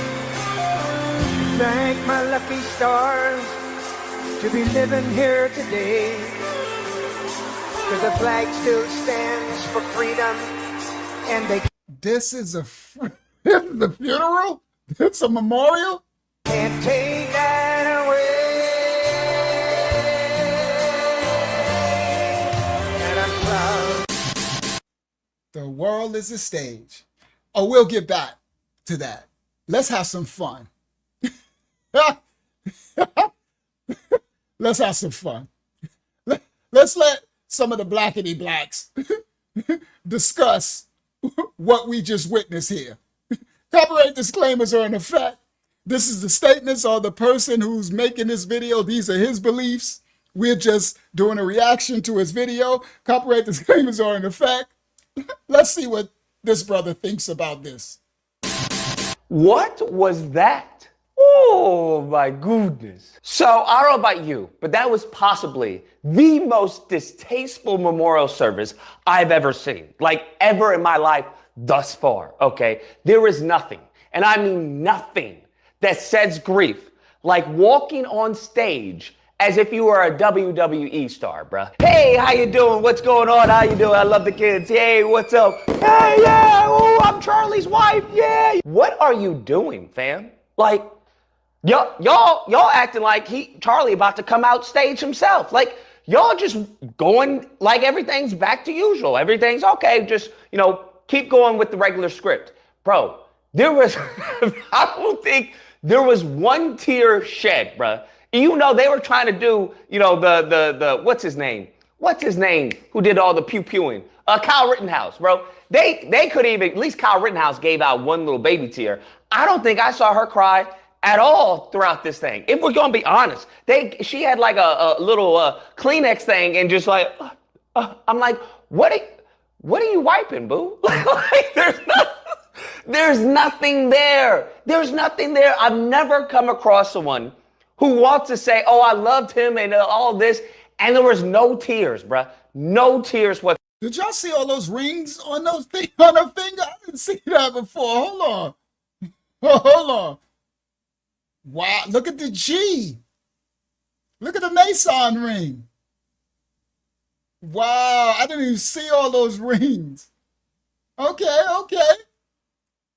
All right, let's let the brother explain himself. That's what I said. Let's get us a live going on. All right? Oh, it's the MG for MAGA? That's what it is? Okay. All right, thank you. So hold on, let me let him go back. Let me put him back. About this thing. If we're gonna be honest, she had like a little Kleenex thing and just like, I'm like, what are you wiping, boo? Like, there's nothing there. There's nothing there. I've never come across someone who wants to say, oh, I loved him and all this, and there was no tears, bruh. No tears whatsoever. Now, hear me out. You can grieve however you want. Some people just don't grieve by, crying. Some people grieve by raising money. That's what you have to understand. Because another thing they did that I thought was just classless, to be honest with you, it was kind of like trailer park type of behavior on display. But underneath the banner, as they're doing the WWE intro, was like, hey, any gift amount, you'll get a wristband that says, I am Charlie Kirk. Bruh. Like, fam, y'all can't take not even a day off of like trying to get money off of this person's grave. Y'all can't take a day. Like at the memorial service, bruh, y'all really fundraising at the memorial service, talking about, hey, go to TPUSA/ I am Charlie Kirk, okay? Join TPUSA right now. I'm like, yo, these people, you genuinely want to tell me that these people care. That's what they had a banner that said donate and you get a wristband that says I am Charlie running through. Oh, they campaign. It was a rally. It was a hate moment for the little bald dude. No shout out to my bald brothers and sisters, but the little dragon. And then she was doing the pageant. She was on the biggest stage of her world pageant ever been. Oh, this is crazy. All right, let's continue. You want to tell me that they care about Charlie Kirk? Now, one, you genuinely want to tell Charlie Kirk, okay? Join T service, bruh. Y'all really fundraising at the memorial service, this person's grave. Y'all can't take a day. Like at the memorial service, bruh, y'all really fundraising at the memorial service, talking about, hey, go to TPUSA/ I am Charlie Kirk, okay? Join TPUSA right now. I'm like, yo, these people, you genuinely want to tell me that these people care. That's what you want to tell me, that they care about Charlie Kirk? Now, one person, not one, and yes, that includes his wife, okay, gave 2 ifs, okay, about Charlie Kirk. That's correct, because I watched them all. I ain't see one tear from nobody that got on the stage, including his wife. Not one tear. And then the orange dude went on there and made a whole orange dude's a trip. Now, one person, not one, and yes, that includes his wife, okay, gave 2 ifs, okay, about Charlie Kirk. Damn. Based off of what I'm seeing. Now, like I said, they could be grieving in their own manner, okay? For some people, they want to have, be isolated and cry and grieve, and just, think about the good times. Other people choose to fundraise and have big, extravagant, stadium events where you have, spectacle after spectacle. And people come out and say a whole bunch of stuff about, we got to fight for, the country and the left this and the left that. We'll defeat the dark. We will prevail over the forces of wickedness and evil. You have nothing. You are nothing. What? Hey, to each their own, okay? But if you want anyone to believe that what we saw was not a spectacle, that was just merely there for fundraising, and that these people genuinely cared about Charlie, I'm sorry. Nobody's going to see that, bro. Everybody who probably was looking at this from the outside in was like, what is this? This is gross, bro. This is gross, man. That's disgusting, man. That's really nasty. Brother, what's that? The cherry on top of this stupid Sunday had to be given to Trump, bro. I got to give Trump his flowers, all right? Because even as she's saying, I forgive him, I'm like, okay, you're going to forgive him, right? Okay, that's good, right? That's good. I'm glad you're going to forgive him, okay? Now, I'm sure it has nothing to do with him being a white boy, right? It has nothing to do with him being a white boy. I know. Just like when Nancy Mace was talking about we needed a death penalty, and then we come to find out it was a little white boy from a conservative house. I'm glad he broke that. I was going to bring that out on another one. So Nancy Mace, Republican, when it first happened, with remember, 9/10/25, she said we need to bring back the death penalty. Time to bring it back. And then once it came out that it was a white boy who did it, she said, oh, we need to have forgiveness, and Jesus will want us to forgive. All right, I was going to bring that out, but he put it in this. I didn't realize he had it in this. Listen. Hold on. boy, right? It has nothing to do with him being a white boy. I know. Just like when Nancy Mace was talking about we needed a death penalty, and then we come to find out it's a little white boy from a conservative household, then all of a sudden, well, Jesus needs to forgive him. That's what you have to say. So then after they realize it's a white boy, then she posts, we know Charlie Kirk would want us to pray for such an evil and lost individual like Tyler Robertson to find Jesus Christ. Boy, this religion, that's why he said, remember the dude said we went back to Greco-Rome.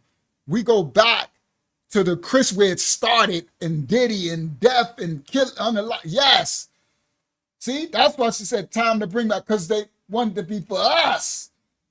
Then they realized, oh, it's a white. He's white. No, he needs to go with Jesus. All right? All right, let's continue. And then we're going to close out. Don't y'all go nowhere. After this, it's going to get turned up. I'm going to skip the other one I had and go right to the turn up, and then we're going to close out. The rest is going to be on Friday. Crazy. All right, here we go. To do with him being a white boy, right? It has nothing to do with him being a white boy. I know. Just like when Nancy Mace was talking about we needed a death penalty, and then we come to find out it's a little white boy from a conservative household, then all of a sudden, well, Jesus needs to forgive him. That's what you have to say. Jesus, Charlie Kirk would have wanted Jesus to forgive him and have him go on to heaven and blah, blah, blah. Bro, that's how they do it, bro. Come on, let's call a spade a spade. The only reason they talking about any type of forgiveness, the only reason they switched up the narrative, they switched up the rhetoric, is because they found out it was a little white boy, bro. That's what, because they were waiting. They still trying to blame it on trans people. I'm like, there was a white boy from a white family in a white neighborhood, Mormon white, like Utah white, like white. And they trying to like, get this white out of here, get this out of here. Let me, Obama, yeah, get a Negro, get a trans, yeah, get him. Bro, they really cannot take it. He said, get this white out of here, get this white out of here, get this white out of here. Oh my goodness, all right, let me let him finish. I'm gonna put that back again. Oh my God, that's why I said, let's get a laugh. Because we had some laughs earlier, but after that dark dude said he was the dragon, I was like, I need some laughs after that. The most I got a sense of humor. I like to laugh. All this dark, that's why your righteousness have you. We good. So while they're going to be eating one another, we going to be in the Most High giving. All right, so anyway, let's continue. That's what, because they were waiting. They still trying to blame it on trans people. I'm like, there was a white boy from a white family in a white neighborhood, Mormon white, like Utah white, like white. And they trying to like, get this white out of here, get this out of here. Let me, Obama, yeah, get a Negro, get a trans, yeah, get him. Bro, they really cannot take accountability for their actions at all, fam. This lineage of evil does not give a damn about their accountability. They don't care about responsibility, accountability. They can't even spell it, bro. They still gunning for a trans person, bro. They still gonna talk about, oh, trans shouldn't have guns and everything. I'm like, out of all the white boys that done the schools and everything, like, you gonna go for trans? This is, woo, that lineage of evil, bro. I don't know what to tell you. Bringing up black people. But you notice that even her speech, Erica Kirk's speech, she brought up as far as, well, you see how we didn't riot and we didn't protest? After Charlie's assassination, we didn't see violence. We didn't see rioting. Who the hell gonna riot and protest for Charlie Kirk, huh? Raise your hand. Anybody? No, not even Satan said yes, okay? Okay, nobody's protesting for Charlie Kirk, all right? And Charlie... Yeah, he's stupid. He said not even Satan said yes. Anybody raise your hand? Oh, but when she looks up, I see some serious darkness in those eyes, man. But the funny part was, she literally said wasn't no rioting and wasn't no. See, they always throwing jabs. They be throwing these jabs, bro. Yo, woo, see, look. See, I just stopped, boy. Y'all got to learn. Bounce, right? That's why doing a live stream is different from video. Because if I was making a video, then I could cut and be bounce, and do all like I can have all the stuff, right? But because I'm doing live, right? I and I don't got it set up to in my thing, 'cause I'll be rushing. But I wish I could, because I could cut it up. But yes, you see where it's all? It's showing you. It's showing you all in the eyes. All right? Wow. All right. Let me let him go back. Her speech, Erica Kirk's speech, she brought up as far as, well, you see how we didn't riot and we didn't protest? After Charlie's assassination, we didn't see violence. We didn't see rioting. Who the hell gonna riot and protest for Charlie Kirk, huh? Raise your hand. Anybody? No, not even Satan said yes, okay? Okay, nobody's protesting for Charlie Kirk, all right? And Charlie ain't even Charlie, how you like? Yeah, it's a little hot. Yeah, you'll get used to it. Charlie didn't want people to protest. Nobody protesting. I told y'all, I'm gonna give y'all some I did it on purpose. I lined these up correctly because I knew it was time for us to have some laughter. And then after this clip, it's gonna get funky. It's gonna get not dark, but he gonna break down some truth. Okay? Now the funny thing, y'all see the clip? He said, oh yeah, it's hot. Oh, you'll get used to it. He said, Charlie, yeah. I know that the Hades. If he didn't repent, he ain't sure that he didn't bounce. He down there. Ain't no R. Kelly music going on. It's some Diddy probably going on. All right. So anyway, he said it's a little hot. He said, "Oh, you get used to it." All right. Hold on. That's all. It's time to laugh. Who the hell gonna riot and protest for Charlie Kirk, huh? Raise your hand. Anybody? No, not even Satan said yes, okay? Okay, nobody's protesting for Charlie Kirk, all right? And Charlie ain't even Charlie, how you like? Yeah, it's a little hot. Yeah, you'll get used to it. Charlie didn't want people to protest. Nobody protesting for Charlie Kirk because no one liked Charlie Kirk. As we can see, his best friends don't even care about Charlie Kirk, okay? Oh, Candace, like, that's when you're wrong. Because Candace, she loved her some Charlie Kirk. That part is hilarious. Because I don't think his wife even liked him. But Candace, Candace was his biggest fan. Candace said, Charlie, hold on, let me see. Dan, how absolutely hilarious Charlie was. Charlie was hilarious. Okay. He did not take himself too seriously.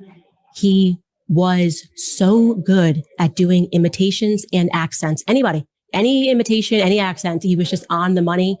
And all we did was laugh. It's all you can do and laugh. People were just so crazy all the time. When I was reading through the chat today, I was just laughing with just tears in my eyes, thinking of the many road trips that we took, so many hours spent just talking trash to one another, making fun of one another. One of the best moments that I can think of, and there's so many to choose from. Yeah, she love her some. That's why they ain't let her show up at the. That's why they was like, keep her away. We don't want no tears at this event. We do not want Mammy. You keep Mammy away from this, okay? All right. I wish I could have seen what your Don say. I wish I could have seen the chat. What do you say, Agyama? No one liked Charlie Kirk. As we get used to it, Charlie didn't want people to protest. Nobody protesting for Charlie Kirk because no one liked Charlie Kirk. As we can see, his best friends don't even care about Charlie Kirk, okay? We saw Donald Trump, how he constantly dismissed Charlie Kirk, okay, when brought it up. When he's kind of, well, let's talk about this. Yeah, I'll be fine, whatever. I think Charlie Kirk would have wanted hate speech laws. That's what I think. He's being the most disrespectful. Can you imagine the President of the United States disrespecting your dead loved one, to which he wanted to say that he was like a son to him? Like, he didn't even say that. Donald Trump Jr. said that to Trump. Like, this man is cold and calculated. He doesn't care about anyone but himself, all right? It's disgusting how they try and bring in black people, how they try and bring in other groups, instead of just saying, hey, what is going on with white youth, right? What is going on with white youth that we can focus? At least Trey Gowdy, all right? And I'm not a big fan of Trey Gowdy, but at least Trey Gowdy came out and said that on Fox News a while ago. About keeping firearms out, it's always a young white male, almost always. I mean, did anyone this morning think, I wonder if that was a female? Message.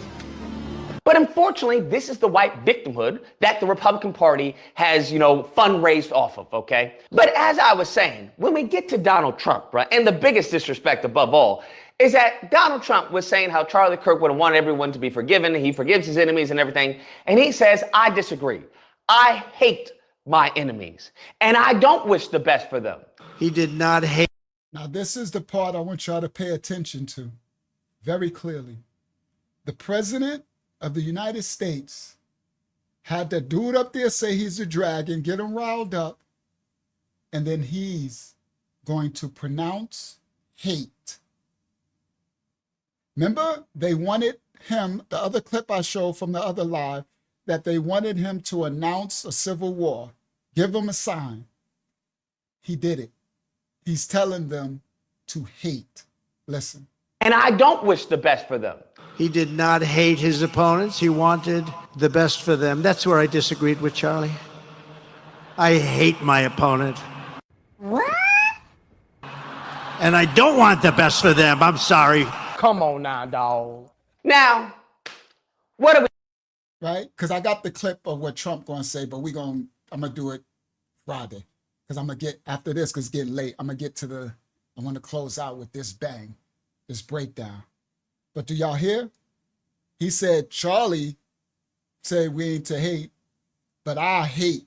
So he's trying to tell, see, subliminally, not even subliminally, it's over the top. He's telling them, hate your enemy. Hate us. You get it? He's giving them the right to hate us. He told them literally. Enemies. And I don't wish the best for them. He did not hate his opponents. He wanted the best for them. That's where I disagreed with Charlie. I hate my opponent. What? And I don't want the best for them. I'm sorry. Come on now, dog. Now, what are we doing, fam? What are we doing? You can dislike. So how is that not hate speech? Right, guys? How can the president of the United States, in the middle of the country, almost at a civil war dividing, to come on there and say, Charlie might not have believed the hate, but y'all here for me, and I hate my enemy. So he's telling them to hate. He's building the rage, right? While they drinking, yeah, that's a sign, hate them, I hate them. Y'all remember the clip, the thing I showed y'all earlier, where the first person that worked at Turning Point, he did the thing, he said, I hate black people. He said, F them all, right? Bingo. It's set off. That's why I'm showing you. So children of Yah, be prepared. Get your righteous works in order. Repent for your sins and transgressions, and because it's going to get really dark and really bad. And you're going to need the Most High's covering. But it's in your righteousness. It's in your not being found unrepentant. You're not perfect, but have a repentant heart and try to forgive and discern and understand and move wise as a serpent, but don't hate. Don't hate. Don't let your light become dark light. That's how they will win. The Most High will have a force field around you if you're in Ahabayah. Not love of the world, Ahabayah, reverence, respect, compassion, understanding, right? And those righteous charity acts, then you would have a force field of light that they can't penetrate. But the masses and all in religion, oh, they gonna he unleashed it. He unleashed it. Enemies. And I don't wish the best for them. He did not hate his opponents. He wanted the best for them. That's where I disagreed with Charlie. I hate my opponent. What? And I don't want the best for them. I'm sorry. Come on now, dog. Now, what are we doing, fam? What are we doing? You can dislike Destiny all you want, but he's correct on this one. How are we supposed to tone down the temperature? How am I, right, getting flack for memes and stuff like this, all right, when you have the President of the United States who says, I hate my enemy and I don't wish the best for them? Bro, what? What? Like, does that make sense to anybody? This is the same thing I said about Erica Kirk, right? I was like, yo, you could have toned down the rhetoric, but instead you were like, you don't know what you've done. You don't know what you've done now, buddy boy. Okay. Oh, you don't know. You don't know. What type of, vague threat is that? Like, what are we doing? And then Trump comes out and says, no, I want the worst for my enemy. Okay, I hate them. I'm like, what? Is this man supposed to be, a Christian that loves the Bible and all? The worst people on earth are those that profess to be Christians. I'm going to be honest with you. These are the worst people on the face of the planet. They have given such a bad name for actual Christians. No, they haven't. That's where you're wrong. Because that's what Christian was created from. The first dragon dude said Greece, Greco-Roman. That's when Christianity was created. And Antioch is when they first called them Christians. They weren't Christians. They called them that. Who did? The Romans, the enslavers. That part, wrong. Those are the true Christians. Everybody else is just a sheep playing a little religious game and you're just a fools. Sorry, not sorry. I was fooled by it at one time. Praise the Most High for the opening of the eyes and the ears to hear. Come out of her, my people. Come out of her, the lie.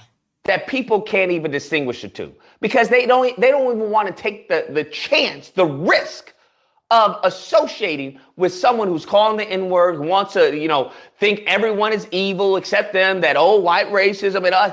You don't want to associate with these because they're wicked. They're evil, bruh. They're evil. And unfortunately, that's what Charlie Kirk is experiencing. Upon him going to Jesus, finding out he's a couple of shades darker than what he originally thought, and then being turned away from heaven. Okay?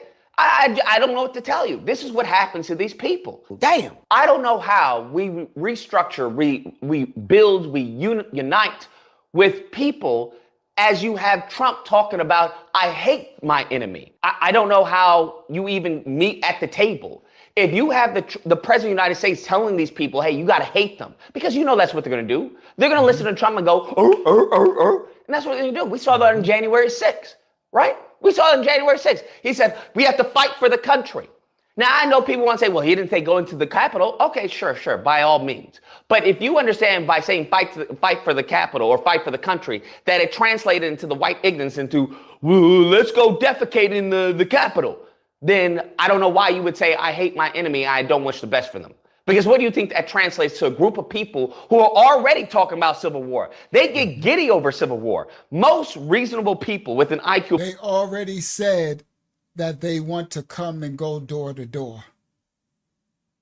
And he just gave them the battery in the back. Hate them. Hate them. All right, let's go. I want to get to this brother is going to really break it down. We got our laughs. Now let's close out with a bang. This is going to be a very unlikely candidate that's going to break the truth down. But let him break it down. I'm glad that the person whose channel this came from took the curses out. Praise y'all, because I would have been a mess. I would have. Here we go. Copyright disclaimers are in effect for educational purposes only, reactional purposes only. We don't own rights to this video. Watch this young black brother break the truth.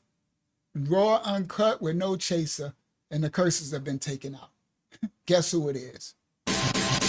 Check this out, y'all.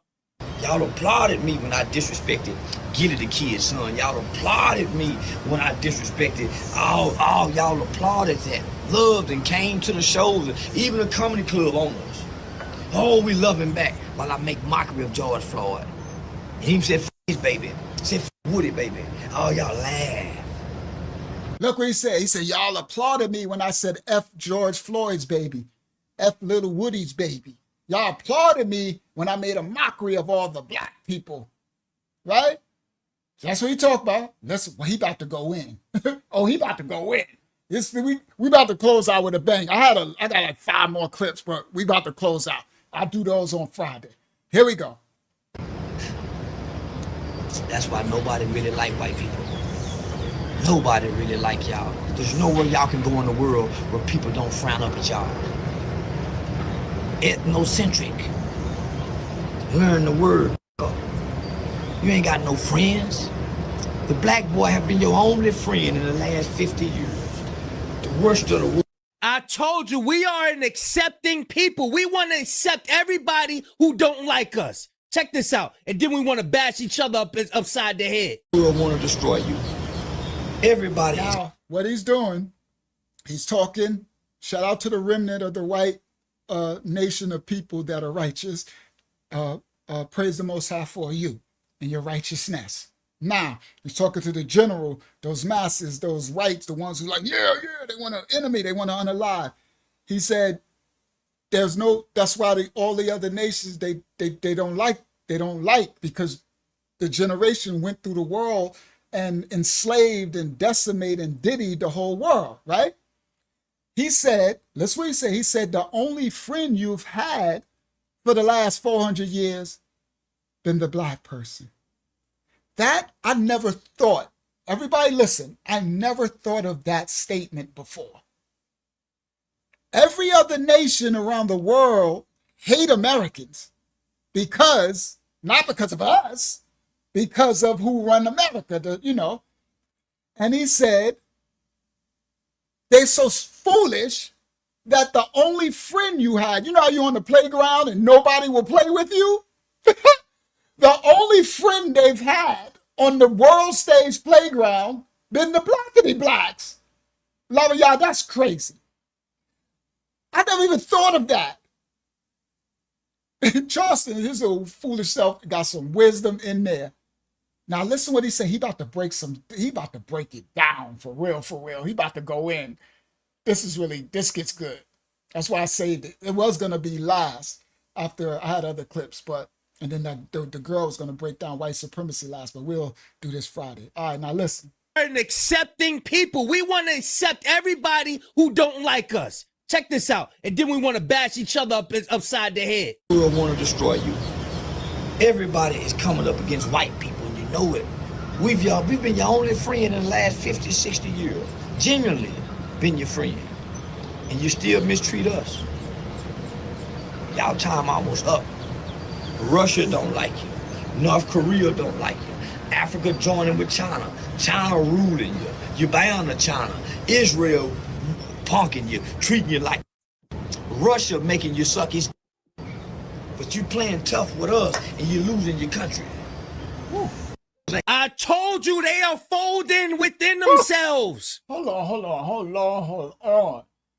You got, boy, that little stage player, actor, Charleston, he's a shifty stage player. Ashaya, he just dropped that little quick thing he just said. He said, not 300, the last 50 years, we've been your only ally and friend. He said he said Israel shafting you. He said China says, oh, wow. Hold on, let him go back. He about to get even deeper in a second. He about to break it on down. Y'all time almost up. Russia don't like you. North Korea don't like you. Africa joining with China. China ruling you. You're bound to China. Israel punking you, treating you like Russia making you suck his. But you playing tough with us and you're losing your country. I told you they are folding within themselves. They are folding within themselves. They can't agree. Ain't your problem. Black America ain't your mother problem. We not y'all problem. We not y'all problem. We helped y'all long enough. Y'all got bigger fish to fry. You know what's crazy? We have never been their problem. Even since they brought us over here on slave ship, from our ancestors got us in that mess, right? We have never been the white Americans' problem. Wow. Let's continue. He gonna drop even more. He's just getting started. Ain't your problem. I told you they are folding within themselves. They are folding within themselves. They can't agree. They can't agree. Ain't your problem. Black America ain't your mother problem. We not y'all problem. We not y'all problem. We helped y'all long enough. Y'all got bigger fish to fry. We ain't y'all problem. China, you think I don't know how to play on white folk?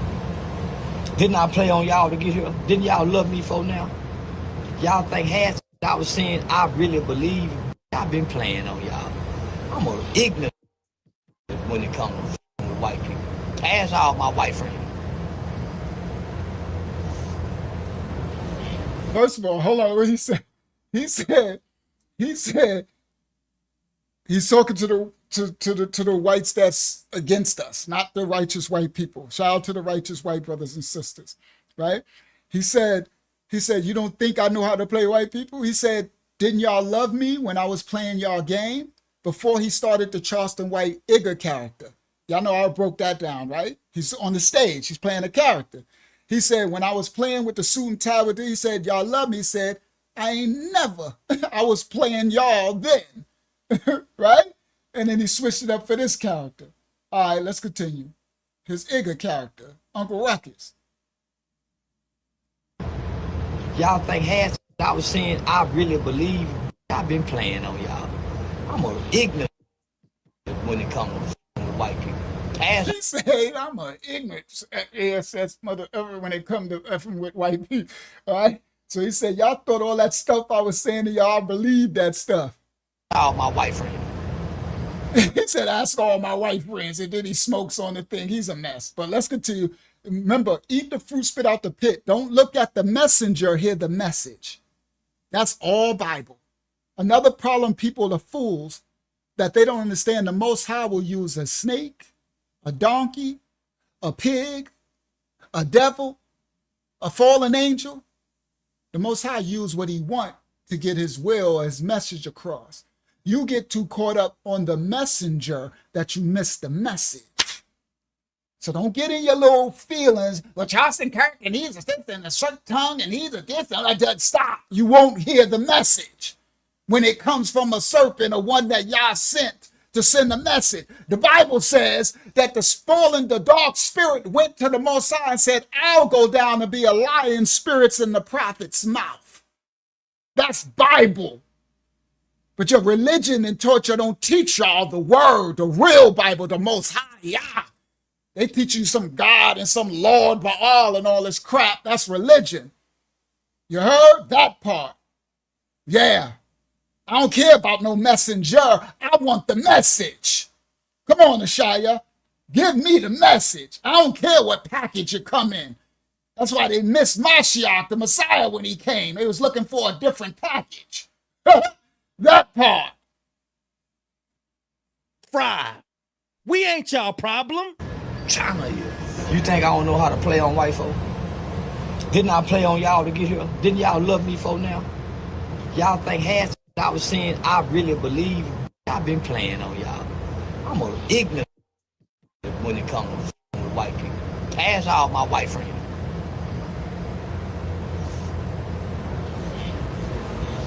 Smooth. I'm telling y'all, that's why I love Trump. Me and Trump is one of the same, because we can play on both sides of the field. Trump played Democrat, then came over here and played dumb Republican. So you got to be clever to play Democrat. You ain't got to be too smart to play Republican. You just got to remember history and know which side to play for. Dumb. So yeah, that Republican, Democrat, dumb, and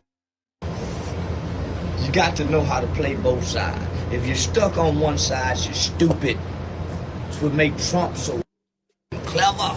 He knows how to play on both sides. That's why I salute the commander-in-chief. That's where I got my game from. I read his book. White boy can't beat me, and I done read Donald Trump's book, but I know how to play on both sides. I know how to play on the liberal and the conservative, and the independent too, nigga, because I know history. I can talk history, and I can talk law, I can talk politics, and I can talk world events. Tell you, listen, white people. Let him drop it. Listen to the message. I don't care that he's smoking on one. He wise as a serpent. Listen to the message.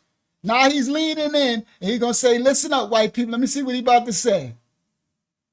I heard him dropping it, and I just said, let me grab this and put it together. So we're going to hear the whole thing together. Talk politics, and I can talk world events. Tell you, listen, white people. Do y'all remember that they had the school shooting, the Uvalde, when all the Mexican babies got killed? I made fun of the Mexican babies. Y'all didn't count me. I made fun of a whole school of Mexican children getting killed. Uvalde, look it up.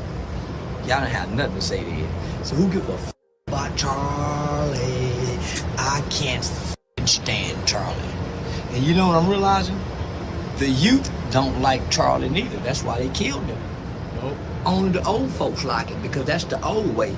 The new day ain't the old way, so Charlie had to get out the way. The young people, this was the young people's call. They hate Charlie. You know who love me? The young people. Because of Aiden Ross, Neon, all the young streamers. You know who hate me? The old people. See the difference? The old people love Charlie. The young people didn't. They said, F Charlie. So the older people are trying to teach their next generation hate, but they not going for it because the way that they was brought up. They was brought up in front of the TV where everybody got together, and that's what they learned. Ask DJ Academics. That's an interesting statement. Now, we don't push no hate and RIP and condolences to the family, right? But that is an interesting statement because guess what? The young, the real youth, they don't like a hypocrite. Remember, Charlie was bounce, bounce, bounce, bounce, bounce, right? They would have loved that one. But once he got hired by the far right, and they gave him all the money, he switched up and went into hate. But the youth generation grew up video gaming with one another, and they grew up, right? They mixed all together. They like, man, that old hate stuff. He's correct. He's correct. And that's what they learned. Ask DJ Academics. Up in front of the TV where everybody got together, and that's what they learned. Ask DJ Academics. I'm gonna do some with 6ix9ine tonight. The young people will be listening. So Charlie, old people, that's the old day, not the new day. I think somewhere in y'all Bible it says you can't put the old wineskin, or you can't put new wine in old wineskin. Charlie was old wineskin trying to be new wine.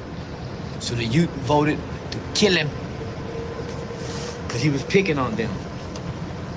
I pick on the adult bullies who mislead the kids. See the difference? So you're gonna get by a pack of wild tonight because I'm exercising free speech. No one can take it from me. And me and Charlie would be both supporters of this. Charlie said we need to bring back public execution, and guess what? Charlie got public executed. Woo. Charlie, you're almost like a Tupac. He's like a... Woo.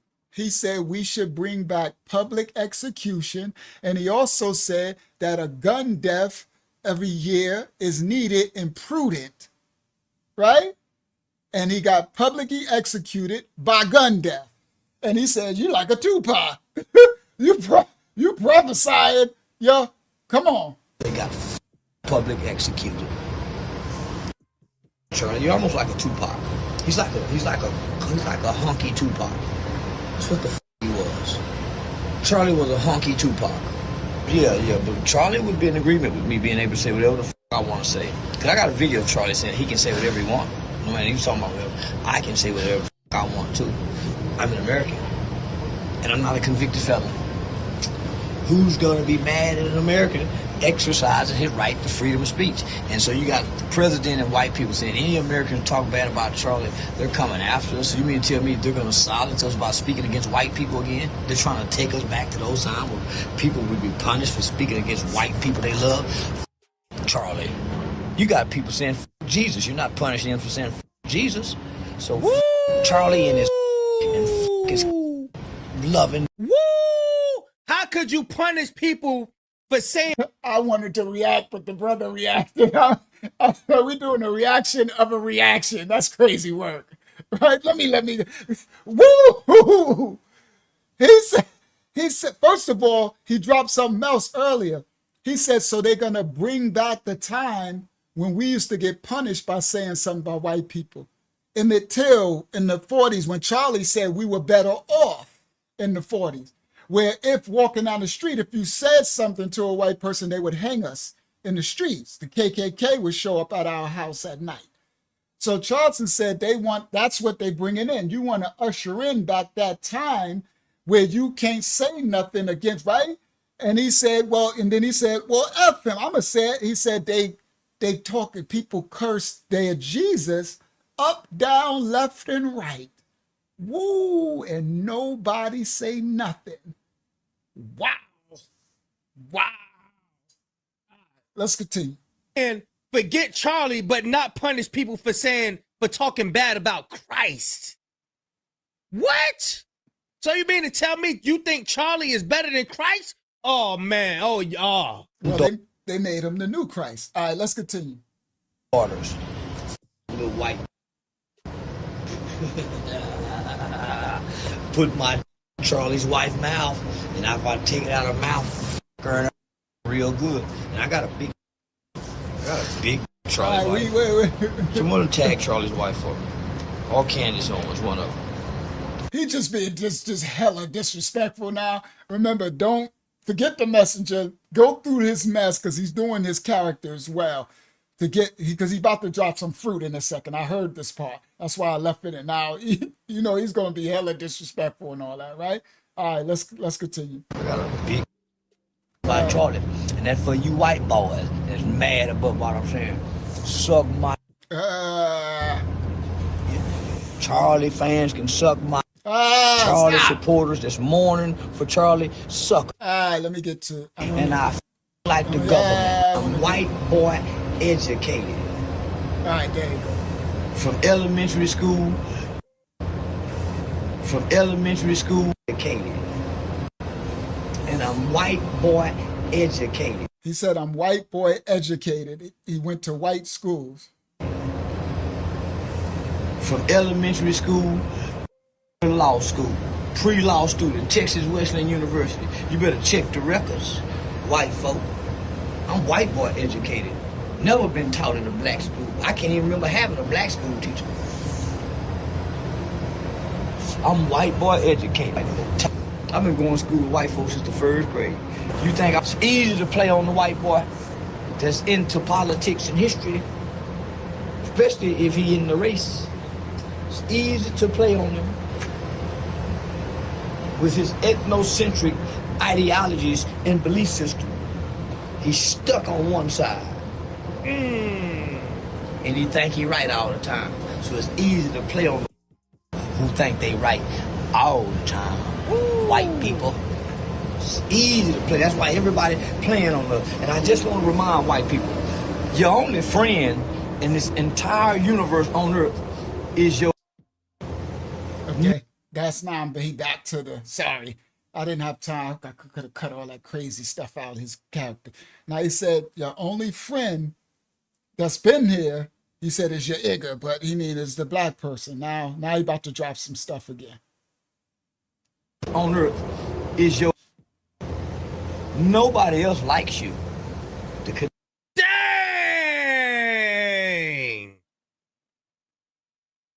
He said, you think you right all the time.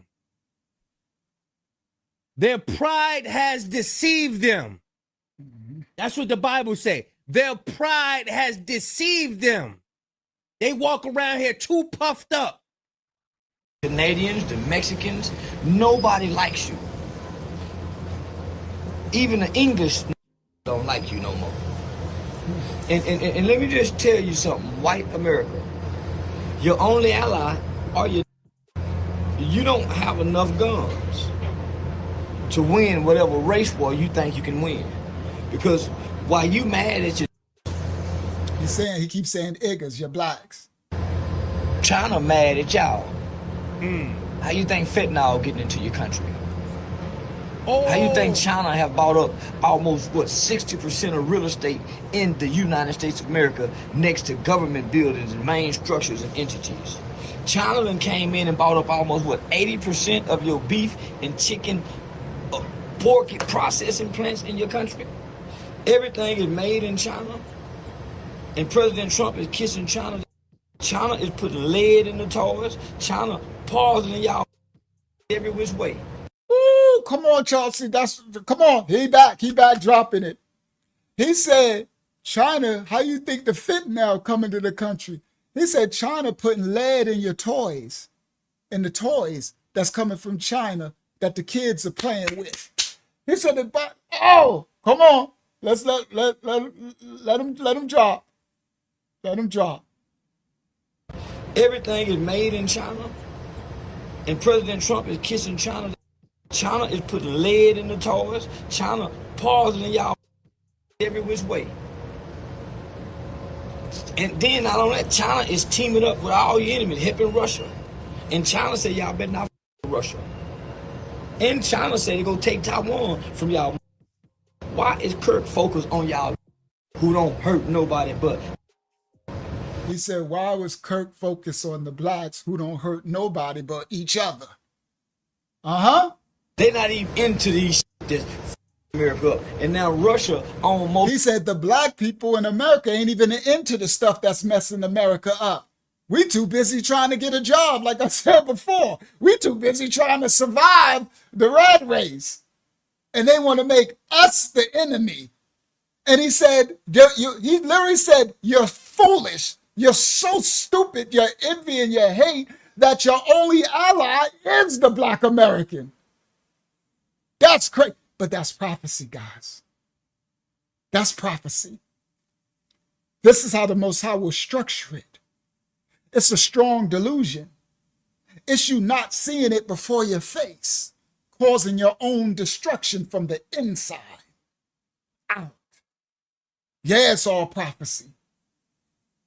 Hold on. Let me let him drop till he finished dropping it, and then we're going to close out. Why is Kirk focused on y'all who don't hurt nobody but?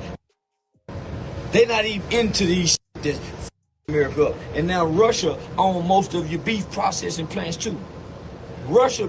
This was posted a day ago. I've been saying this. They are folding on each other. And why are these people so focused on us black people? Why are they so focused on us? What make us so special? Because we have a God that's going to fight for us. We have power that's beyond this world. Those stories that seem so spooky that's in the Bible, yes, those stories, those are our stories. And they know that about us. All that magical stuff that be happening, yes, that's the power that we have. That's why they so focused on us. We ain't doing no harm to them. Why you focus on the people that ain't doing no harm to you? Because you know these people history. You know these people history. You know these people got a God that'll fight for them. This is why they so focused on us. Been coming in. Mic drop. And the mic is dropped.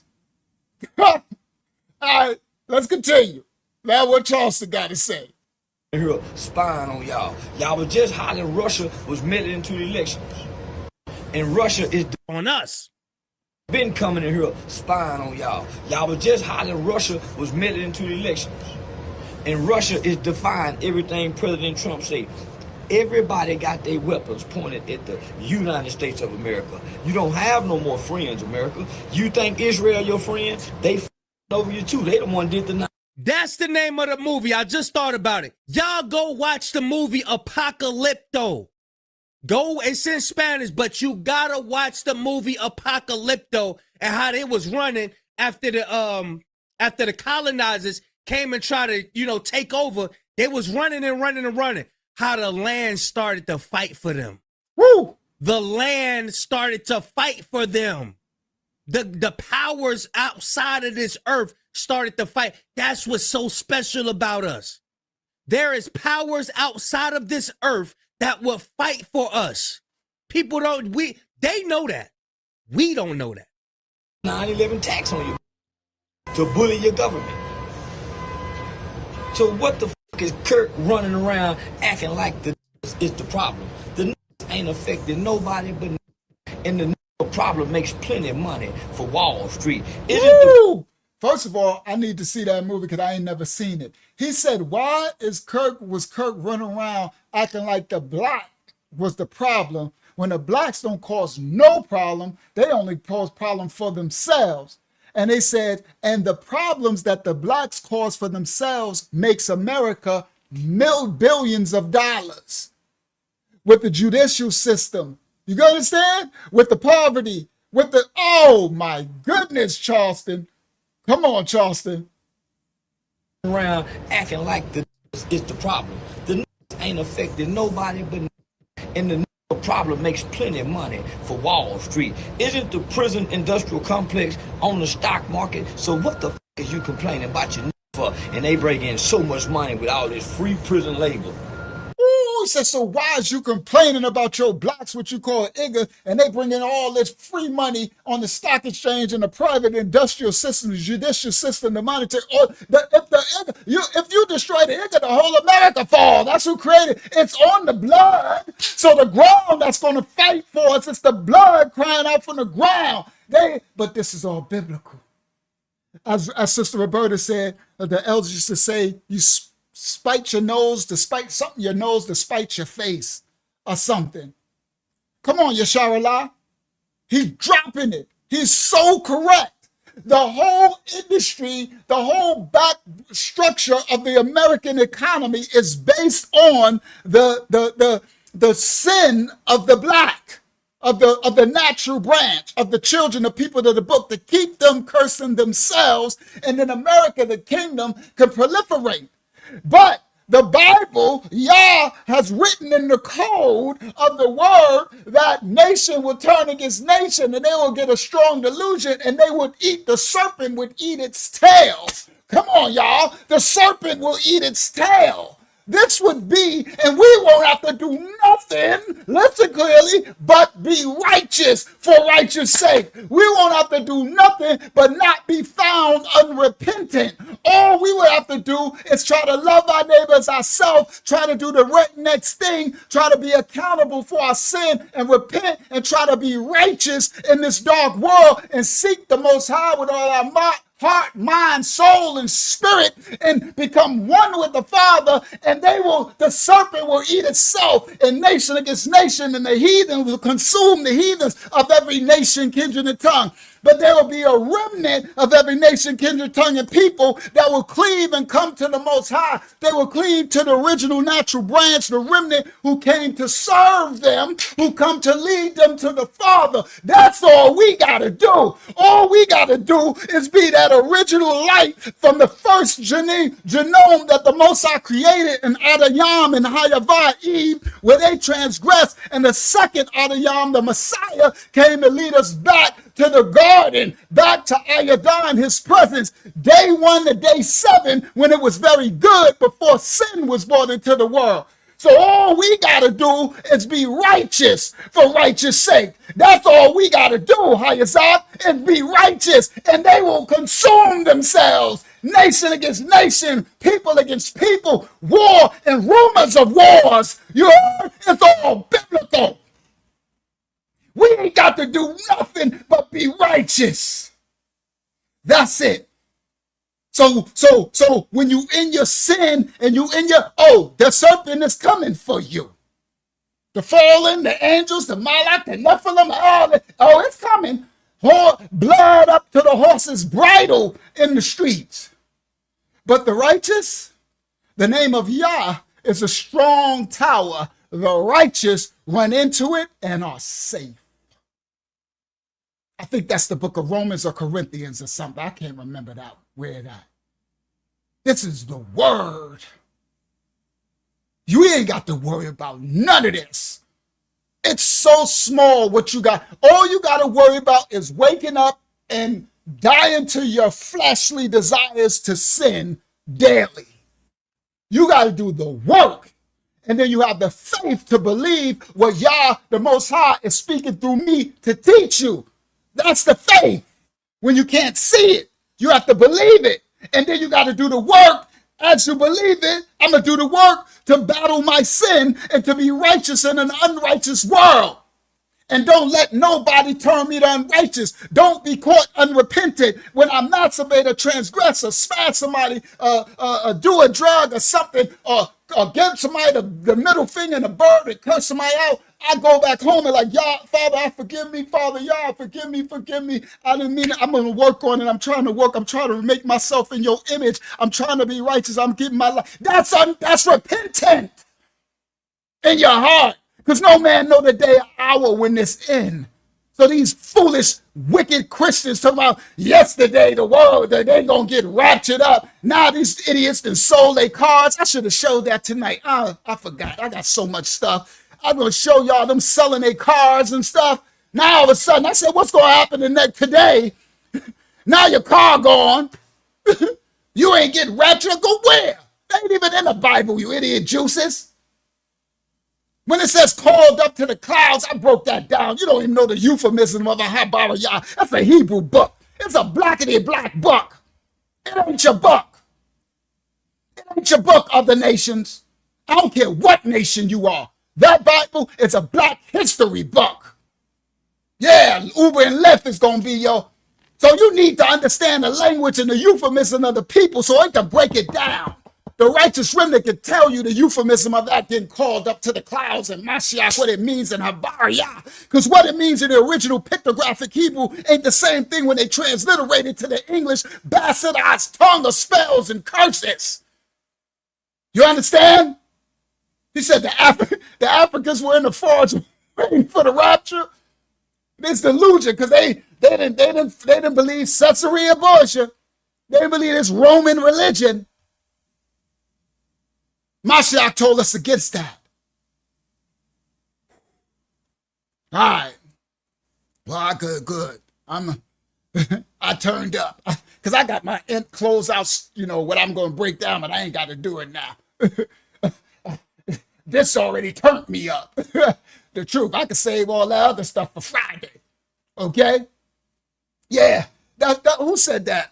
Anna Yah wrote me that. She said, why would they even sell the car if the rapture is coming? Because why would you need the money? That don't make no sense. I didn't even think of that. Like, why would you sell your car because the rapture is coming? If it's coming, you might as well just leave your car in your driveway and rapture it up. What you going to do? Why are you selling it? What are you going to do with the money? Foolish stuff. That's religion. All right. Let me get to the last closing spot. We're going to close at 2. We got 6 minutes. Then let's let Charles make his last points. We're going to finish on Friday. I got so much other stuff. We got some real stuff coming Friday. Industrial complex on the stock market. So what the is you complaining about your... Shout out to Joe Neal, brother Joe Neal. And they bring in so much money with all this free prison labor. Because you're talking about Kirk. And white people, he ain't your problem. Don't even interact with white people no more. We call problem. Don't target white girls like we used to. When I was a kid, we target y'all. I went to jail for killing a white man. We used to target white people before gangbanging showed up. And you have... Well, that's not all. He's speaking a specific thing. Because I ain't never target white people. But his generation, he's a little younger than me. We didn't never. I grew up in a different generation where I was raised, we just, every nation of people, you know them by their works, by their fruit, by their character, their nature, right? No, it's not an Israelite channel. It's a Children of the Most High channel. We understand we do understand the Bible that they were children of Israel. There's 12 tribes and they scattered, but we are not no Hebrew Israelite channel like these hate groups and all that type of stuff. There are people in our ministry and people that watch the channel that identify that they come from the children of Abraham and all that. But we are children of the Most High. And we believe the Bible, but we actually strive to live the Bible. We live it. And we believe that a remnant, a small amount of every nation of people, kindred of people, tongue of people will stand before the Messiah at the end. So we believe, for us that believe we descend from Abraham, Isaac, and Jacob, Abraham, Yitzhak, and Yaakov, then we believe that we are to be lowered and servants, and we are to serve the other nations that come and try to lead them to the righteousness of the Most High.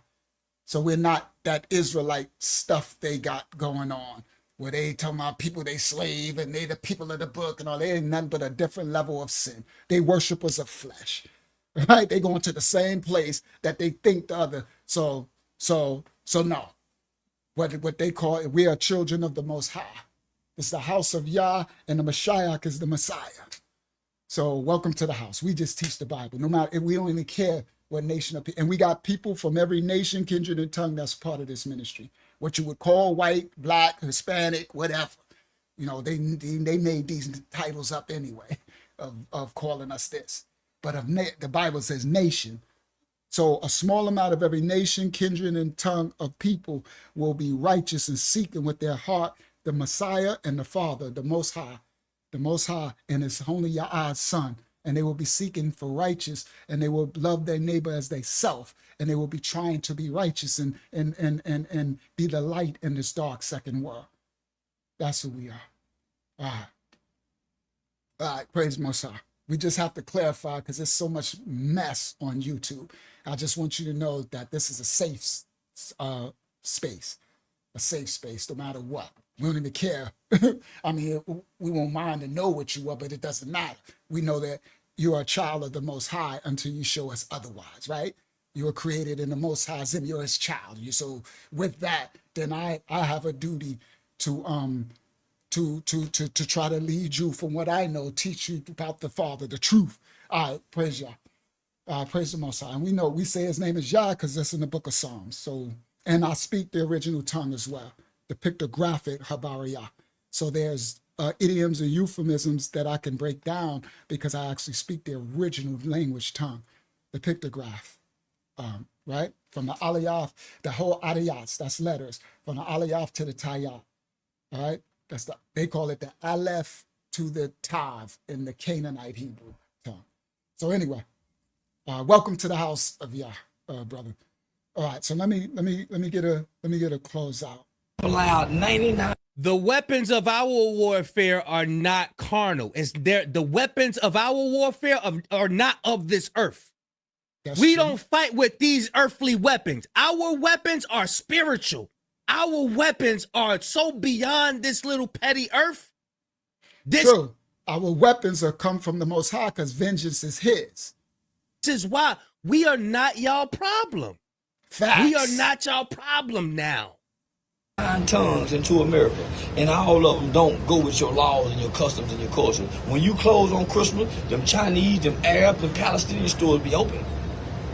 And I just want to say this, white America, if y'all feel so f***ed up about Charlie Kirk dying in front of his family, how can y'all still turn your ear and your nose away from Israel and they blowing up hospitals with children in it?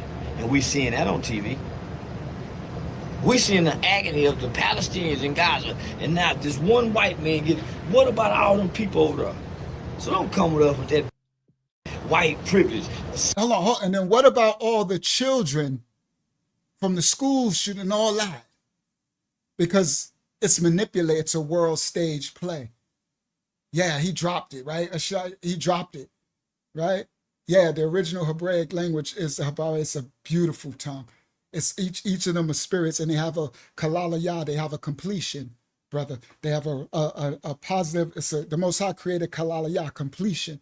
So depending on what spirit you come in when you speak or call on, the letters you call on, be careful what you speak and call on is what you get, what side, what of the completion that you'll get from the Adiyats. Each letter, their spirit, they fight on your behalf or they will go against you depending on what spirit you are, because what you're calling on it. That's why you got to be very careful. That's why I'm very particular to teach the true Habariyah, not the Canaanite Hebrew, right? And then the modern and the ancient and the paleo. I'm talking about the pictographic one, because people don't understand the power of the spirits of the Adiyat. So they call on stuff when they're in sin and transgression, and then they don't understand why they getting dark things happen to them.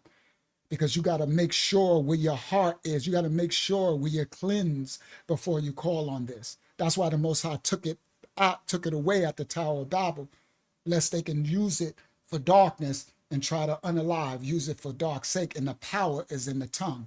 Life and death is in that power of that Habariyah, original Habariyah. All right, let me close out. Let me close. It's 2:02. I gotta close out.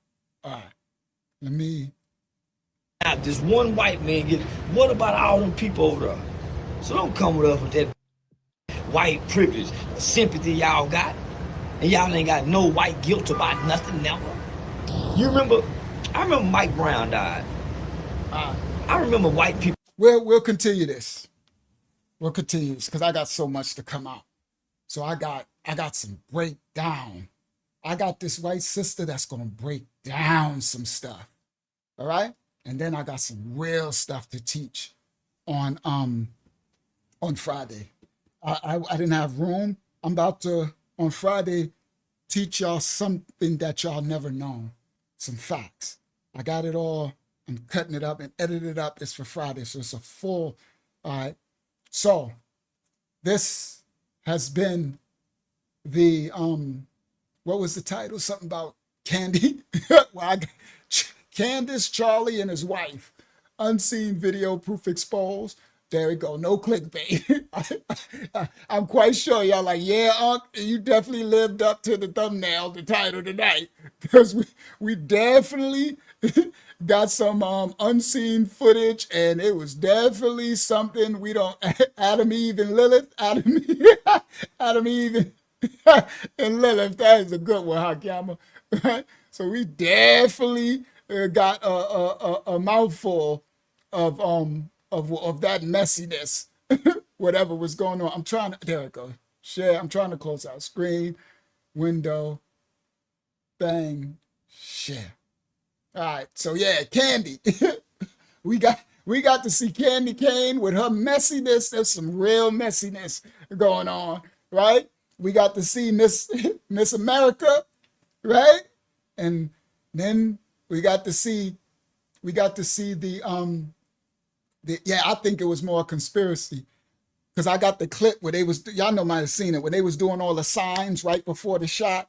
His the security dude. I might show that on Friday. I know some of y'all might have seen it, right? And so we showed the clip, right, of the real of when Charlie was, before the bag. We showed the clip. We showed the part about how he was in his regular, right, estate before, he had to play the what's the name, right? So, all right. So let me stop share, right? So we showed this part.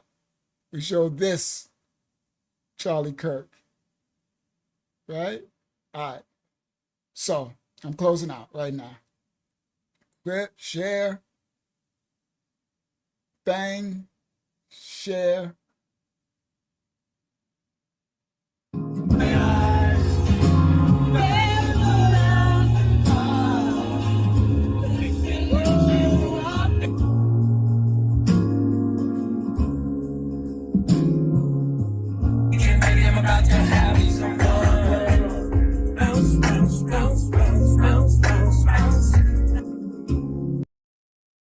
So we saw Charlie bouncing to R. Kelly now. we don't condone no R. Kelly and his serpent seed stuff. But okay. So now, then we also showed the speech And that dude that said he was a dragon, and he was arousing them to hate. And we also showed the orange dude tell them, I hate my enemy. So we have to, the righteous, you just have to be righteous. Those who are in the middle, you have to be careful. Well, we still have to be careful. But our righteousness, the Most High's mercy, His grace covers us as we have repentant hearts. We have to live a life of repentance, okay? And that's what will protect us from what's coming. But what's coming is all prophecy, right? So you can't stop it. You can't stop the prophecy. But you can protect yourself, you can protect your loved ones in your righteousness. And yeah, this has been Candy, Charlie, and the wife. Candy, Charlie, and the wife. And let the righteous keep being righteous and the wicked keep being wicked still. Come on, y'all. That's the Bible. We can't stop it. And the Most High, and again, I'm a teacher. Eat your fruit and spit out the pits, but don't worry about the messenger. Listen to the message. Always listen to the message, right? Get it from wherever it comes from, because the Most High will send that message no matter how He wants to send it. All right, Friday is going to be crazy. May the Most High cover and bless you. I'm going to save my breakdown that I was going to do for Friday. May the Most High cover and bless you all. Hopefully you got some fruit. Don't worry about the darkness of these serpents. You worry about your light. Worry about your light, and the Most High, vengeance is His. You don't have to fight. Our weapons, we're fighting against principalities and spirits in high places.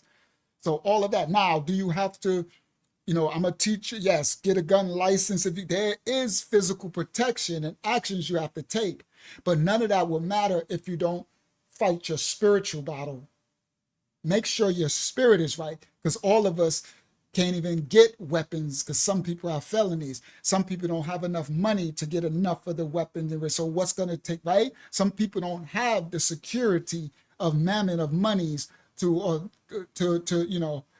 money ain't evil. It's the love of money. It's the wickedness, what you do with it, your lust for it, right? So just understand that your righteousness is the first tool and key. And we're going to continue to teach y'all what they're doing, teach y'all what's coming. Palantir and Oracle, they trying to do a lockdown AI grid. It's going to all happen, all of it. But praise Yah, we'll be all right. The righteous will be all right. May the Most High cover and bless you all. You're welcome, Yah. May the Most High cover and bless you all. Thank you, Hakyama. Thank you, Yashiyaha. Thank you, Elder Yazan.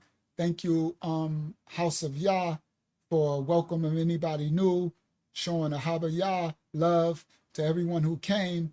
And we'll see y'all Friday. We live every Wednesday, Friday, Eastern Standard Time, 9 p.m. Friday going to be crazy. I don't know what I'm going to name it. I don't know if it's going to have a catchy thing, but y'all need to watch. It's going to be crazy. I was going to try to put some of it tonight, but I got too much.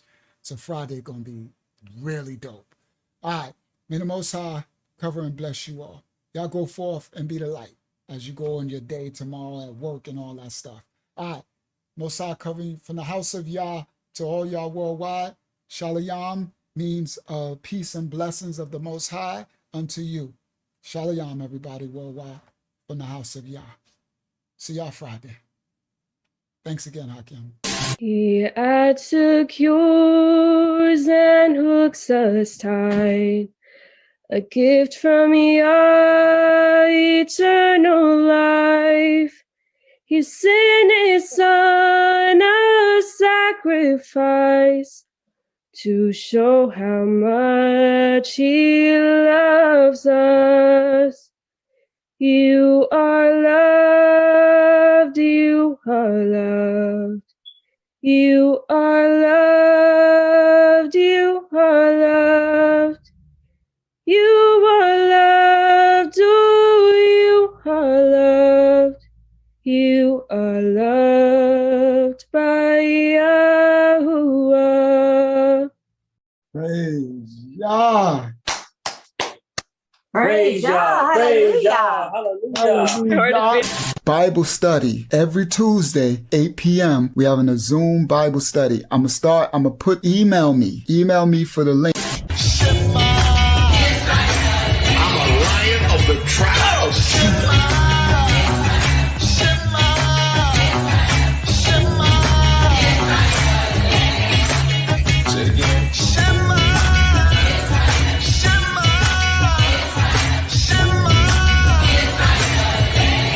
Precious chosen people of the Most High.